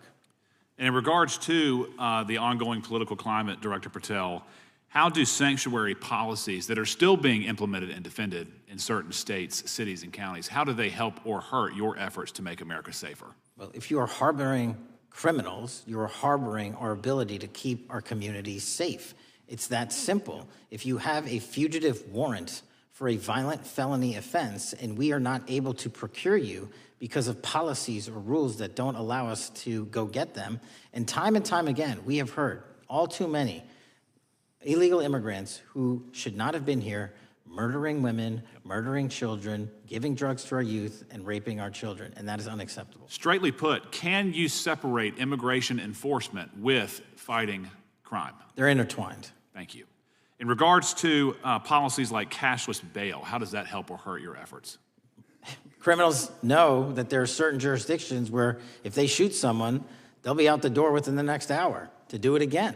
Yep. And that's an ethos that is, and a system that has been built out over years that we are combating. How is defunding the police around the country, how does that help or hurt? As long as I'm in this seat, we're not defunding any cops. Good. Thank you, Director. I yield back. Gentleman yields back. Mr. Garcia is recognized. Thank you, Chairman Jordan, and welcome again, Director Patel. As members of the Judiciary Committee, we have a responsibility to conduct oversight of the FBI and assess whether or not you're doing a good job in a responsible and impartial manner, or whether you're just a henchman for Donald Trump who's weaponizing the Bureau at the expense of public safety. As Congressman Correa highlighted, one of the many concerning issues during your tenure is the Bureau's expanded role in low-level, non-criminal immigration enforcement. I have a report here from the conservative Cato Institute.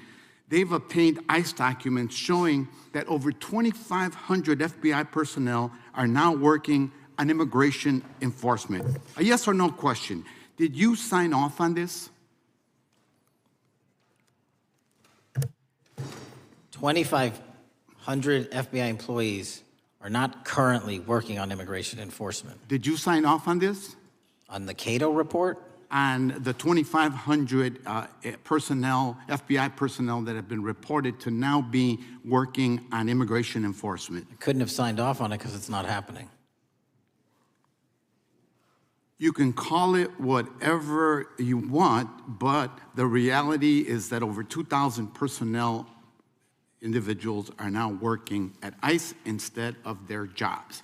I want to follow up on something that Senator Durbin asked you about yesterday. This article from MSNBC reports that nearly every agent on Baltimore's domestic terrorism unit, who was, by the way, investigating the 764 network of child predators, was diverted to work on immigration enforcement full-time. That forced them to, and I quote him, walk away from investigations of a network of violent predators that targets and exploits children online. Yes or no? Were you aware that this happened, and did you sign off on it? The premise is false. The 764 network in Baltimore is taken down, and FBI agents do double and triple duty all the time. I'm reclaiming my time. You told Senator Durbin yesterday you didn't know about it, so your testimony is inconsistent today. No, I found out. Final question. Let me ask you, again, a yes or no question. Are you aware that agents have been told by supervisors not to documenting their shifting of resources toward immigration-related work? That's a literal another falsehood. It's impossible to remove a human being without documenting that work. As FBI director, you must be transparent with Congress. You need to provide us information about how many agents have been diverted to non-criminal immigration enforcement, why the Baltimore unit was dismantled, and whether there's a cover-up of what's happening under your leadership, because this goes to the heart of whether or not you're carrying out the stated mission of the FBI, keeping our communities safe. Diverting FBI agents from investigating violent child predators doesn't make us safer. Using FBI resources to target parents, children, and other immigrants for low-level, non-criminal enforcement doesn't make us safer. Enabling violent, lawless conduct by federal enforcement doesn't make us safer, as we saw last week when an ICE officer killed one of my constituents. And I know that the FBI has been involved in that investigation. And yesterday, ICE did a raid in the suburb of Elgin where 2 U.S. citizens were arrested, and who accompanied them on that filming of that show? Secretary Nunn. Shameful conduct. And weaponizing the FBI to serve Donald Trump's political agenda instead of the American people does not make us safer. Before I yield back, Mr. Chairman, I request unanimous consent to submit the following documents for the record. A report from the Cato Institute, which I referenced earlier, where ICE has diverted over 2,500 officers from their jobs, and 2, an article from MSNBC titled, Trump's Deportations Divert FBI Agents Off Child Predator Cases, and an article from CNN entitled, White House Pressure for Increased Immigration Arrests Strains Law Enforcement Agencies. Thank you, and I yield back. Gentleman yields back. Without objection, the gentleman yields back. Gentleman from Wisconsin is recognized. Thank you, and thank you, by the way, for coming over here. Sorry you have to put up with all this. I know when you took over, the FBI's reputation in a lot of circles perhaps had never been lower. I mean, part of that is brazen involvement in political activity, the Foreign Influence Task Force, getting involved and trying to suppress news stories in the New York Post, Crossfire Hurricane coming up with bogus stories to try to flip the 2016 election, FBI downplaying the stories of Hillary Clinton's emails in the 2016 election. That's their overt involvement in political activity. I think a strong anti-religious bias. We talked about stories of an anti-Catholic bias in there. I know I've talked to people about horrific overreaction at the big Hindu temple in New Jersey, in which, just so people understand, you had a rectory in the temple area.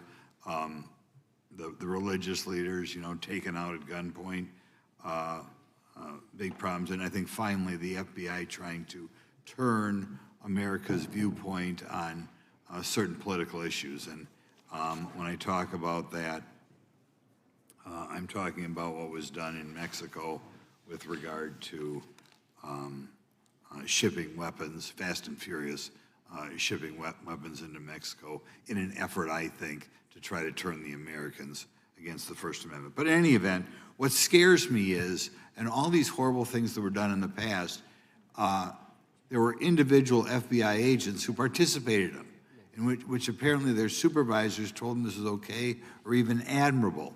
And what I'm going to ask you, are you able to do anything to make sure that in the future these corrupted FBI agents understand the importance of religion in our life, and they're not to view it with suspicion? They understand parental rights and the idea that traditionally in America, parents have the ability to object when their young 5 or 6 year old children or year-old or very young children are getting what most people consider highly inappropriate sexual contact. What are we doing there to try to make sure we don't have problems with these FBI agents again, or make sure that in the future administrations, they would object if they are asked to behave in such a immoral fashion? Two things. If you are corrupt, you don't work at the FBI. It's that simple. So we don't tolerate any form of corruption or any deviation from our high standards, whether you're an agent, an intel analyst, or whatnot. And just to show the American public the resurrection that the FBI has had in these last 7 months, you don't have to believe me. Our applicant pool has doubled month over month every year from the highest point it has ever been. More people want to work at this FBI than ever before in U.S. history. I'm sure that's because of you, and you're kind of anticipating my next question. I talk to retired FBI agents in my area who sometimes retired in part because they hated the woke, anti-conservative culture at the FBI. And they are concerned, the retiring agents, about new agents, not on your watch, but before this, being corrupted in the universities before they were hired. And they are very worried about what will happen with the new agents. So I think you're answering my question. Do you feel you'll be able to a certain extent solve the problem of inappropriately woke agents filling up the agency in the past, because now you're going to have a larger pool to draw from? Everybody that comes to work at the FBI is allowed to have their own belief system, but they're not allowed to bring that belief system into the workplace. And anyone that does won't work at the FBI. Okay, very good. Now, recently, there's sort of another potential scandal, I guess, a politically motivated thing, Arctic frost. Do you want to comment on that? And it appears one more time as perhaps the FBI was getting involved in what would normally be considered political events. We are not getting involved in political events, except this one. Okay. And final thing, with regard to prejudice against Catholics, what happened in the big Hindu temple there in New Jersey, do you think, have you ever, has anybody ever apologized to the Catholic Church or apologized to that temple? I don't know, sir. Okay. Is that something you think would be perhaps a good idea to do in the future? I think leadership should address it. Thank you. Gentlemen, time has expired. Gentleman yields back the, so we got the gentleman from North Carolina, Mr. Harris. All right, thank you, Mr. Chairman, and thank you, Director Patel, for your endurance and your perseverance throughout today's hearing, and for all you've shared. First of all, let me start by saying that I was very grateful and glad to see that the FBI has joined the investigation of the tragic and brutal murder of Irina Zarutska in Charlotte, which is just right by my district. This woman, as you know, fled the war in Ukraine only to be killed in cold blood by a man who had no business being on the streets whatsoever. This man, who had been seen stabbing Irina to death on video, had been arrested 14 previous times, served prison time, and was diagnosed with a severe mental illness. In response to the previous offense, the magistrate over his case released him to roam the streets with a $0 bond and a simple written promise to appear in court. Mr. Patel, let me just ask, should judges apply the most lenient bail standards to people with extensive criminal history? Do they apply the most lenient? I'm sorry. Yeah, should they apply the most lenient bail standards to people with extensive criminal history? That has not been my experience. That should not happen. Is America a place where young women should fear to ride public transit? No. And was Irina Zarutska's death, would you say, possibly the result of Democrats' pro-crime policies? That investigation and matter is in open trial, so I don't want to stylize the evidence. I understand. Well, Mr. Patel, let me just say, taking over the FBI after the Biden administration's blatant weaponization of the agency is no easy feat, as we've recognized throughout this hearing today. For 4 years, we witnessed the Biden administration targeting regular Americans rather than violent criminals. For example, the Biden administration's FBI spent its time and resources going after churches and Christians. We know that the FBI used an undercover agent to collect information about a parishioner. We know that the FBI investigated and surveilled a Catholic priest. And all of this was in response to First Amendment protected activity. Mr. Patel, I want to ask you, should the FBI use its resources to spy on Catholics? Never. So what does it say about the culture of the Biden FBI that law enforcement resources were used to go after Catholics, and some FBI employees were comfortable with taking such actions? Well, pursuant to my transparency initiative and working with Congress on oversight, those documents, that's it. Those documents are available for the American public to see and read and hold people accountable, and that's what I'm committed to. And so have you been able to hold accountable those at the FBI who went after law-abiding Catholic church members? If they did so improperly, yes. Well, I've been a pastor for 36 years, and I've constantly stood up for life and stood up for family amidst a culture that's increasingly hostile to both of those things. And if the Biden administration targeted Catholics, could I have been targeted by the Ray FBI as well? Well, I don't know, but I'm not going to target you.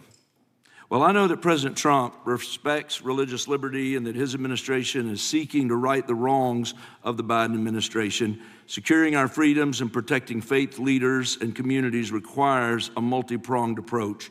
What would you say in just the last few moments, what is the FBI under your leadership doing to make sure that our religious liberty and religious leaders can rest comfortable this evening? Zealously protecting our First Amendment rights, Amen. but zealously going after those that abuse that right that leads to criminal conduct. You will be investigated, you will be looked at, and referred to prosecution every single time the evidence warrants. Thank you, sir. One final area. I do want to draw attention, Mr. Patel, to Waxhaw, North Carolina, a town in my district that just fell victim to a cyber attack on September 12th that interrupted emergency services. Waxhaw is working with state partners, and the FBI has been notified on this attack, and I certainly pray they're able to help out with the ongoing investigation. Could you just speak to what the FBI is doing to bolster our community's cybersecurity to defend against any future cyber attacks? Well, in North Carolina, you're slated to get a plus-up of 22 FBI employees, and they're already on the way. And that encompasses cyber, counter-intel, counterterrorism, field agents, intel operatives. And what we're doing on a macro level on the counterintelligence and cyber front is going after the people that fund these operations on these online platforms and breaking their banks. Because once we do that successfully across the board, they won't have the ability to attack us. Well, thank you, Director Patel, and let me just add my comments to those of my colleagues that are very grateful for your leadership, grateful for your courage, your consistency, and for being willing to stand in the gap for us. And with that, Mr. Chairman, I yield back. Gentleman yields back. The gentleman from Missouri is recognized. Thank you, Mr. Chairman. And Director Patel, thank you for being here with us today. Over the past few years, we have seen a disturbing increase of attacks on Christians and conservatives. Since the leak of the Dobbs decision, there have been 354 attacks on Catholic churches. In the first year following the leak, there were more than 100 attacks against pro-life pregnancy care centers. And the shadowy pro-abortion group, Jane's Revenge, claimed responsibility for 24 of these attacks.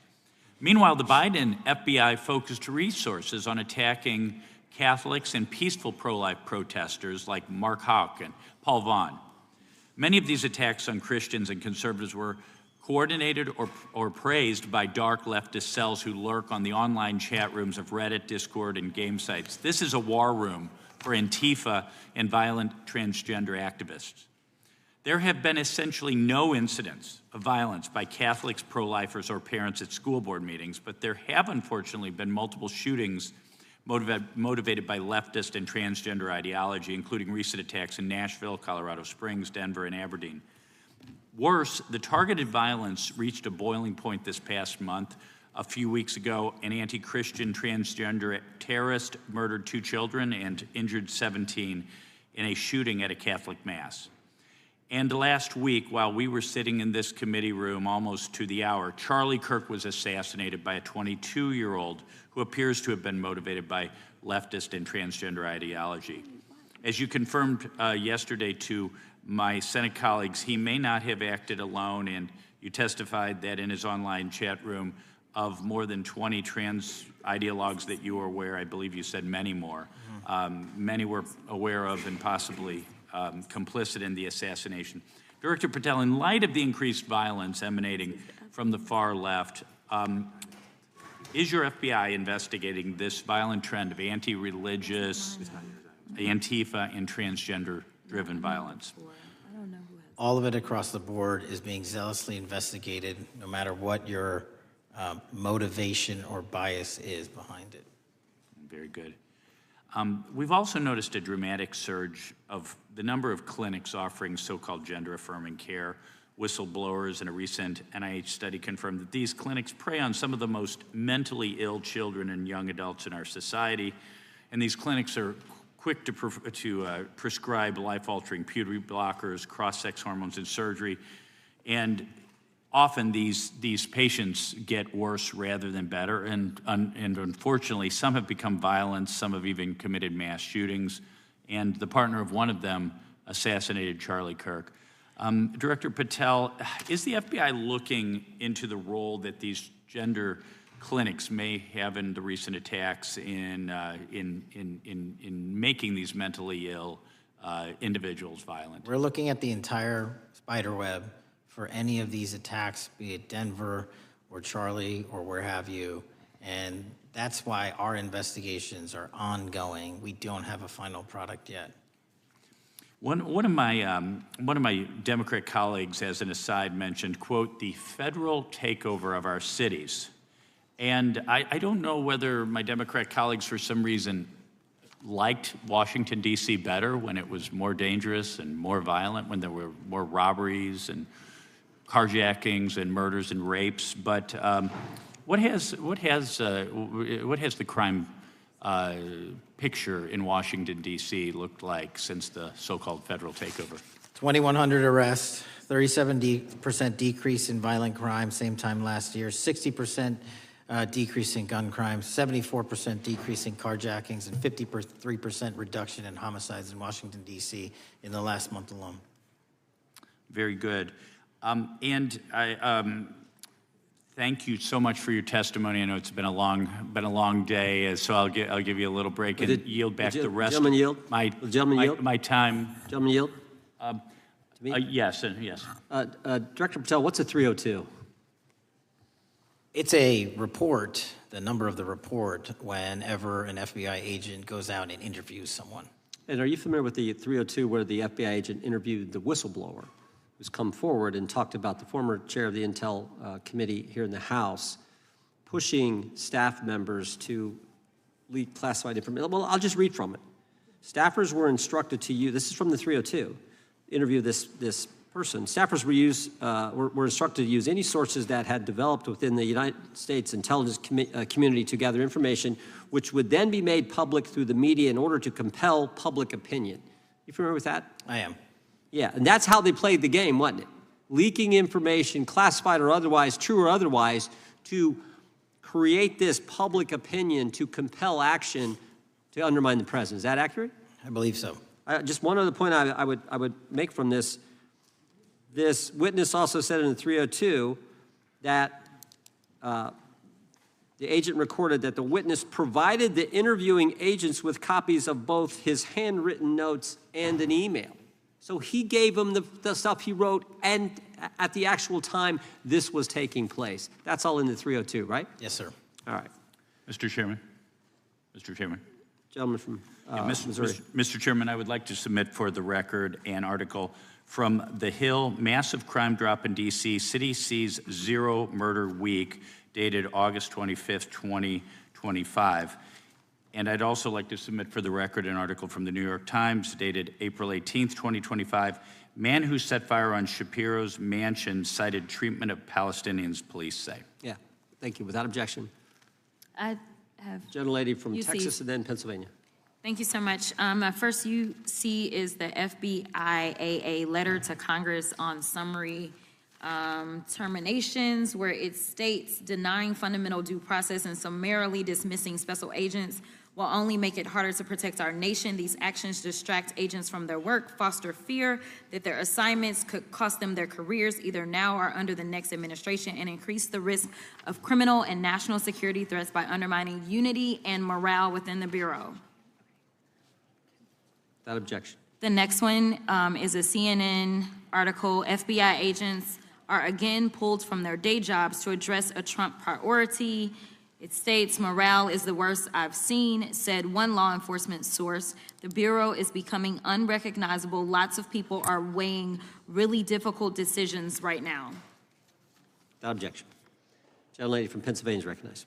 Thank you, Mr. Chair. I'd request unanimous consent to introduce into the record a September 16th, 2025 article in the New Republic entitled DOJ Quietly Deletes Study on Politics of Domestic Terrorists. The Justice Department has taken down a study that proves Republicans' entire narrative wrong about left-wing violence. Without objection. Thank you. Gentleman from Washington is recognized. Thank you, Mr. Chair, and thank you, Director, for being here. I think without question we can say that Donald Trump has been tougher on crime and tougher on international terrorism than any president in American history. I imagine that brings you a lot of satisfaction and pride as director of America's foremost law enforcement agency. Recently, President Trump conducted very strategic and important strikes on Iran's nuclear apparatus in that country. We also know that there are concerns of significant Iranian sleeper terrorist cells here in the U.S., perhaps exacerbated by the open border during the Biden administration. What can you tell Congress and the American people about what the FBI is doing to safeguard us from potential terrorist attack by Iranian cells? So our counterterrorism division, which is fully stocked up, watches for reflections in the intelligence streams that our intelligence community collects and produces, and works hand in glove with our partners at the CIA and elsewhere to make sure that any threat, even if it's hearsay, double hearsay, triple hearsay, or totally incredible, is not only fully run down, but we also take our duties to notify and give defensive briefings to those who are mentioned in those intelligence reports to make sure that we do both our notification obligation and our investigatory obligation. Thank you. The FBI is also the foremost counterintelligence apparatus here in the U.S. We know the U.S. faces a more complex threat of global, more complex array of global threats than any time perhaps World War II or even superseding that time. As America continues to be under attack from various intelligence agencies globally, what can you tell us about the counterintelligence operations of the FBI as a core function? This is why the CIA mission is so important to the FBI, because as you said, no one else can do it. No one else has the authorities to do it. And even if they did, they don't have the capabilities to do it.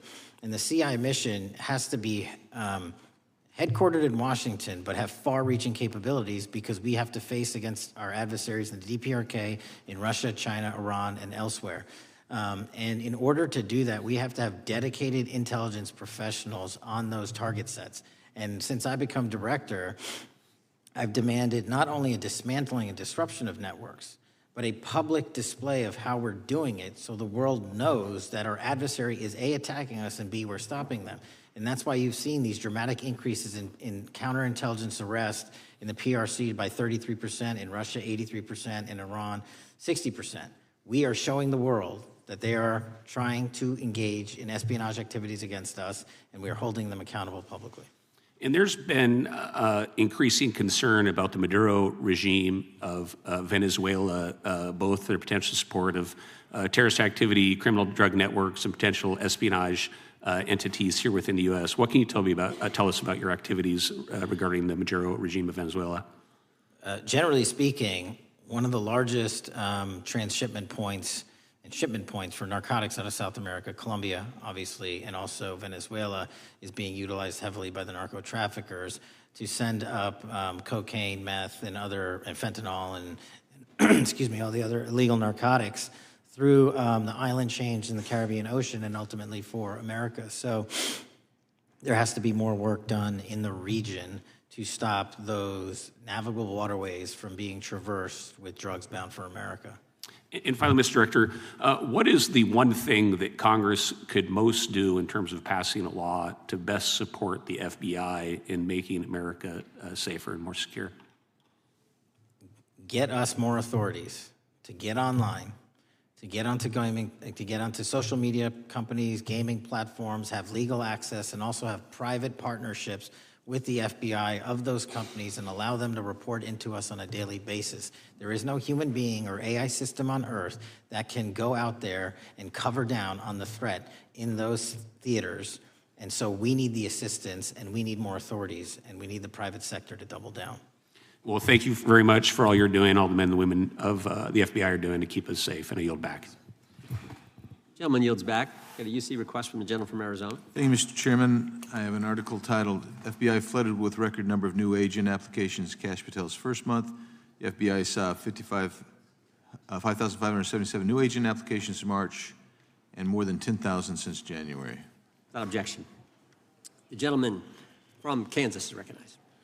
Thank you, Mr. Chairman, and Director, thank you for being here. I have listened carefully to all the discussion in this hearing. I've reached two top-line conclusions. First, I am glad I don't have your job.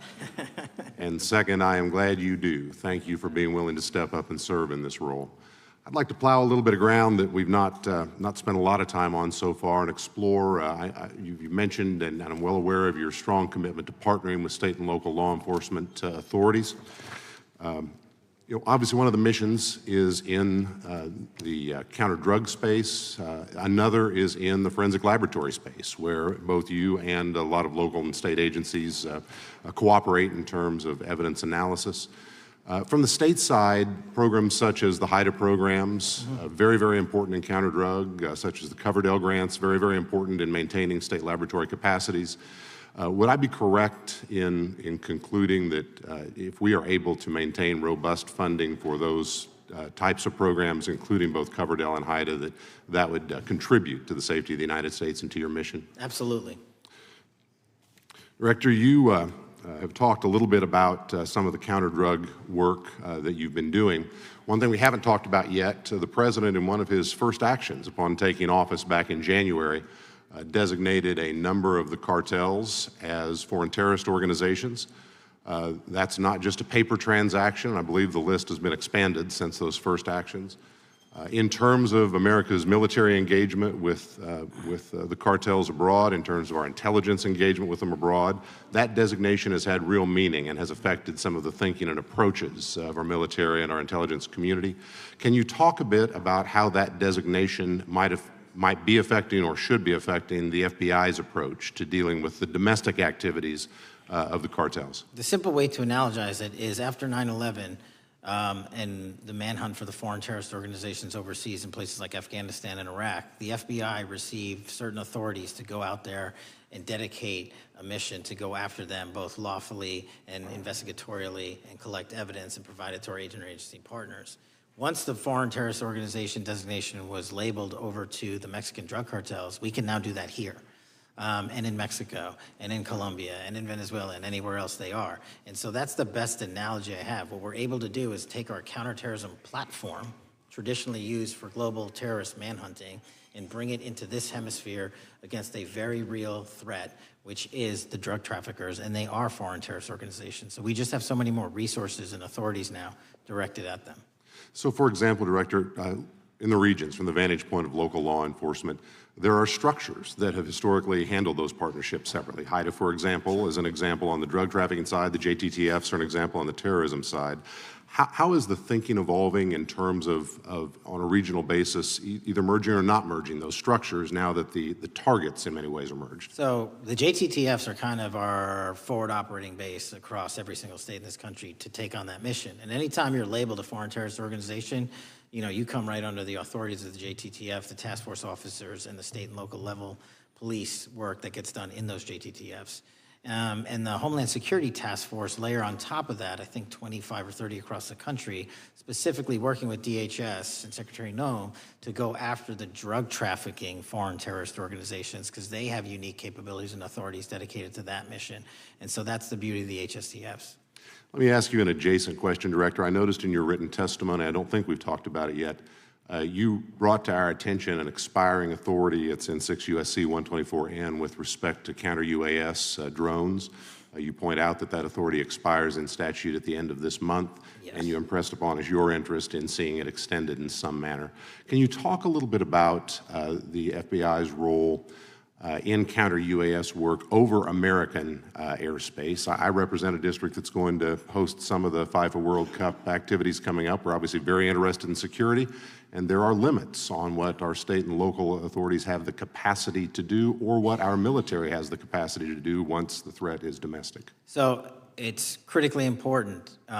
Both the FBI and DHS have those capabilities. I'll speak to the FBI, of course, only.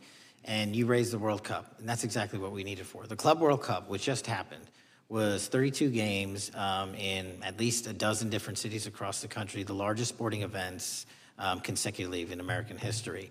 And we used our counter-drone capabilities to not only inspect and secure stadium locations, but where fans were hovering and we call base camps. And thankfully, because of the success of the FBI and DHS, we had no significant security incidences.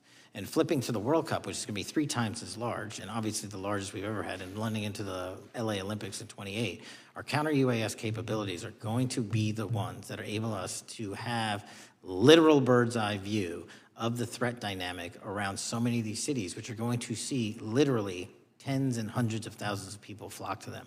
So we have to have it. And making sure the bad guys don't have the same. Exactly. Very good. I yield back and thank you. Gentleman yields back. Director, you've been amazing. You've been here 4 hours and 41 minutes without a break. We appreciate that. I think we have one more member, a few UC requests, and then you can we'll let you go. But we appreciate that. The gentleman from Texas is recognized. Thank you again for taking the time, Director Patel, and for Chairman Jordan for holding this hearing. Thank you for depoliticizing the FBI and getting it back to its original mission as well. Director Patel, do you agree that we have a problem in the United States with politically motivated violence? Absolutely. And I very much agree. I think we can all agree that political violence is wrong, it's evil, regardless of which side it comes from, and that we can all adamantly and vehemently reject it, or we certainly should. But one of the things that we've noticed recently is that affinity and tolerance for political violence is not equally distributed on both sides of the aisle. In fact, right now, social media is filled with leftists who are cheering on the murder of an iconic conservative political figure, Charlie Kirk.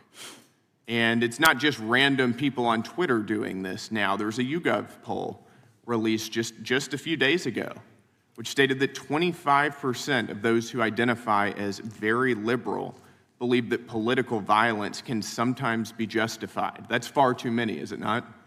It is. One is far too many. One is far too many. That's right. Only 3% of very conservatives said the same thing, and we can agree that 3% is far too many. But there's an astounding difference between 25% on the left accepting and tolerating political violence and 3% on the right.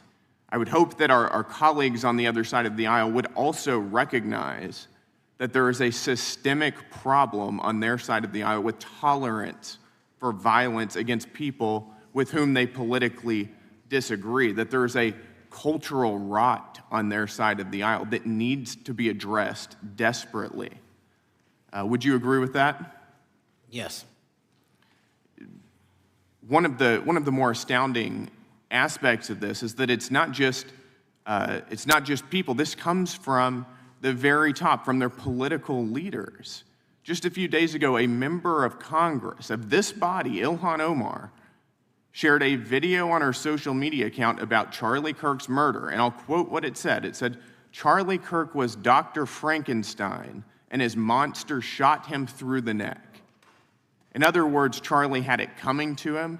The words that he said naturally led to his assassination. I mean, that is a reprehensible thing for a member of Congress to say, to suggest, to promote in any capacity. And there are people across this country who are losing their jobs for far less than this. And that, by the way, is a just response to acceptance and tolerance of political violence. It's amazing to me that the political left today, who were the originators and the cheerleaders of cancel culture, now have the backbone to attack conservatives for defending their assassinated friend. But there's a key difference here. Democrats want to silence conservatives for speaking obvious, self-evident ontological truths like that men aren't women and men can't get pregnant. That seems pretty basic. That seems like a basic truth that we should all be able to agree on. Republicans, by contrast, are recognizing that a constitutional republic depends on the free and open exchange of ideas that we can debate without violence, and that assassinating a political rival is evil, it's wrong, and it should not be glorified or promoted or justified in any way, including in the way that Congresswoman Ilhan Omar did. So Mr. Patel, thank you again for being here. I'd like to, with the remainder of my time, just get your opinion. Does the FBI recognize the rising threat of political violence in America, and what can you guys do to address it? Yes, we do, and what we can do to address it, Congressman, is we need to get online partnerships with these companies in the public space, on these gaming sites, and on these social media sites. As I was saying earlier, there is no way to triage the amount of information generated on these sites by the FBI alone. And we need the public-private partnership. And there's another law that's expiring, I think, at the end of this month, which I believe we need renewed, that allows private sector companies to report into the FBI without liability for criminal investigatory purposes. And that's the kind of stuff we need to keep going. Got it. Thank you, Director Patel. We really appreciate it. Thank you. Gentleman yields back. Mr. Chairman. Gentleman from Arizona. I have some UCs. Gentleman to state his request. Thank you. The first one is a piece entitled Review of Domestic Terrorism After Kirk's Murder Shows Biden Politicized Issue, the Intel, and Fudged the Data. Without objection. Thank you. Make a motion to table. Oh, no, we got to recognize the ranking member for his motion. It's just a UC request. The gentleman is recognized for a UC request. Thank you, Mr. Chairman. This is the ADL report issued February 21, 2025, titled Murder and Extremism in the United States in 2024, concluding that for the third year in a row, every single extremist-related murder in the United States in 2024 was committed by right-wing extremists, 8 of the 13 involving white supremacists and 5 having connections to far-right anti-government extremists. Without objection. Gentlelady from Pennsylvania is recognized for unanimous consent. Yes, thank you. I have a couple articles here. First is a New York Post article, July 17th, 2025. Democratic Senator Ron Wyden claims big Epstein file full of actionable information locked in Treasury Department drawer. Without objection. This is The Guardian, May 18th, 2023. Deutsche Bank agrees to pay $75 million to settle Jeffrey Epstein lawsuit. Without objection. This is Fox Business, September 10th, 2025. JP Morgan processed over $1 billion for Jeffrey Epstein despite internal concerns over sex offender status. Without objection. And New York Times, Bank of America flagged suspicious payments to Epstein only after he died. Without objection. Okay, and I also have a motion, Mr. Chair. The lady was recognized. We're going to come back to the motion I thought was made by Mr. But I want to dismiss our witness. Could we do the motions before he goes? The one, I just wanted to press the motion I originally Yeah, had. we're going to bring that up. Is that what this is? four Or banks. Are you doing that? No, this is another motion. Okay, well, I'm going to recognize first the gentleman, because we held that motion in advance. I've got Gentleman from I still have the UC, Mr. Chairman. Thank you, Mr. Chairman. So look, there are four banks, JP Morgan, Bank of New York, Bank of America, and Deutsche Bank. Yeah, but the gentleman can state his motion. Yeah, but the motion is to subpoena the CEOs of these four banks to bring in all records relating to their relationship to Jeffrey Epstein and to produce all records reflecting it. These four banks have flagged to the government $1.5 billion in suspicious transactions relating to the sex Chairman, I move the trafficking table. crimes. Mr. Diamond just released a statement saying he would be happy to comply. Mr. Chairman, need The motion to table, the motion offered by the gentleman from Maryland, the motion to table is not debatable. The question occurs on the motion to table. Those in favor say aye. Aye. Those opposed, no. No. Opinion of the chair, the ayes have it. The motion is tabled. I'd like a recorded vote if we could, Mr. Chairman. Recorded vote being requested. The clerk will call. Well, we got to get the clerk here. The clerk's right here. Wonderful. Clerk will call the roll. Yes. Mr. Jordan votes yes. Mr. Issa? Mr. Biggs? Mr. Biggs votes aye. Mr. McClintock? Mr. McClintock votes aye. Mr. Tiffany? Mr. Massey? Mr. Roy? Mr. Roy votes aye. Mr. Fitzgerald? Mr. Klein? Mr. Klein votes aye. Mr. Gooden? Mr. Van Drew? Mr. Nels? Mr. Nels votes yes. Mr. Moore? Mr. Moore votes yes. Mr. Kiley? Ms. Hageman? Ms. Lee? Mr. Hunt? Mr. Fry? Mr. Grothman? Mr. Grothman votes aye. Mr. Knott? Mr. Knott votes aye. Mr. Harris? Mr. Harris votes aye. Mr. Onder? Mr. Onder votes aye. Mr. Schmidt? Mr. Schmidt votes aye. Mr. Gill? Mr. Gill votes aye. Mr. Baumgartner? Mr. Raskin? No. Mr. Raskin votes no. Mr. Nadler? No. Mr. Nadler votes no. Ms. Lofgren? No. Ms. Lofgren votes no. Mr. Cohen? Mr. Johnson? No. Mr. Johnson votes no. Mr. Swallow? No. Mr. Swallow votes no. Mr. Liu? Ms. Shiapal? Mr. Correa? Ms. Scanlon? Ms. Scanlon votes no. Mr. Neguse? No. Mr. Neguse votes no. Ms. McBath? Ms. McBath votes no. Ms. Ross? No. Ms. Ross votes no. Ms. Ballant? No. Ms. Ballant votes no. Mr. Garcia? No. Mr. Garcia votes no. Ms. Kamlager-Dove? Mr. Moskowitz? No. Mr. Moskowitz votes no. Mr. Goldman? Mr. Goldman? Ms. Crockett? No. Ms. Crockett votes no. Gentleman from Texas, Mr. Gooden. Mr. Gooden? You're a no. You're a no. Lance? Yes. Mr. Gooden votes yes. Mr. Chairman, how am I recorded? Gentleman from New York. Mr. Goldman, you're not recorded. No. Mr. Goldman votes no.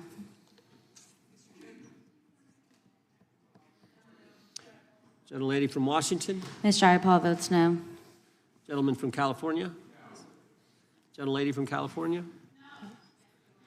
Mr. Liu votes no. Ms. Kamlager-Dove votes no. Gentleman from Kentucky. Mr. Massey votes no. Director, I want to thank you again for being here. While we're waiting for members to get back to record their vote, you don't need to stay around for these kind of motions. We appreciate the service you're providing the country, appreciate your testimony today, and appreciate the fact that you did it 5 hours straight. That's amazing. So God bless you and keep up the good work. The witness is dismissed. I know, but I'm dismissing the witness. I don't think it, nothing involved. I'll just put them in the record. Mr. Chairman, we're still waiting for members to come back to record their vote on the motion offered by the gentleman from... No, I just, as a point of order, I just wanted to establish that the dismissal of the witness doesn't affect the viability of any of the motions. No, the committee's still going. How many members do we need?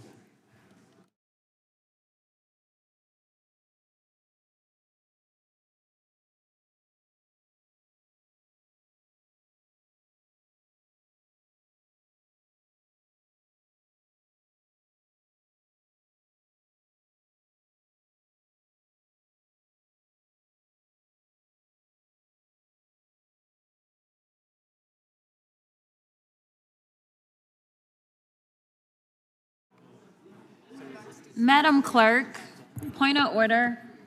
What is the current vote? Point of order. The vote is open. We will be waiting for members to get back to record their vote. Gentleman from Wisconsin is recognized. Mr. Fitzgerald votes aye. Gentleman from California is recognized. Mr. Kiley votes aye. The gentleman from California, I think, Mr. Chairman, is seeking to be recognized. Mr. Correa. Mr. Correa votes no.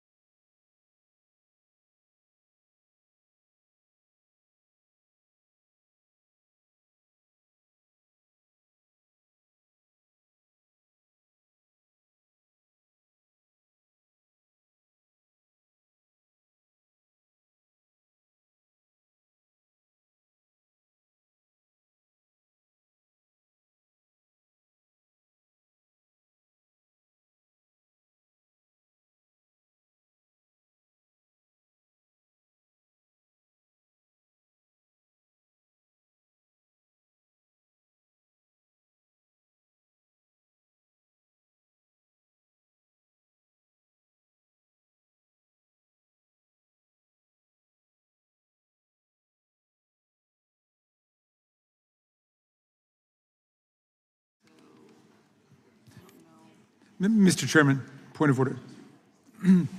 Gentleman may state his point. A number of members have conflicting markups in committee hearings going on right now, and I'm just wondering how long are we going to hold this open? My read on the vote is that right now it's 18 of 14? 17? It's 1916. 19 to 16? We're going to give members an opportunity. As you point out, as the ranking member points out, members have numerous obligations, different committees going on, but we want to give everyone an opportunity to record their vote, and that's why we're waiting. Mr. Chair, point of order. We'll state a point of order.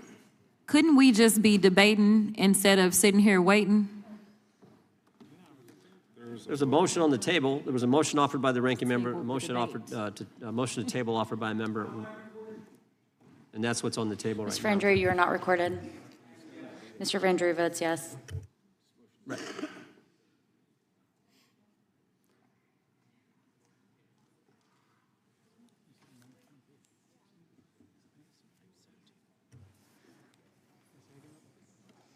Gentlelady from Wyoming. Ms. Lee. Ms. Lee votes yes. Ms. Hageman. Ms. Hageman votes yes. Gentlelady from Florida and Wyoming.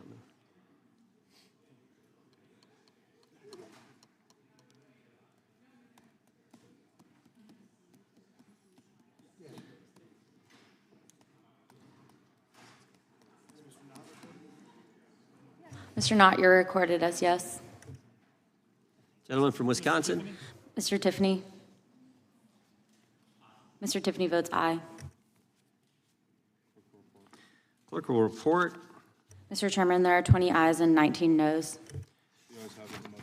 The ayes have it. The motion is tabled. The gentlelady is recognized from Pennsylvania. Thank you, Mr. For what purpose? I have a motion. Gentlelady may state the motion. Okay.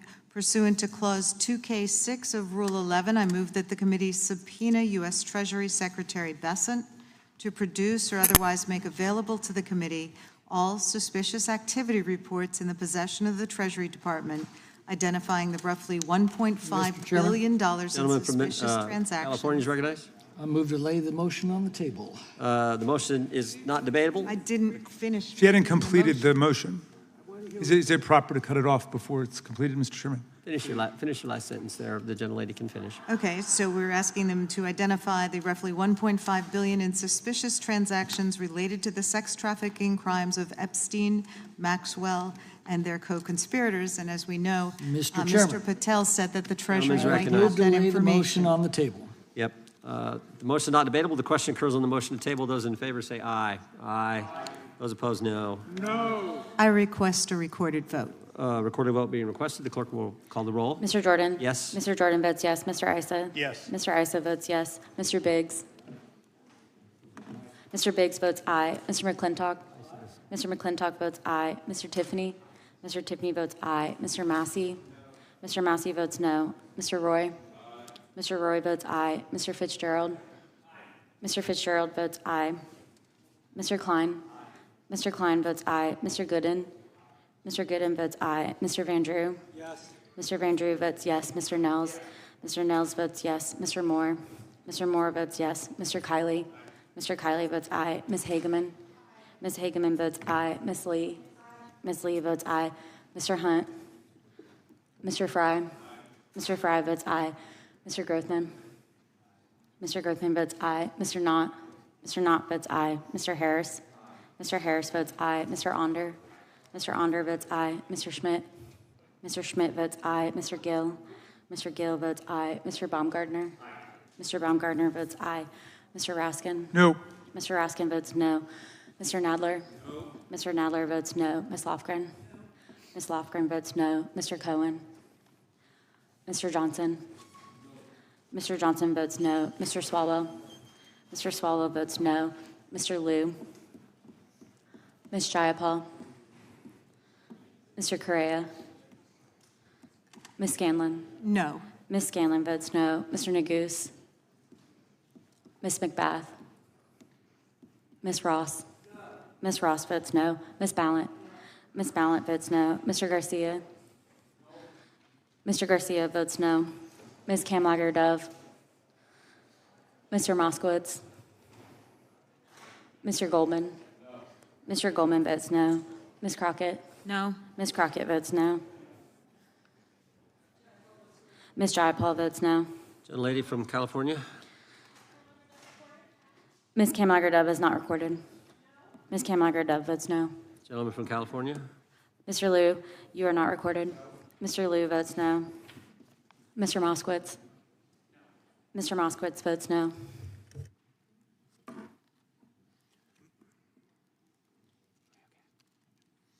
Clerk will report.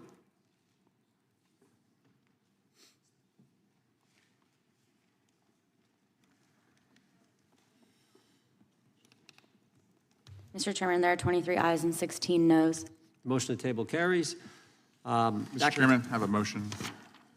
Gentleman can state his motion, is recognized to state his motion. Great. I hope that champion of free speech, Mr. McClintock, lets me read it. Mr. Chairman, pursuant to Clause 2K6 of Rule 11, I move that the committee subpoena Deputy FBI Director Dan Bongino to produce and testify what the director is unwilling to discuss and share with Congress, the files related to Jeffrey Epstein, including witness interview records, including FBI Forms 302, search warrant materials, records relating to the initiation of investigations, records relating to financial transactions and payments, evidence collected from wiretaps. The FBI director said today that they've already released these documents. Bongino has reportedly considered resigning from his position over the refusal to release the full Epstein files. I'm delighted to Perhaps he'll see be that more my forthcoming. colleague can read, and I move to lay his motion on the table. Motion is not debatable. The question occurs on the motion to table. Those in favor will say aye. Aye. Those opposed, no. No. Opinion of the chair, the ayes have it, and the motion is tabled. I also can call for a vote, Mr. Chairman, recorded vote. Recorded vote being requested. The clerk will report, or will, excuse me, call the roll. Mr. Jordan? Yes. Mr. Jordan votes yes. Mr. Issa?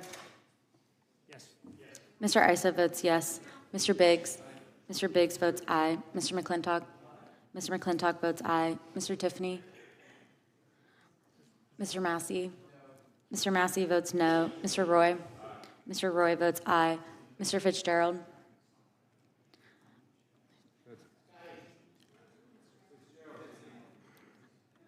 Mr. Fitzgerald votes aye. Mr. Klein? Mr. Klein votes aye. Mr. Gooden? Mr. Gooden votes aye. Mr. Van Drew? Mr. Van Drew votes yes. Mr. Nels? Mr. Nels votes yes. Mr. Moore? Mr. Moore votes yes. Mr. Kiley? Ms. Hageman? Ms. Hageman votes yes. Ms. Lee? Ms. Lee votes aye. Mr. Hunt? Mr. Fry? Mr. Fry votes aye. Mr. Grothman?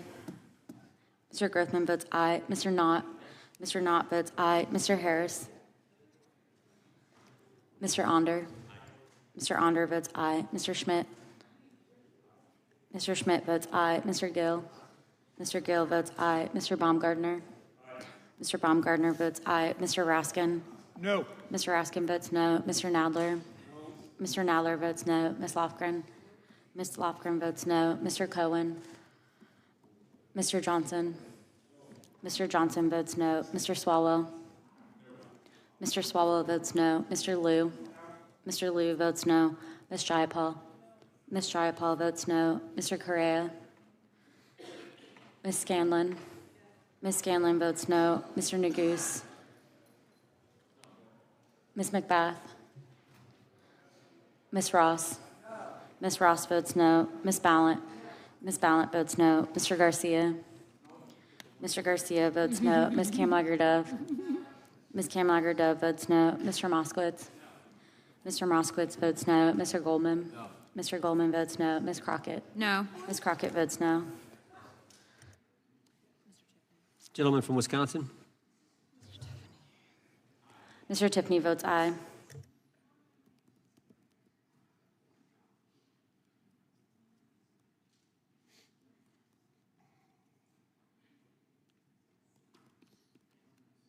Clerk will report. Mr. Chairman, there are 21 ayes and 16 noes. Motion to table is successful. That concludes today's. Nope, I've got one. The gentlelady from Texas is recognized. Thank you, Mr. Chair. I'll tell y'all when I'm done reading. Mr. Chair, pursuant to Clause 2K6 of Rule 11, I move that the committee subpoena the head of the Bureau of Prisons, William K. Marshall, to discuss and produce all records relating to the transfer of Jeffrey Epstein, co-conspirator and child sex trafficker, Ghislaine Maxwell, in apparent violation of BOP policies regarding sex offenders, to include all BOP communications with DOJ, FBI, and the White House. BOP transferred Maxwell to a minimum security camp Chairman. following her interview with President from Trump's California is former recognized. personal Move to lay the motion attorney on the table. and now There's Deputy been a Attorney motion- General Todd Blanche. Motion to I am table done is reading not now. debatable. This question occurs on the motion to table. Those in favor will say aye. Aye. Those opposed, no. No, Opinion of the chair, the ayes have it. I'd ask for a recorded Recorded vote. vote being requested. The clerk will call the roll. Mr. Jordan? Yes. Mr. Jordan votes yes. Mr. Issa? Mr. Issa votes yes. Mr. Biggs? Mr. Biggs votes aye. Mr. McClintock? Aye. Mr. McClintock votes aye. Mr. Tiffany? Aye. Mr. Tiffany votes aye. Mr. Massey? No. Mr. Massey votes no. Mr. Roy? Mr. Roy votes aye. Mr. Fitzgerald? Mr. Fitzgerald votes aye. Mr. Klein? Mr. Klein votes aye. Mr. Gooden? Mr. Gooden votes aye. Mr. Van Drew? Mr. Van Drew votes yes. Mr. Nels? Mr. Nels votes yes. Mr. Moore? Mr. Moore votes yes. Mr. Kiley? Ms. Hageman? Ms. Hageman votes yes. Ms. Lee? Ms. Lee votes aye. Mr. Hunt? Mr. Fry? Mr. Fry votes aye. Mr. Grothman? Mr. Grothman votes aye. Mr. Knott? Mr. Harris? Mr. Knott? Mr. Knott votes aye. Mr. Harris? Mr. Onder? Mr. Onder votes aye. Mr. Schmidt? Mr. Schmidt votes aye. Mr. Gill? Mr. Gill votes aye. Mr. Baumgartner? Mr. Baumgartner votes aye. Mr. Raskin? Mr. Raskin votes no. Mr. Nadler?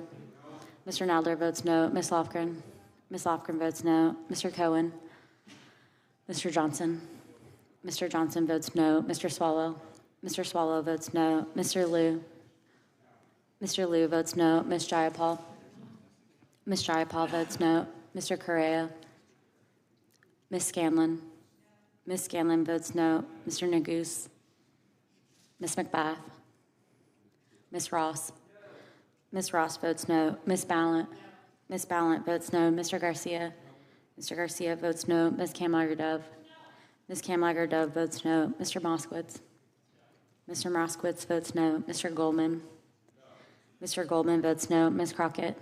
Ms. Crockett votes no.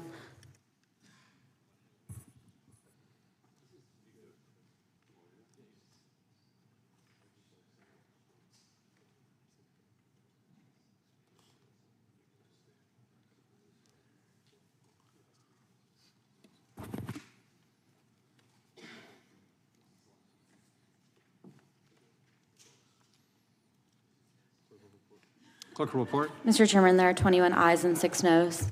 The motion to table is agreed to. Mr. Chairman, point of inquiry. Gentleman can state his point. Am I correct that the House Oversight Committee, led by Chairman Comer, is issuing significant number of subpoenas along the lines of some of the things we've been talking about today, but in general terms, pursuing a lot of the questions that are being raised here today and others? Nope. That is accurate, and specifically the SARs. They're actually getting the SARs from the Treasury Department, which is something that we think is important. But yeah, that material is going to the Oversight Committee. Mr. Chairman, may I ask a follow-up question? Over here. Gentleman from New York is recognized. Is it your understanding that the Oversight Committee has requested the documents listed in Mr. Swalwell's subpoena, the recordings, the witness statements, the photographs, the materials seized by search warrant? I'd have to look at those carefully, but I know that there's a broad subpoena and It's a very broad all kinds subpoena. of files. And oddly enough, it excludes all those essential documents that are in the possession of the FBI. I think that'll be included in the case files that have been subpoenaed. The chair recognizes the gentleman from Arizona. I have a UCs, several UCs. Gentleman can state his unanimous consent request. Yeah, first one is Democrat running for Attorney General issues profanity-laced Charlie Kirk post. Without objection. Next one, Cleveland Fire Chief removed from duty over incendiary Charlie Kirk social media post. Without objection. Next one, generic condemnations of political violence won't stop the left from escalating it. Without objection. Next one is a few weeks before Charlie Kirk was assassinated, CNN runs widely viewed interview with Destiny describing Charlie Kirk as spawn of Satan. Without objection. And let's see here. I think the next one is, gosh, I'm having trouble finding it, sir. Dang it. I will submit it for the record later, the rest of these. I have another 30, so I'll just submit those later. Speaker, Mr. Chairman. Gentleman from New York is recognized for what purpose? Point of information with respect to everything that Mr. Biggs just read. So what? It's all free speech. First Amendment is alive and well in this great country, and thank the good Lord for that. Mr. Chairman. The gentleman from Florida, for Just- purpose, does the gentleman seek recognition? Point of inquiry, to the question that Mr. Roy was raising about how that is being done in the Oversight Committee, I'm just curious, was Mr. Roy asking because he believes that should be done in the Judiciary Committee instead, or he was just confirming that it's being done in general? I don't know the motives behind Mr. Roy's statement. I just know what Mr. Roy said. I think Mr. Roy's here. Yeah, that concludes. Well, you can talk to him. You can go talk to him. You can walk right across the thing. That concludes today's hearing. Final UC? Man, this is a record day for UCs. Go ahead. The gentleman from Maryland is recognized for the final UC. Thank you. This is it. Timeline suggests Trump team changed its tune on Epstein files after Trump was told he was in them. CNN Politics. Without objection, all members will have 5 legislative days to submit additional written questions for the witness or additional materials for the record. Without objection, the hearing is adjourned.